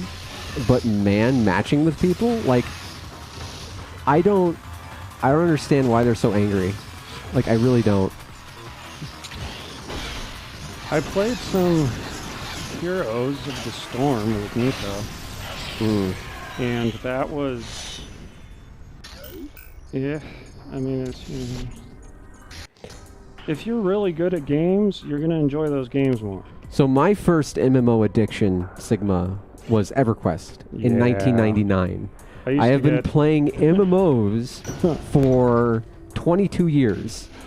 I used to get so entertained with you guys telling me about it, and then I tried to play it, and I lasted like 20 minutes. Yeah. And I was like... Well, that was the thing. It required a lot of investment to get anything out of. Way more than World of Warcraft or Final Fantasy. You know, because it would take like 3 days to get like level 5. Like, it was crazy. Yeah. Like... quests? What are those? Yeah, that was the thing. There was only one quest. Okay. There were 2 quests that your character ever did. Crush bone belts and your epic weapon. That was it. And of course the epic weapons were crazy difficult. You know, like but they were really cool. But yeah, like we had stories from going on raids and stuff. I remember at one point you wanted to go give Lady Vox a muffin. I always wanted to do that. That I did not realize how ridiculous it was until later. But yeah, she's just like, just give her a little muffin. I had this whole story in my head about it, you know. Yeah. Maybe I can turn it into a fan fiction. You know. With dragon fucking? Well, I mean... Whenever I hear fan fiction, I think, okay, these characters are going to fuck. It's like fan fiction eagle. Yeah, for those of you who don't know, there's a meme called Fanfiction Eagle, and it's this cartoon eagle that you put at the bottom of things, and it just screams, and then they all fucked. Yeah, there's actually quite a lot of fan fiction that is not porn. It's just that most of what I've seen is porn for reasons. Well, and that's the, you know. yeah. I mean, everyone thirsty. Look, I mean, it's funny. Actually, I'm not even going to get into that. The point is, yes, people are thirsty. They require libation of the sexy kind. I mean, Sexy otter kind. look, if we're talking about thirst, I basically live on Dune. Like, let's be real here. The spice must flow. The spice must flow. Exactly. I should really see that. It's good. Patrick It's really seen good. it too, and he was like, "Yeah, you should see it." And I'm like, You know, if after the stream, if you want to stick around, I have HBO Max. We can watch it. "No, I've got to. I'm having part of the family stuff going on is that my mom is staying with us for a little bit." Ah. And we are Congratulations, or I'm sorry. you know, actually, it's been a lot better this time. Ah, okay. So, I totally get you. It's we Nope. actually had my sister has been here. Does she have? Because And, I would 100%, because it's going to only be there for a little. It's only going to be there for a limited time, and I'm going to record it Oh. because I Wait. have the method to do that. Where is it going? It's only going to be on the streaming platform till like late mid-November, something like that, November 22nd, something like that, Oh. and then it's gone. That's how they do their early release stuff. So Okay. like, Yeah, see, this is why I don't get invested. In the, it's just like, guys. well, it'll eventually be available for free. Well, not free. It'll just be part of the service. But it's like that was their compromise for simultaneous theater releases. Is okay. It's only going to be a limited time thing, and it's sort of like insidious because it's a way to get Yes. people to get the service. Fucking terrible. But anyway. I don't know. I don't want to talk about anything. But let me put it this way: I like the new Dune more than the '84 Dune Okay. by like a lot. Do we still at least agree that the 84 Dune is fantastic for its own reasons? It is. I agree. It is. It is not some. I am glad it exists, but Okay. it's not like it's awful. I'm not saying it's awful. I So- just prefer like What plot point do they end this one on? Because I know it's a split in half. they end just after the betrayal, Oh, no and shit. like they're Oh. like in the desert with the Fremen. Wow, they must really drag that fucking thing out then. It's very detailed. Okay. It's very detailed, and like it's strange because some scenes are actually quicker. Like they go, like they're faster than the originals. Yeah, Patrick was saying, he was mentioning a couple scenes that should have been in there and that they leave out for some reason. Yeah. There are a couple scenes that are left out, a couple scenes that are shorter, and then quite a few parts that are like lengthened. But they're lengthened in a way where I very much approve of why they did it. You know, Okay. like I don't know. Yeah, I'll see it at some point or another. I very much enjoyed it. That's my whole thing. You know, it's funny talking about it with you and Patrick and others. You know, I kind of want to read like more of the books. I've only read the first one, Ah. so it's like, Well, like it's hard to read the books because some entries in the Dune book franchise weren't written by him.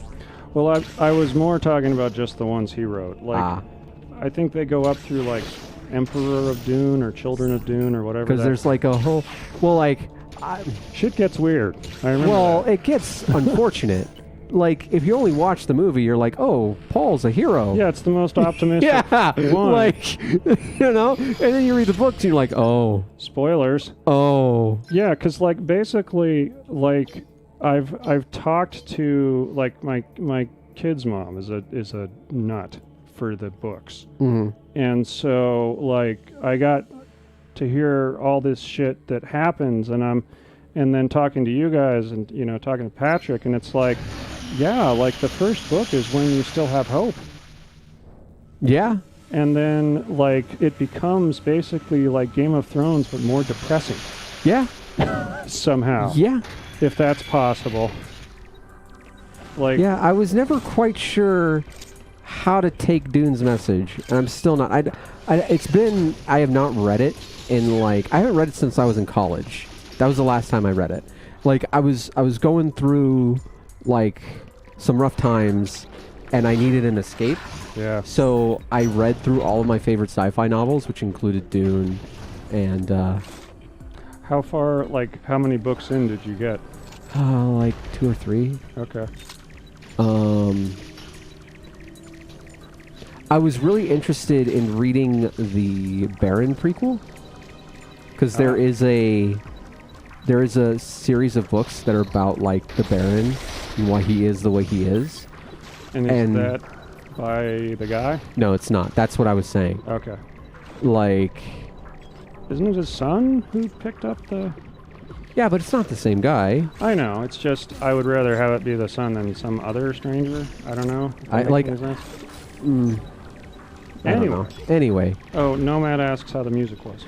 the music was fine. Music was good. It didn't really. I don't know. It could have been the sound system. It struck me more as loud than, like, emotional or impactful. Like, there's definitely a lot of meaning in the soundtrack and how it was made. And there are certain parts where they use the soundtrack in concert with what's happening on the screen or on the screen. That is really good, but it's not like I went out to buy the soundtrack. Let me put it that way. Okay. Like, it's good music for Dune, but it doesn't really stand out in my head. I'd have to watch it again. I was really more enthralled with the whole visual spectacle of it, because it's the same guy who did Blade Runner 2049. And, like, okay. like, I think Blade Runner 2049 is very underrated. I feel like there's this group of people who are like, it's not like the original Blade Runner, so I hate it. You know, that kind of thing, where it's new. I have seen it finally, so we can talk about it. But Okay. But I personally found the visuals very striking and within, like, what it would be for the world. And I also really enjoyed the whole, like, meaning of it. The whole, like, you know, the idea of the protagonist being someone who doesn't matter in the slightest is something I really like. I did like that. And that was another thing that I really liked about The Last Jedi, actually, before they fucking changed that. Well, I don't think they did nearly as good a job in Last Jedi with that premise. And the other thing that is okay, this is just going to be a quick aside. The reason why I love 2049 is that it's about this guy who is struggling to be human, and at the very end he sort of has this choice where he can be kind or vengeful, where he can do the right thing or take vengeance because it feels like what he's owed, and he does the right thing, and in that point it kind of becomes like a Geppetto kind of a thing, like he was a real boy all along. And I found that very moving, and that's why I love that movie. I think it's great. There were a ton of things that I liked about it, but, like, and this is just me, we can talk about it after this boss fight. Okay. I mean, this isn't a hard boss, so you can feel free to chat. My dad and I were watching it, and, like, basically there were just some things that, on reflection, we were like, yeah, that didn't really make a lot of sense. and it was enough of a not make sense thing at the time to pull me out of the movie. And that's what I didn't like. Well, it's kind of like Evangelion, right? Like me and Byron were having a discussion about 3.0 plus 1.0, the most recent movie, and I find the new Evangelion very satisfying emotionally. Now, are we talking about the new dub of the old one or the new... The new movie that just came out. It came out like last year. Amazon got... Dude, I don't even know how many there are. There's... Okay. Anymore. So there's Evangelion. Okay, so there's a 99 of the 94 series, the 2 movies that followed afterward, and then like in 2003, 2004, they decided to remake it into the entire series into several movies. They made Evangelion 1.0, Evangelion 2.0, Evangelion 3.0, and then there was like a 13-year gap, and then Evangelion 3.0 plus 1.0, and that ends the series. Why didn't they just call it 4? Because it's Anno. It's Hideki Anno, or Hideaki Anno, or however you want to say. But yeah, so that's the final movie. And like, we were talking about it plot-wise, and like, I love it because a lot of characters get a emotional, or like, they get the best version of the end of their story. Like, and a lot of people might not agree with that. Like Misato dies basically, just like she does in the first film. And part of the I don't want to see Asuka get split in two by a... She doesn't. Speed. She actually has like a happy ending. Okay. She has a very happy ending, actually. That is one of the most vicious death scenes. Yeah. And I'm just like no. the end of Ava is basically like Shinji. Like, the final fight, honest to God, is Shinji talking with his dad. Like, having a conversation about why his dad was the way he was, why he behaved the way he was. And like, that just gives you an idea as to the level of catharsis that you get in 3.0 plus 1.0. Got it. Okay.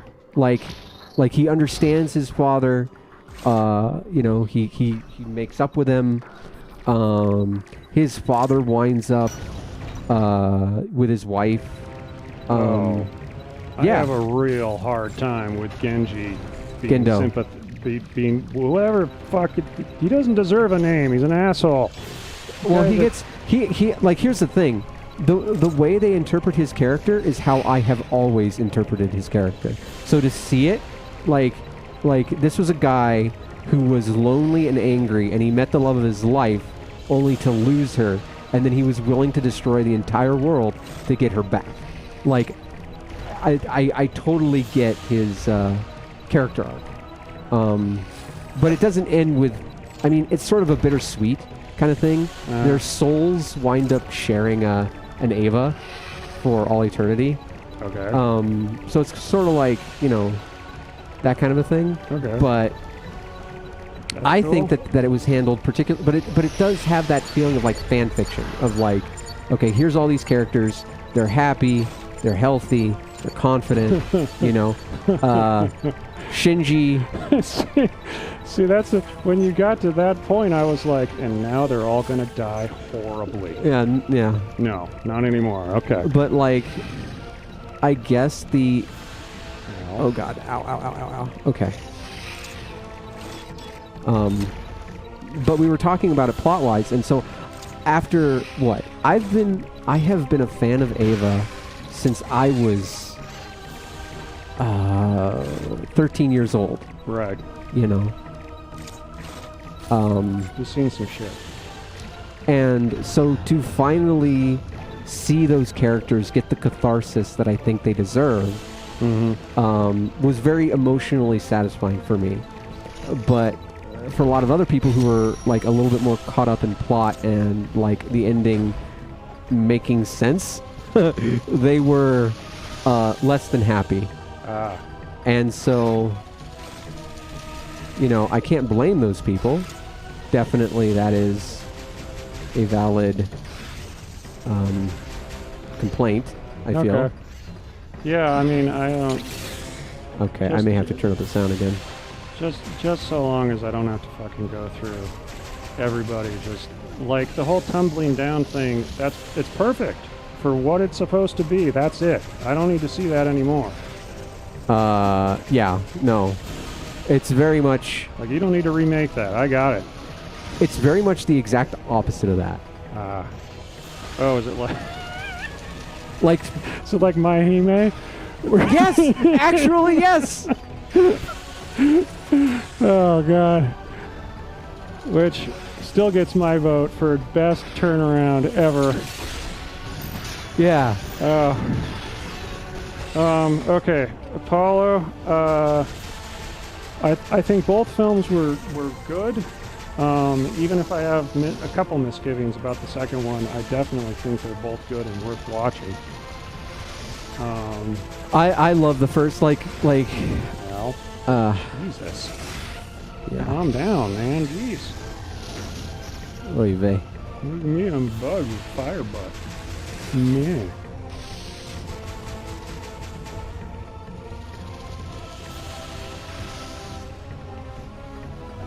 Hi. Hello. Nope. Oh. Is the penguin in it? Did they keep the penguin? Hold on. Oh god. Oh god. Yeah, that... I can't really talk right now. I'm concentrating. It's okay.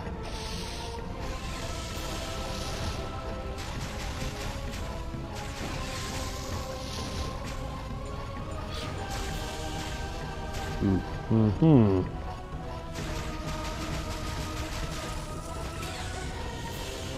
Oy vey. Ouch. He made Sicario and Arrival? Holy shit. I love this guy. Yes, Sicario is really quite good. I haven't seen Arrival. Arrivals is one of the best science fiction movies I think I've ever seen. What is Baby's little thing mean? I don't know. I think that's sort of a rip. Like I died, Oh. I think. Oh, got it. Okay, yes, because you did that. I got it. Yeah, so like, but I mean, there's so many things in the new Blade Runner to like. Are like you... Oh, good. I don't have to find you again. Oh, that's cool. Yeah, the whole visual aesthetic, just that is just wonderful. Like, it's just, that's one thing. Are you joking right now?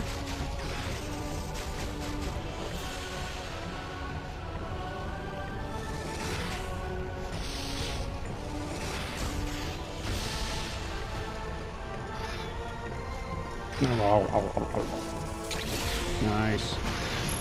Spam parry, that's the way to do it. Yeah. Just Dark Souls it. Well, I guess if they're frozen, it takes them longer so you can kind of parry. I guess. I gotcha.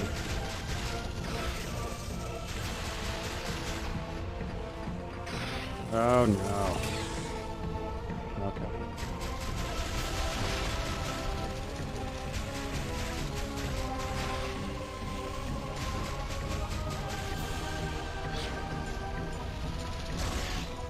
Nice shot.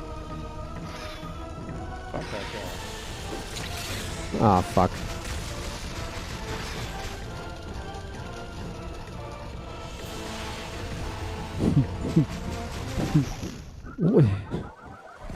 They're here for you. Oh, it's that's rest on pepperonis. Rest in pepperonis. Ah. Okay. I'm afraid my boomer is showing a little bit during this stream.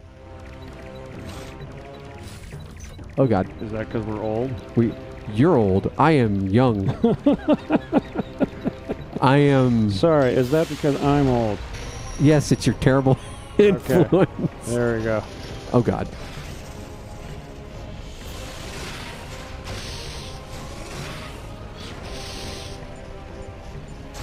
I mean, I still enjoy video games, unlike some people. Fair enough.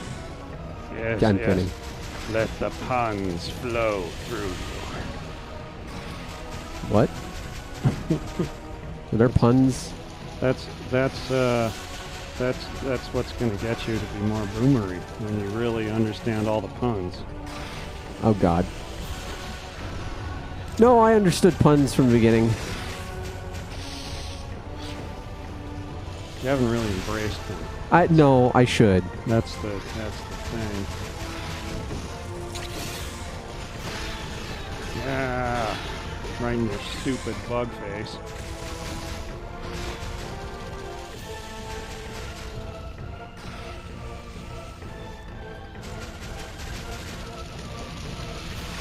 I am excited for a PS5, but I don't think I'm getting one for like a long ass time. I am not. I don't care.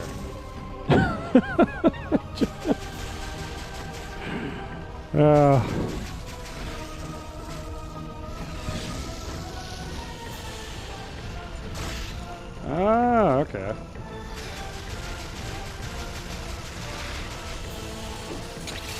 Ah.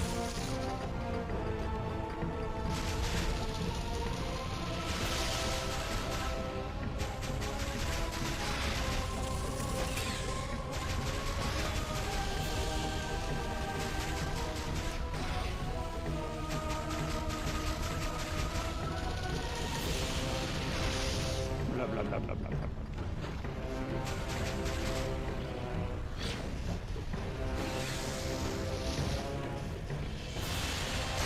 Nice. Oh, my bug belly's very cold. Yeah.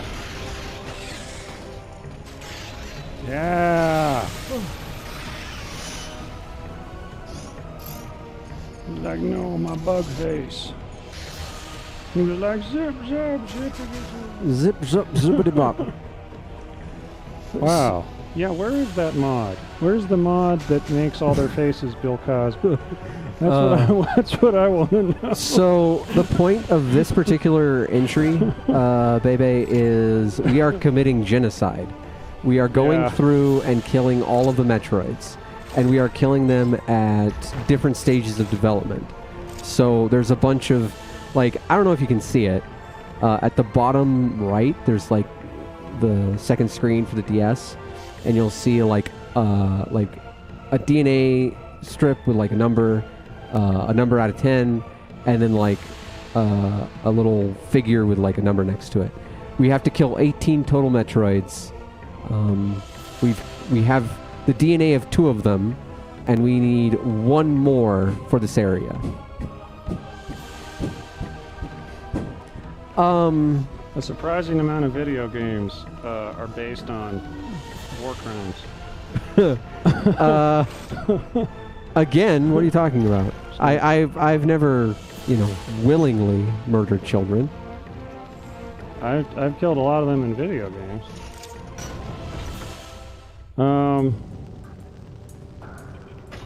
Let's see. I did not kill the baby. A certain brain of mothers killed the baby. So, don't even put that on me. Don't you put that on me, Ricky Bobby. I will say one thing that to this day, I think it fits her character personally, but I also think that, it's like she just fucking pieces out and leaves the Metroid with a bunch of scientists that she knows for a fact are going to experiment the hell out of the thing. Yeah. I think it fits her character, but it's like... But then you try to make the argument that she, really cared about it, and it doesn't fit. Yeah, I gotcha. I think she really cared about it when it saved her life. Fair.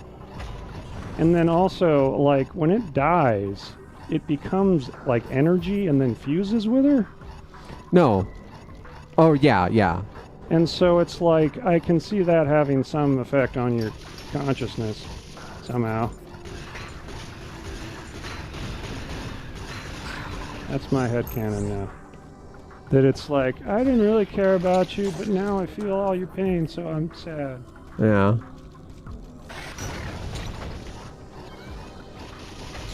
Sounds pretty legit, right? Ah, yes. delicious health. I gotta add to the homeness pretty soon. Okay. Is there a place that you want to? I'm just going. Okay. 4.5 hours. Goddamn. It has been a while. Should I just peace out? Well, let's see if we can find the last Metroid and get through this section. Is that okay? Yeah. Or do you have to? Do you have to go? I don't have to go right this second. I just thought while we were not in a boss fight, I would be like.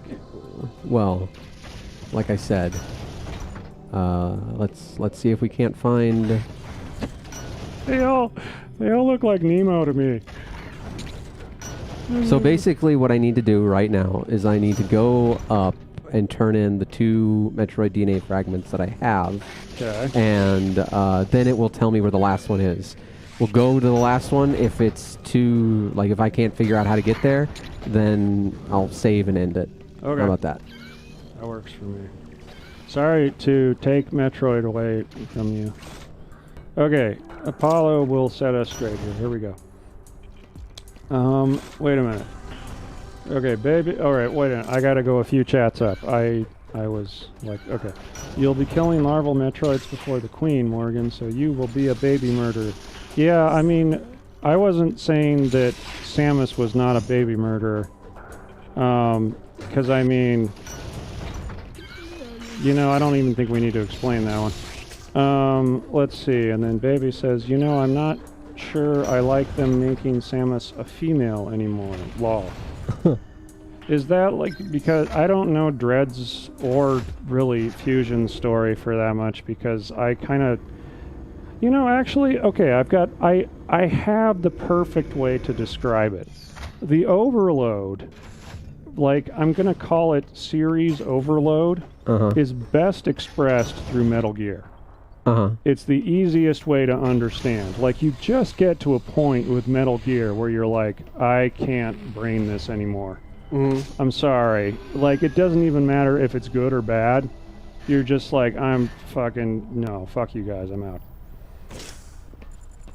And so, like, you know, Fusion came out and they're like, now she's a Metroid, and also there's like this parasite that can clone things, and also a magic suit that's also Samus, and also Adam's a robot guy, and also the path is linear now. Have fun. And then it's like, okay, you know, whatever. And then the next game comes around, you know, what was the, not chronologically, but the next game they made, which I want to say was either Prime or Other M, I don't know. And like, well, Prime and Fusion came out at the same time. Right. Okay. It was a simultaneous release. And like, I didn't have any problem with Prime because, to me, even though it was in 3D, it nailed what the whole fucking point was: explore around, shoot things, be Samus. You know? Yeah. And then fucking, what was then Other M came out and it was like, Samus is a lady, and thumbs down, thumbs up, and well, Samus was always a lady. No, I'm talking about the term. Oh, what they called her. Yeah. It's like, okay. Like, well, right, the whole any objections lady was definitely in. Well, son of a bitch. Is this a thing? Slightly. Oh no, it's not a thing. Anyway, so anyway, the point is, by that time I was not paying a lot of attention to the story.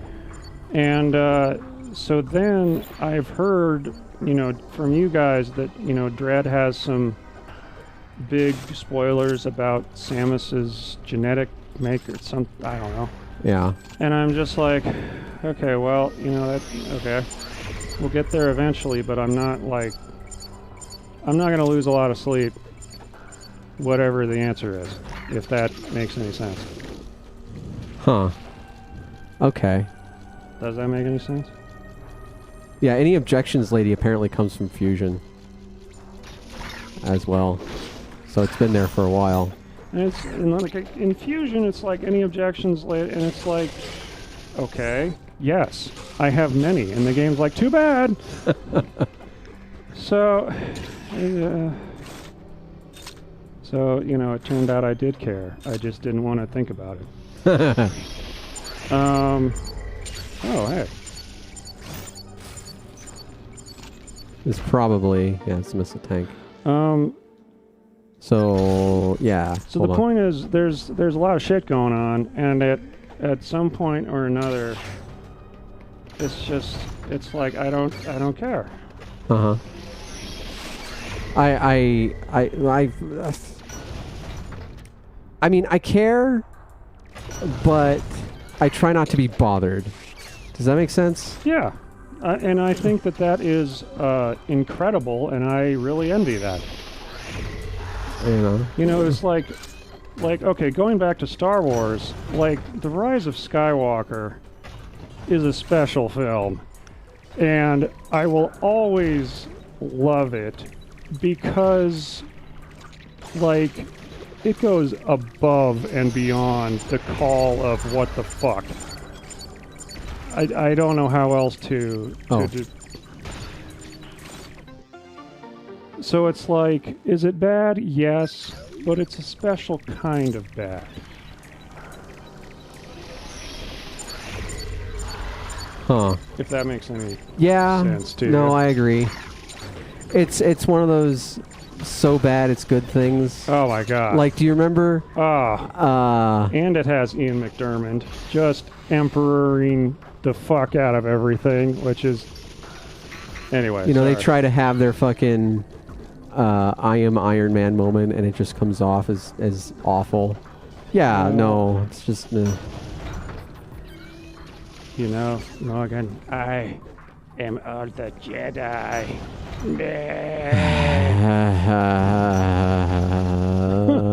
La la la la la. La la la la. La la la. La la la la la. I think one of my favorite things, because they were watching it when I went down to see the kids the last time. God damn it. And there's the part at the very, very end where she's at the, the old Skywalker place. Okay, so I'm going to be real with you. Okay. I haven't been able to finish The Last Jedi. You're kidding. No. Every time I try to watch it, I fall asleep. Every time, without exception. I've fallen asleep. I've tried to watch it at least 6 or 7 times. And at a certain point... and it's just after Chewie supposedly dies. That's the furthest I've got. And you just made me remember that part. Yeah. And I'm like, it's just I'm so bored. I fell asleep. Like, okay, I would say Last Jedi. Like, you remember how I said that I found Last Jedi boring? At least it wasn't as boring as the Rise of Skywalker. Well, thank God for small favors, right? I mean, that's the... Yeah. Yeah, no, I went to that with my dad. I think I told you that. We went to see Rise. And, we were watching the whole thing, and at some point in the movie, I was just like, oh, this is what they're doing with it. And I was just like, oh, they're just going to keep going with this. Well, it was sort of like that experience when we were watching Inglourious Bastards. Like, Inglourious Bastards was fucking awful. I don't care what anyone says. It is one of the worst, most languorous, self-congratulatory, masturbatory experiences I've ever had in a movie theater. I fucking hated it. I thought, ugh. Right. And I remember you were there with it. We were previewing it. And you tapped me on the shoulder. And you were like, do you want to leave? Do you remember that? No. Yeah. But I could totally see that. Yeah. Oh, no, it's a... But no, because Rise of Skywalker became so what it was that I was like, oh my god, I've got to see how far this goes. And I left the theater, and me and my dad were driving back, and I'm like... See, I imagine the trip being in total silence, like what the fuck? Well, it was kind of, yeah, but like, it's, you know, after a couple blocks, I was like, so, did that, like, you know, well, there were a lot of things that didn't make a lot of, like, that's how it started. Like, didn't make a lot of sense, and so, basically, one of the reasons that I love The Rise of Skywalker is that from now on, any piece of art that I make ever again in my life, I can be like, I don't have to feel bad about anything, any piece of art I make ever again, because they made that film.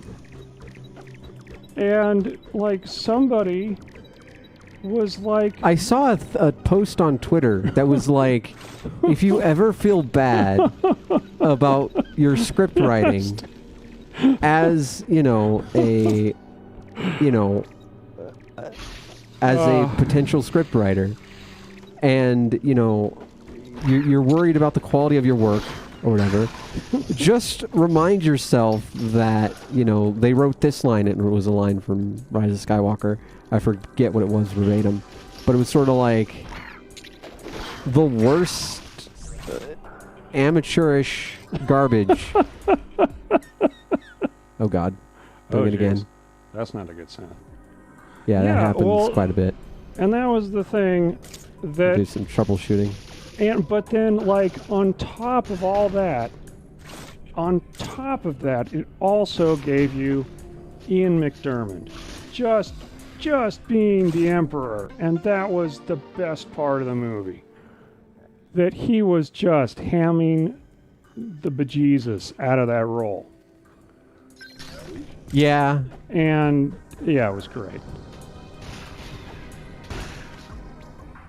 But yeah, it was like the whole film. It was like, okay, now she's healing a worm. Okay, I guess that's happening. Yeah. And, you know, the whole thing with Chewie, and you're like, yeah. Oh, no, because then before that, she's like, oh, and I'm like, wait a minute. Are they gonna, and then she starts shooting lightning. And you're like, wow. And just the incredulity of it. Oh, like, yeah. Oh, man. And then, you know, Chewie, quote unquote, dies. Yeah. And I was like, man, it would have been so awesome if he had actually died. That would have just been so much more weird. And like, what the fuck? And a fitting thing. But yeah, he pops up 2 seconds later, and you're like, yeah, of course he does. And then they added the... Like, there was a couple things that I actually liked about the film. Like, well, like the Emperor, obviously. I actually liked the whole force, mind, teleport thing that they had going on. I just found that really entertaining. Where they're like, huh, and then he, like, takes it, and it's like, well, we're in this fucking dream space where I can just take shit from your world. Alright. Yeah, I need to concentrate. But luckily this isn't a fire guy, so it shouldn't be too hard. Okay. The fire guys are the real problems. Yeah, but can you freeze these guys? Oh, you can. These guys, when they drop those bombs, you can shoot them for health. Ah. Nice.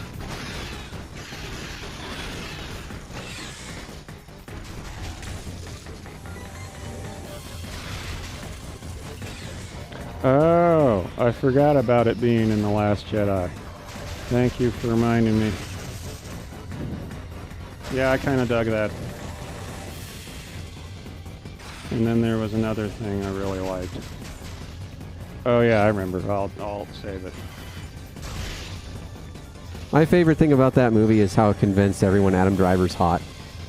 He's got some... He's got a weird energy to him. He's got some some bear energy going on, you know. Kind of. He's just himself. I did like I don't know if you watch John Oliver, but he had like a bit that was going on for like a year, basically asking Adam Driver to step on him, and it was always like, "Fall on me, you human log," you know, "break my back, you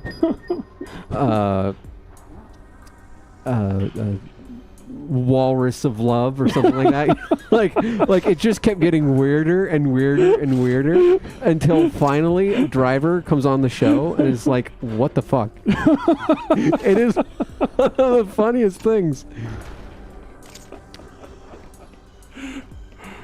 And like, yeah, and like, it's funny. He addresses it a couple times where he's like, "I bet you're wondering where this is going.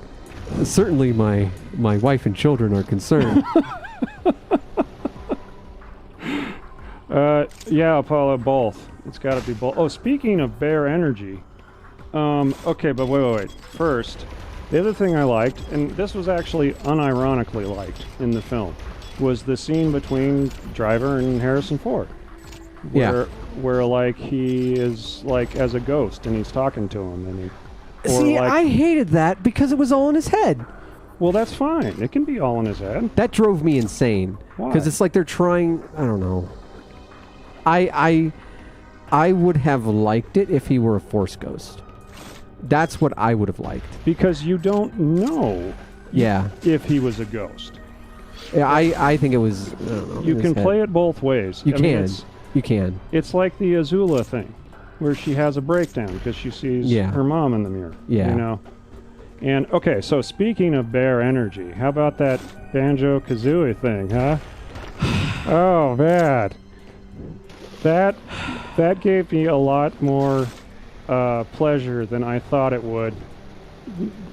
I was just like, the more I thought about it, the more I started laughing about it, and it is just, oh man.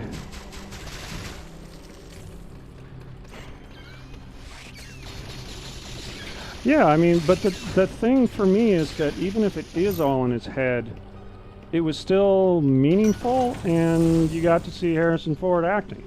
Yeah, that's true. Like, it was basically, you know, it was either him talking to himself, which is fine, or it was like, is his father coming back to kind of like, you know, just talk to him. And that also is cool. So it's like... Yeah. I mean, it was very emotional and very well wrought. Yeah. But I... And Banjo-Kazooie. Yeah. Do you have any... Because you've actually played through Banjo-Kazooie, right? I played through a little bit of it, and I didn't like it. So what... Like, it's weird. There are... So, like, if you were, say, 8 or 9 when the Nintendo 64 was a thing... Right. I feel like there are a lot of people who... for them, that was their childhood game. Right. Right? And they're like, it's amazing. Okay. Right?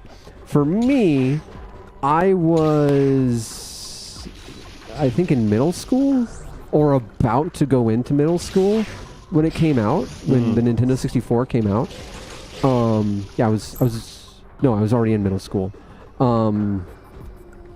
And I was almost in high school. So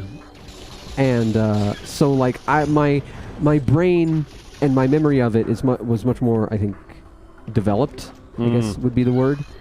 And so I looked at it with more a critical eye. Yeah. And I really didn't like it, you know. But then the funny thing is that there are certain games that I liked when I was that age. And I try and go back to now, and I'm like, this is awful. Yeah. You know?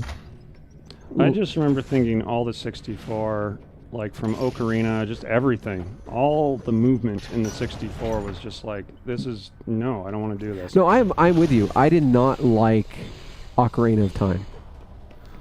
I thought, like... Actually, we shouldn't say that out loud. No, okay. I felt as though... Hey, Billy! How you doing? Hey, Billy. How you doing? How's life? How are you, sir? Well, yeah, of course you disagree with me. I'm sorry, you were saying. I mean, it's time for us to bicker like an old married couple, apparently. Let's go. Come at me, bro. Come at me, bro. I didn't play really much of any of those. All I can say is that apparently the bear and the bird fan fiction. He's canon, apparently. Like, not just like once. Like in that tweet, he sort of says like they were going at it the whole time. And it's like, oh man, that just makes me happy. But I'm weird, so. I haven't played Majora's. I want to play Majora's. I feel like I would enjoy Majora's. I liked it. I liked it a lot more when I understood what it was about.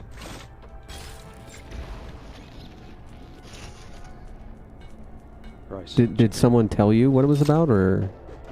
No, like, I had a guide, and like, after a lot of anger and tears trying to make it be something that it was not, and I kind of figured out what you had to do to get through. I mean, it's more like a visual novel, really. Ah, fuck. Than it is like... That's just some missiles, I don't need them. Like, there's puzzling and shit like that, but there's a lot of, like... Talking. Yeah, town events and talking and personality and characters and... That's kind of what... that's kind of what I enjoyed about the Guardians of the Galaxy game. Although they aren't similar experiences. It's once I realized that it wasn't about the combat, that it was about, like, talking to the characters, that I like, it clicked and I had way more fun. But yeah, there are some experiences where you think you're going in for one experience, and the game's like, no. Yeah, I think that the Majora's Mask is either my second or third favorite, behind the first one. Because the first one is amazing. What is it?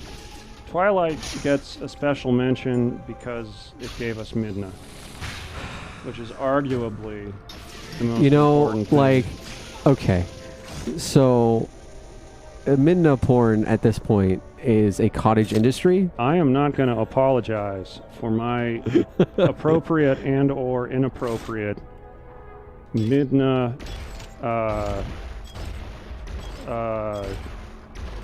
happiness. Is it a cottage industry, really? Yeah, there's a whole bunch. There's like people who make a living just drawing Midna, and one guy was like, I bet you're tired of drawing her helmet thing, so I made a program that puts the Midna helmet in 3D. It makes a transparent window on your computer, and you can draw over it, through it, to Photoshop. So it's a program just for drawing her fucking headpiece. Wow, that's beautiful.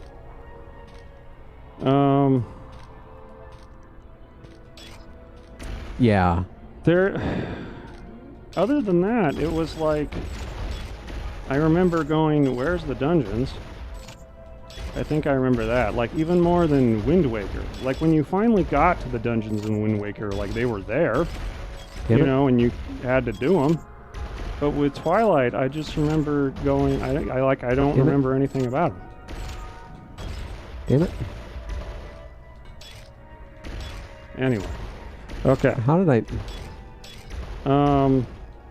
Well, yeah, because one of the things in Twilight, I don't know if reductive, I don't know what the right word is, but it's like they make you do the dark world and then the light world. So every area you're going to do twice. And it's like, well, you did this as a wolf. Now go do it as a person. Yeah. But now instead of... honestly, it just went on forever. That was my main problem. Like, I love experiences that kind of end with, like, this feeling of, like, I just went on an adventure, you know? Yes. Although, like, it's not just I just went on an adventure, but it's also, like, let's look at all the characters and people that let's look at the friends that we made along the way and remind ourselves of how far we came. Yeah. That kind of shit. I love that stuff. Yeah, that's great stuff. And Twilight Princess did that perfectly. It had the perfect music for it, the perfect montage for it. It just did it really wonderfully, you know. And I sometimes I get the urge where I'm like, I want to experience that kind of thing again, and I don't, because I have to go through the rest of Twilight Princess. Yeah, you know, exactly. Like I really see Billy and I'm ready for a disagreement, but I really liked Skyward Sword. I really did. Yeah. No, we do. We know. I just don't know if I want to get in the middle of this conversation.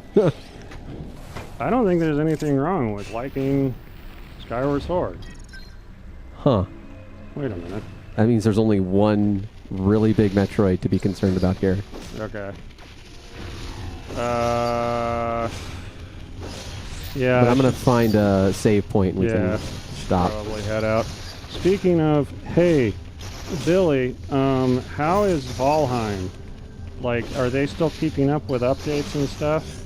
Because I did like the little I played so far. So far, it's been pretty cool. I just, I am not a big fan of, what you lose on death, but it's like, whatever. That's just a thing I don't like. Well, oh, by the by, Billy, if you ever want to come over and be a special guest on one of my streams, like Gobs here is right now, yeah, you should I would really like having you here so that people can hear us argue, because I think that would be prime entertainment. Yeah, there should be one where it's just you and Billy, where people can get the maximum. The maximum amount of like, it's strange how much we argue, and yet I fucking love Billy. Yeah, like, he's great. That's cool. Like, he's one of the very few people I can argue with and not get super angry at. Yeah, that's like, it's almost how arguments should go. Yeah. It's like, we're going to disagree, but we're not going to turn into chimpanzees. Yeah, yeah. Oh, no, he says we are. Okay. We're going to end up fighting on a stream. Look, as long as you don't bring up WoW, you guys are going to be okay. That WoW is one thing I agree with Billy on. If you leave WoW and Final Fantasy, which one is it? Final Fantasy which? 14? Or no, 13. 13, which is a great game, by the way. You leave that on the table when you come in. And like that is something we should do at some point. Like, right now I'm doing this Metroid Marathon, but I kind of want to play through Final Fantasy 13 and 13-2 and Lightning Returns with you here. Oh my god. Why would you do that to him? That's just mean. Because one of two things happens. Actually, what's really going to happen is we're just going to, he's going to make fun of me for playing it the entire time. But, I will, there's a good chance that one of us might concede as to the quality of the game. Are you trying to say that playing through it again might give you a different impression? Yes. Yes, indeed. Okay. The funny thing is... How about 13-2? 13-2 or Lightning Returns. I love Lightning Returns. I will 100% play through that. 13, I'm a little bit hesitant. Not going to lie. Yeah, see, and the funny thing with Billy, I have no problem thinking that is not hyperbole. That is 100% accurate, what he's talking about. No, Billy, if he says 100%, he means 100%. He went through that entire fucking game. just hate playing it. Going, I want to make sure that no one can ever argue with me about how fucking bad this game is. And that's what he did. It's great. Look, I appreciate that dedication. See, 13-2 is okay. 13-2 was okay. I haven't played them. I was like, I don't know. There's so many fucking games. There's a lot of games out there, Morgan. There are.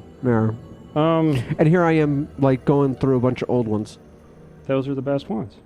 I guess. I mean, there's often quite good. That's what I should say. Many times they are worth... Like, the Clunk has something that a lot of other games don't. And I don't know why that is. Like Destiny's, great example. Gunplay? Smooth as fuck. Quite good. Everything around surrounding... Yeah. You know? It's frustrating because I'm wondering to myself, am I finally going to break the addiction? Am I not going to get the next Destiny update? And there's this gnawing thing in the back of my brain going, you're going to get it. You're going to get it and you're going to play it.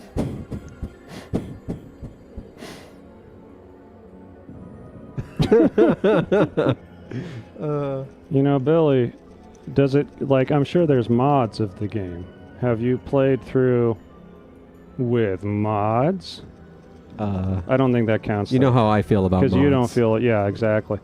But yeah, Valheim, honestly, I think you ought to give that one a try. Me? Morgan. Yeah, at some point. That's like a, the it's kind of Minecrafty, right? Like you're building towards survival. The game that's gotten me into that is No Man's Sky.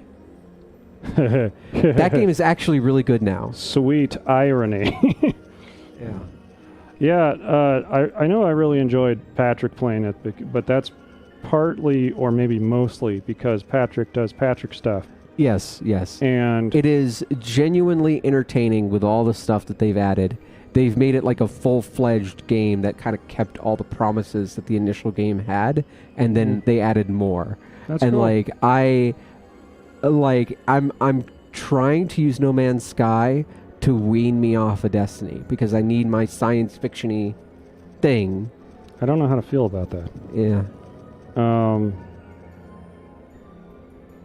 I know I sure as hell can't recommend the new Borderlands. You know, I actually like the new Borderlands. I did. It just wasn't something I was going to sink 400 hours into. Like, I didn't like that in order to keep playing the game, I was playing through the story over and over and over and over again. Stories... you know what? I'm Borderlands sorry. 3? I'm sorry I brought it up. No, I didn't like it. There are some things where it's like the story or maybe I should say the plot points. Like it's like whatever. It's the storytelling. Yeah. That just makes you want to fucking kill yourself. Yeah. No, I'm with you. Yeah. I agree. And you kind of just don't want to do it over and over and over again. Yeah. You know? Yeah. Like, I'll give credit to Destiny being built in a way that makes you want to do the same shit over and over and over again. But... Borderlands 2, that's a different story. And we can talk about that. Gotta go. Borderlands 3 would have been better without the story or characters. Agreed. Agreed. Look, I don't care what anybody says. Okay. Who's Scooter's sister? Ellie? Yeah. Ellie gets to stay. I don't care what anybody says. The girl in like the Siren girl, I forget her name. Ava. Do we need to talk about this? Well, okay, no, we do, because just for a second. All right. Guardians of the Galaxy introduced a young female character who was sort of a Spitfire. She was sort of like the same kind of archetype as Ava, but she was handled so much better. Yeah. That by the end of like the most emotional scene, the scene that made me cry in Guardians of the Galaxy involves her. Right. And so, like, you look at Ava, and I'm like, I know that character type can work. I just saw it in Guardians of the Galaxy. So, you just have to be like, you people fucked up. Yeah, it wasn't Ava that bothered me. It was the writing. Yeah, it's the writing. It was the delivery. It was the acting. It was the animation. It was the plot. It was everything around her. She was like the focal point. Like, people think that Ava's the problem. Ava isn't the problem. She's the focal point for all of the other problems. Yeah. So it like brings it down to her. But if all those things around her worked, she would have worked. Sorry. Hi. I don't know how to pronounce that. DJ Catman. I thought it was like a word that I had to pronounce. At least with Borderlands 2, 2012 means we're still relevant when the game came out. Yeah, and that's the other thing. What was like? I know that Anthony Birch gets a lot of criticism, but his writing was way better from people. I don't want to get into that. I'm going to say some mean things. Yeah, he's an excellent writer. Yeah, all you blah. Blah. Okay. Anyway, yeah. I am saved. Okay. I am ready to go. Okay, guys, I'm gonna go home and the family thing. Have a good evening. Yeah. And you guys take care. Billy, good to hear from you. You give us a call occasionally. Yeah, and come over at least once so we can do like a stream together. It doesn't have to be argumentative. I just would really like to have you over. No, so it people can be hear. argumentative. Yeah, I know you want it to be argumentative because it'll be funny for you. No, I'm kidding. I'm trying to get my friend who I haven't seen in a year and a half. I got it. Over, you know. Okay, I'm sorry. Yeah, also Birch had absolutely no involvement in the third one. Yeah. So there's that one. No surprise there. Anyway, we're heading out. Thank you guys so much. It was really fun having everyone here. I don't know if I'm going to stream tomorrow or not. But yeah, I will see you when I see you.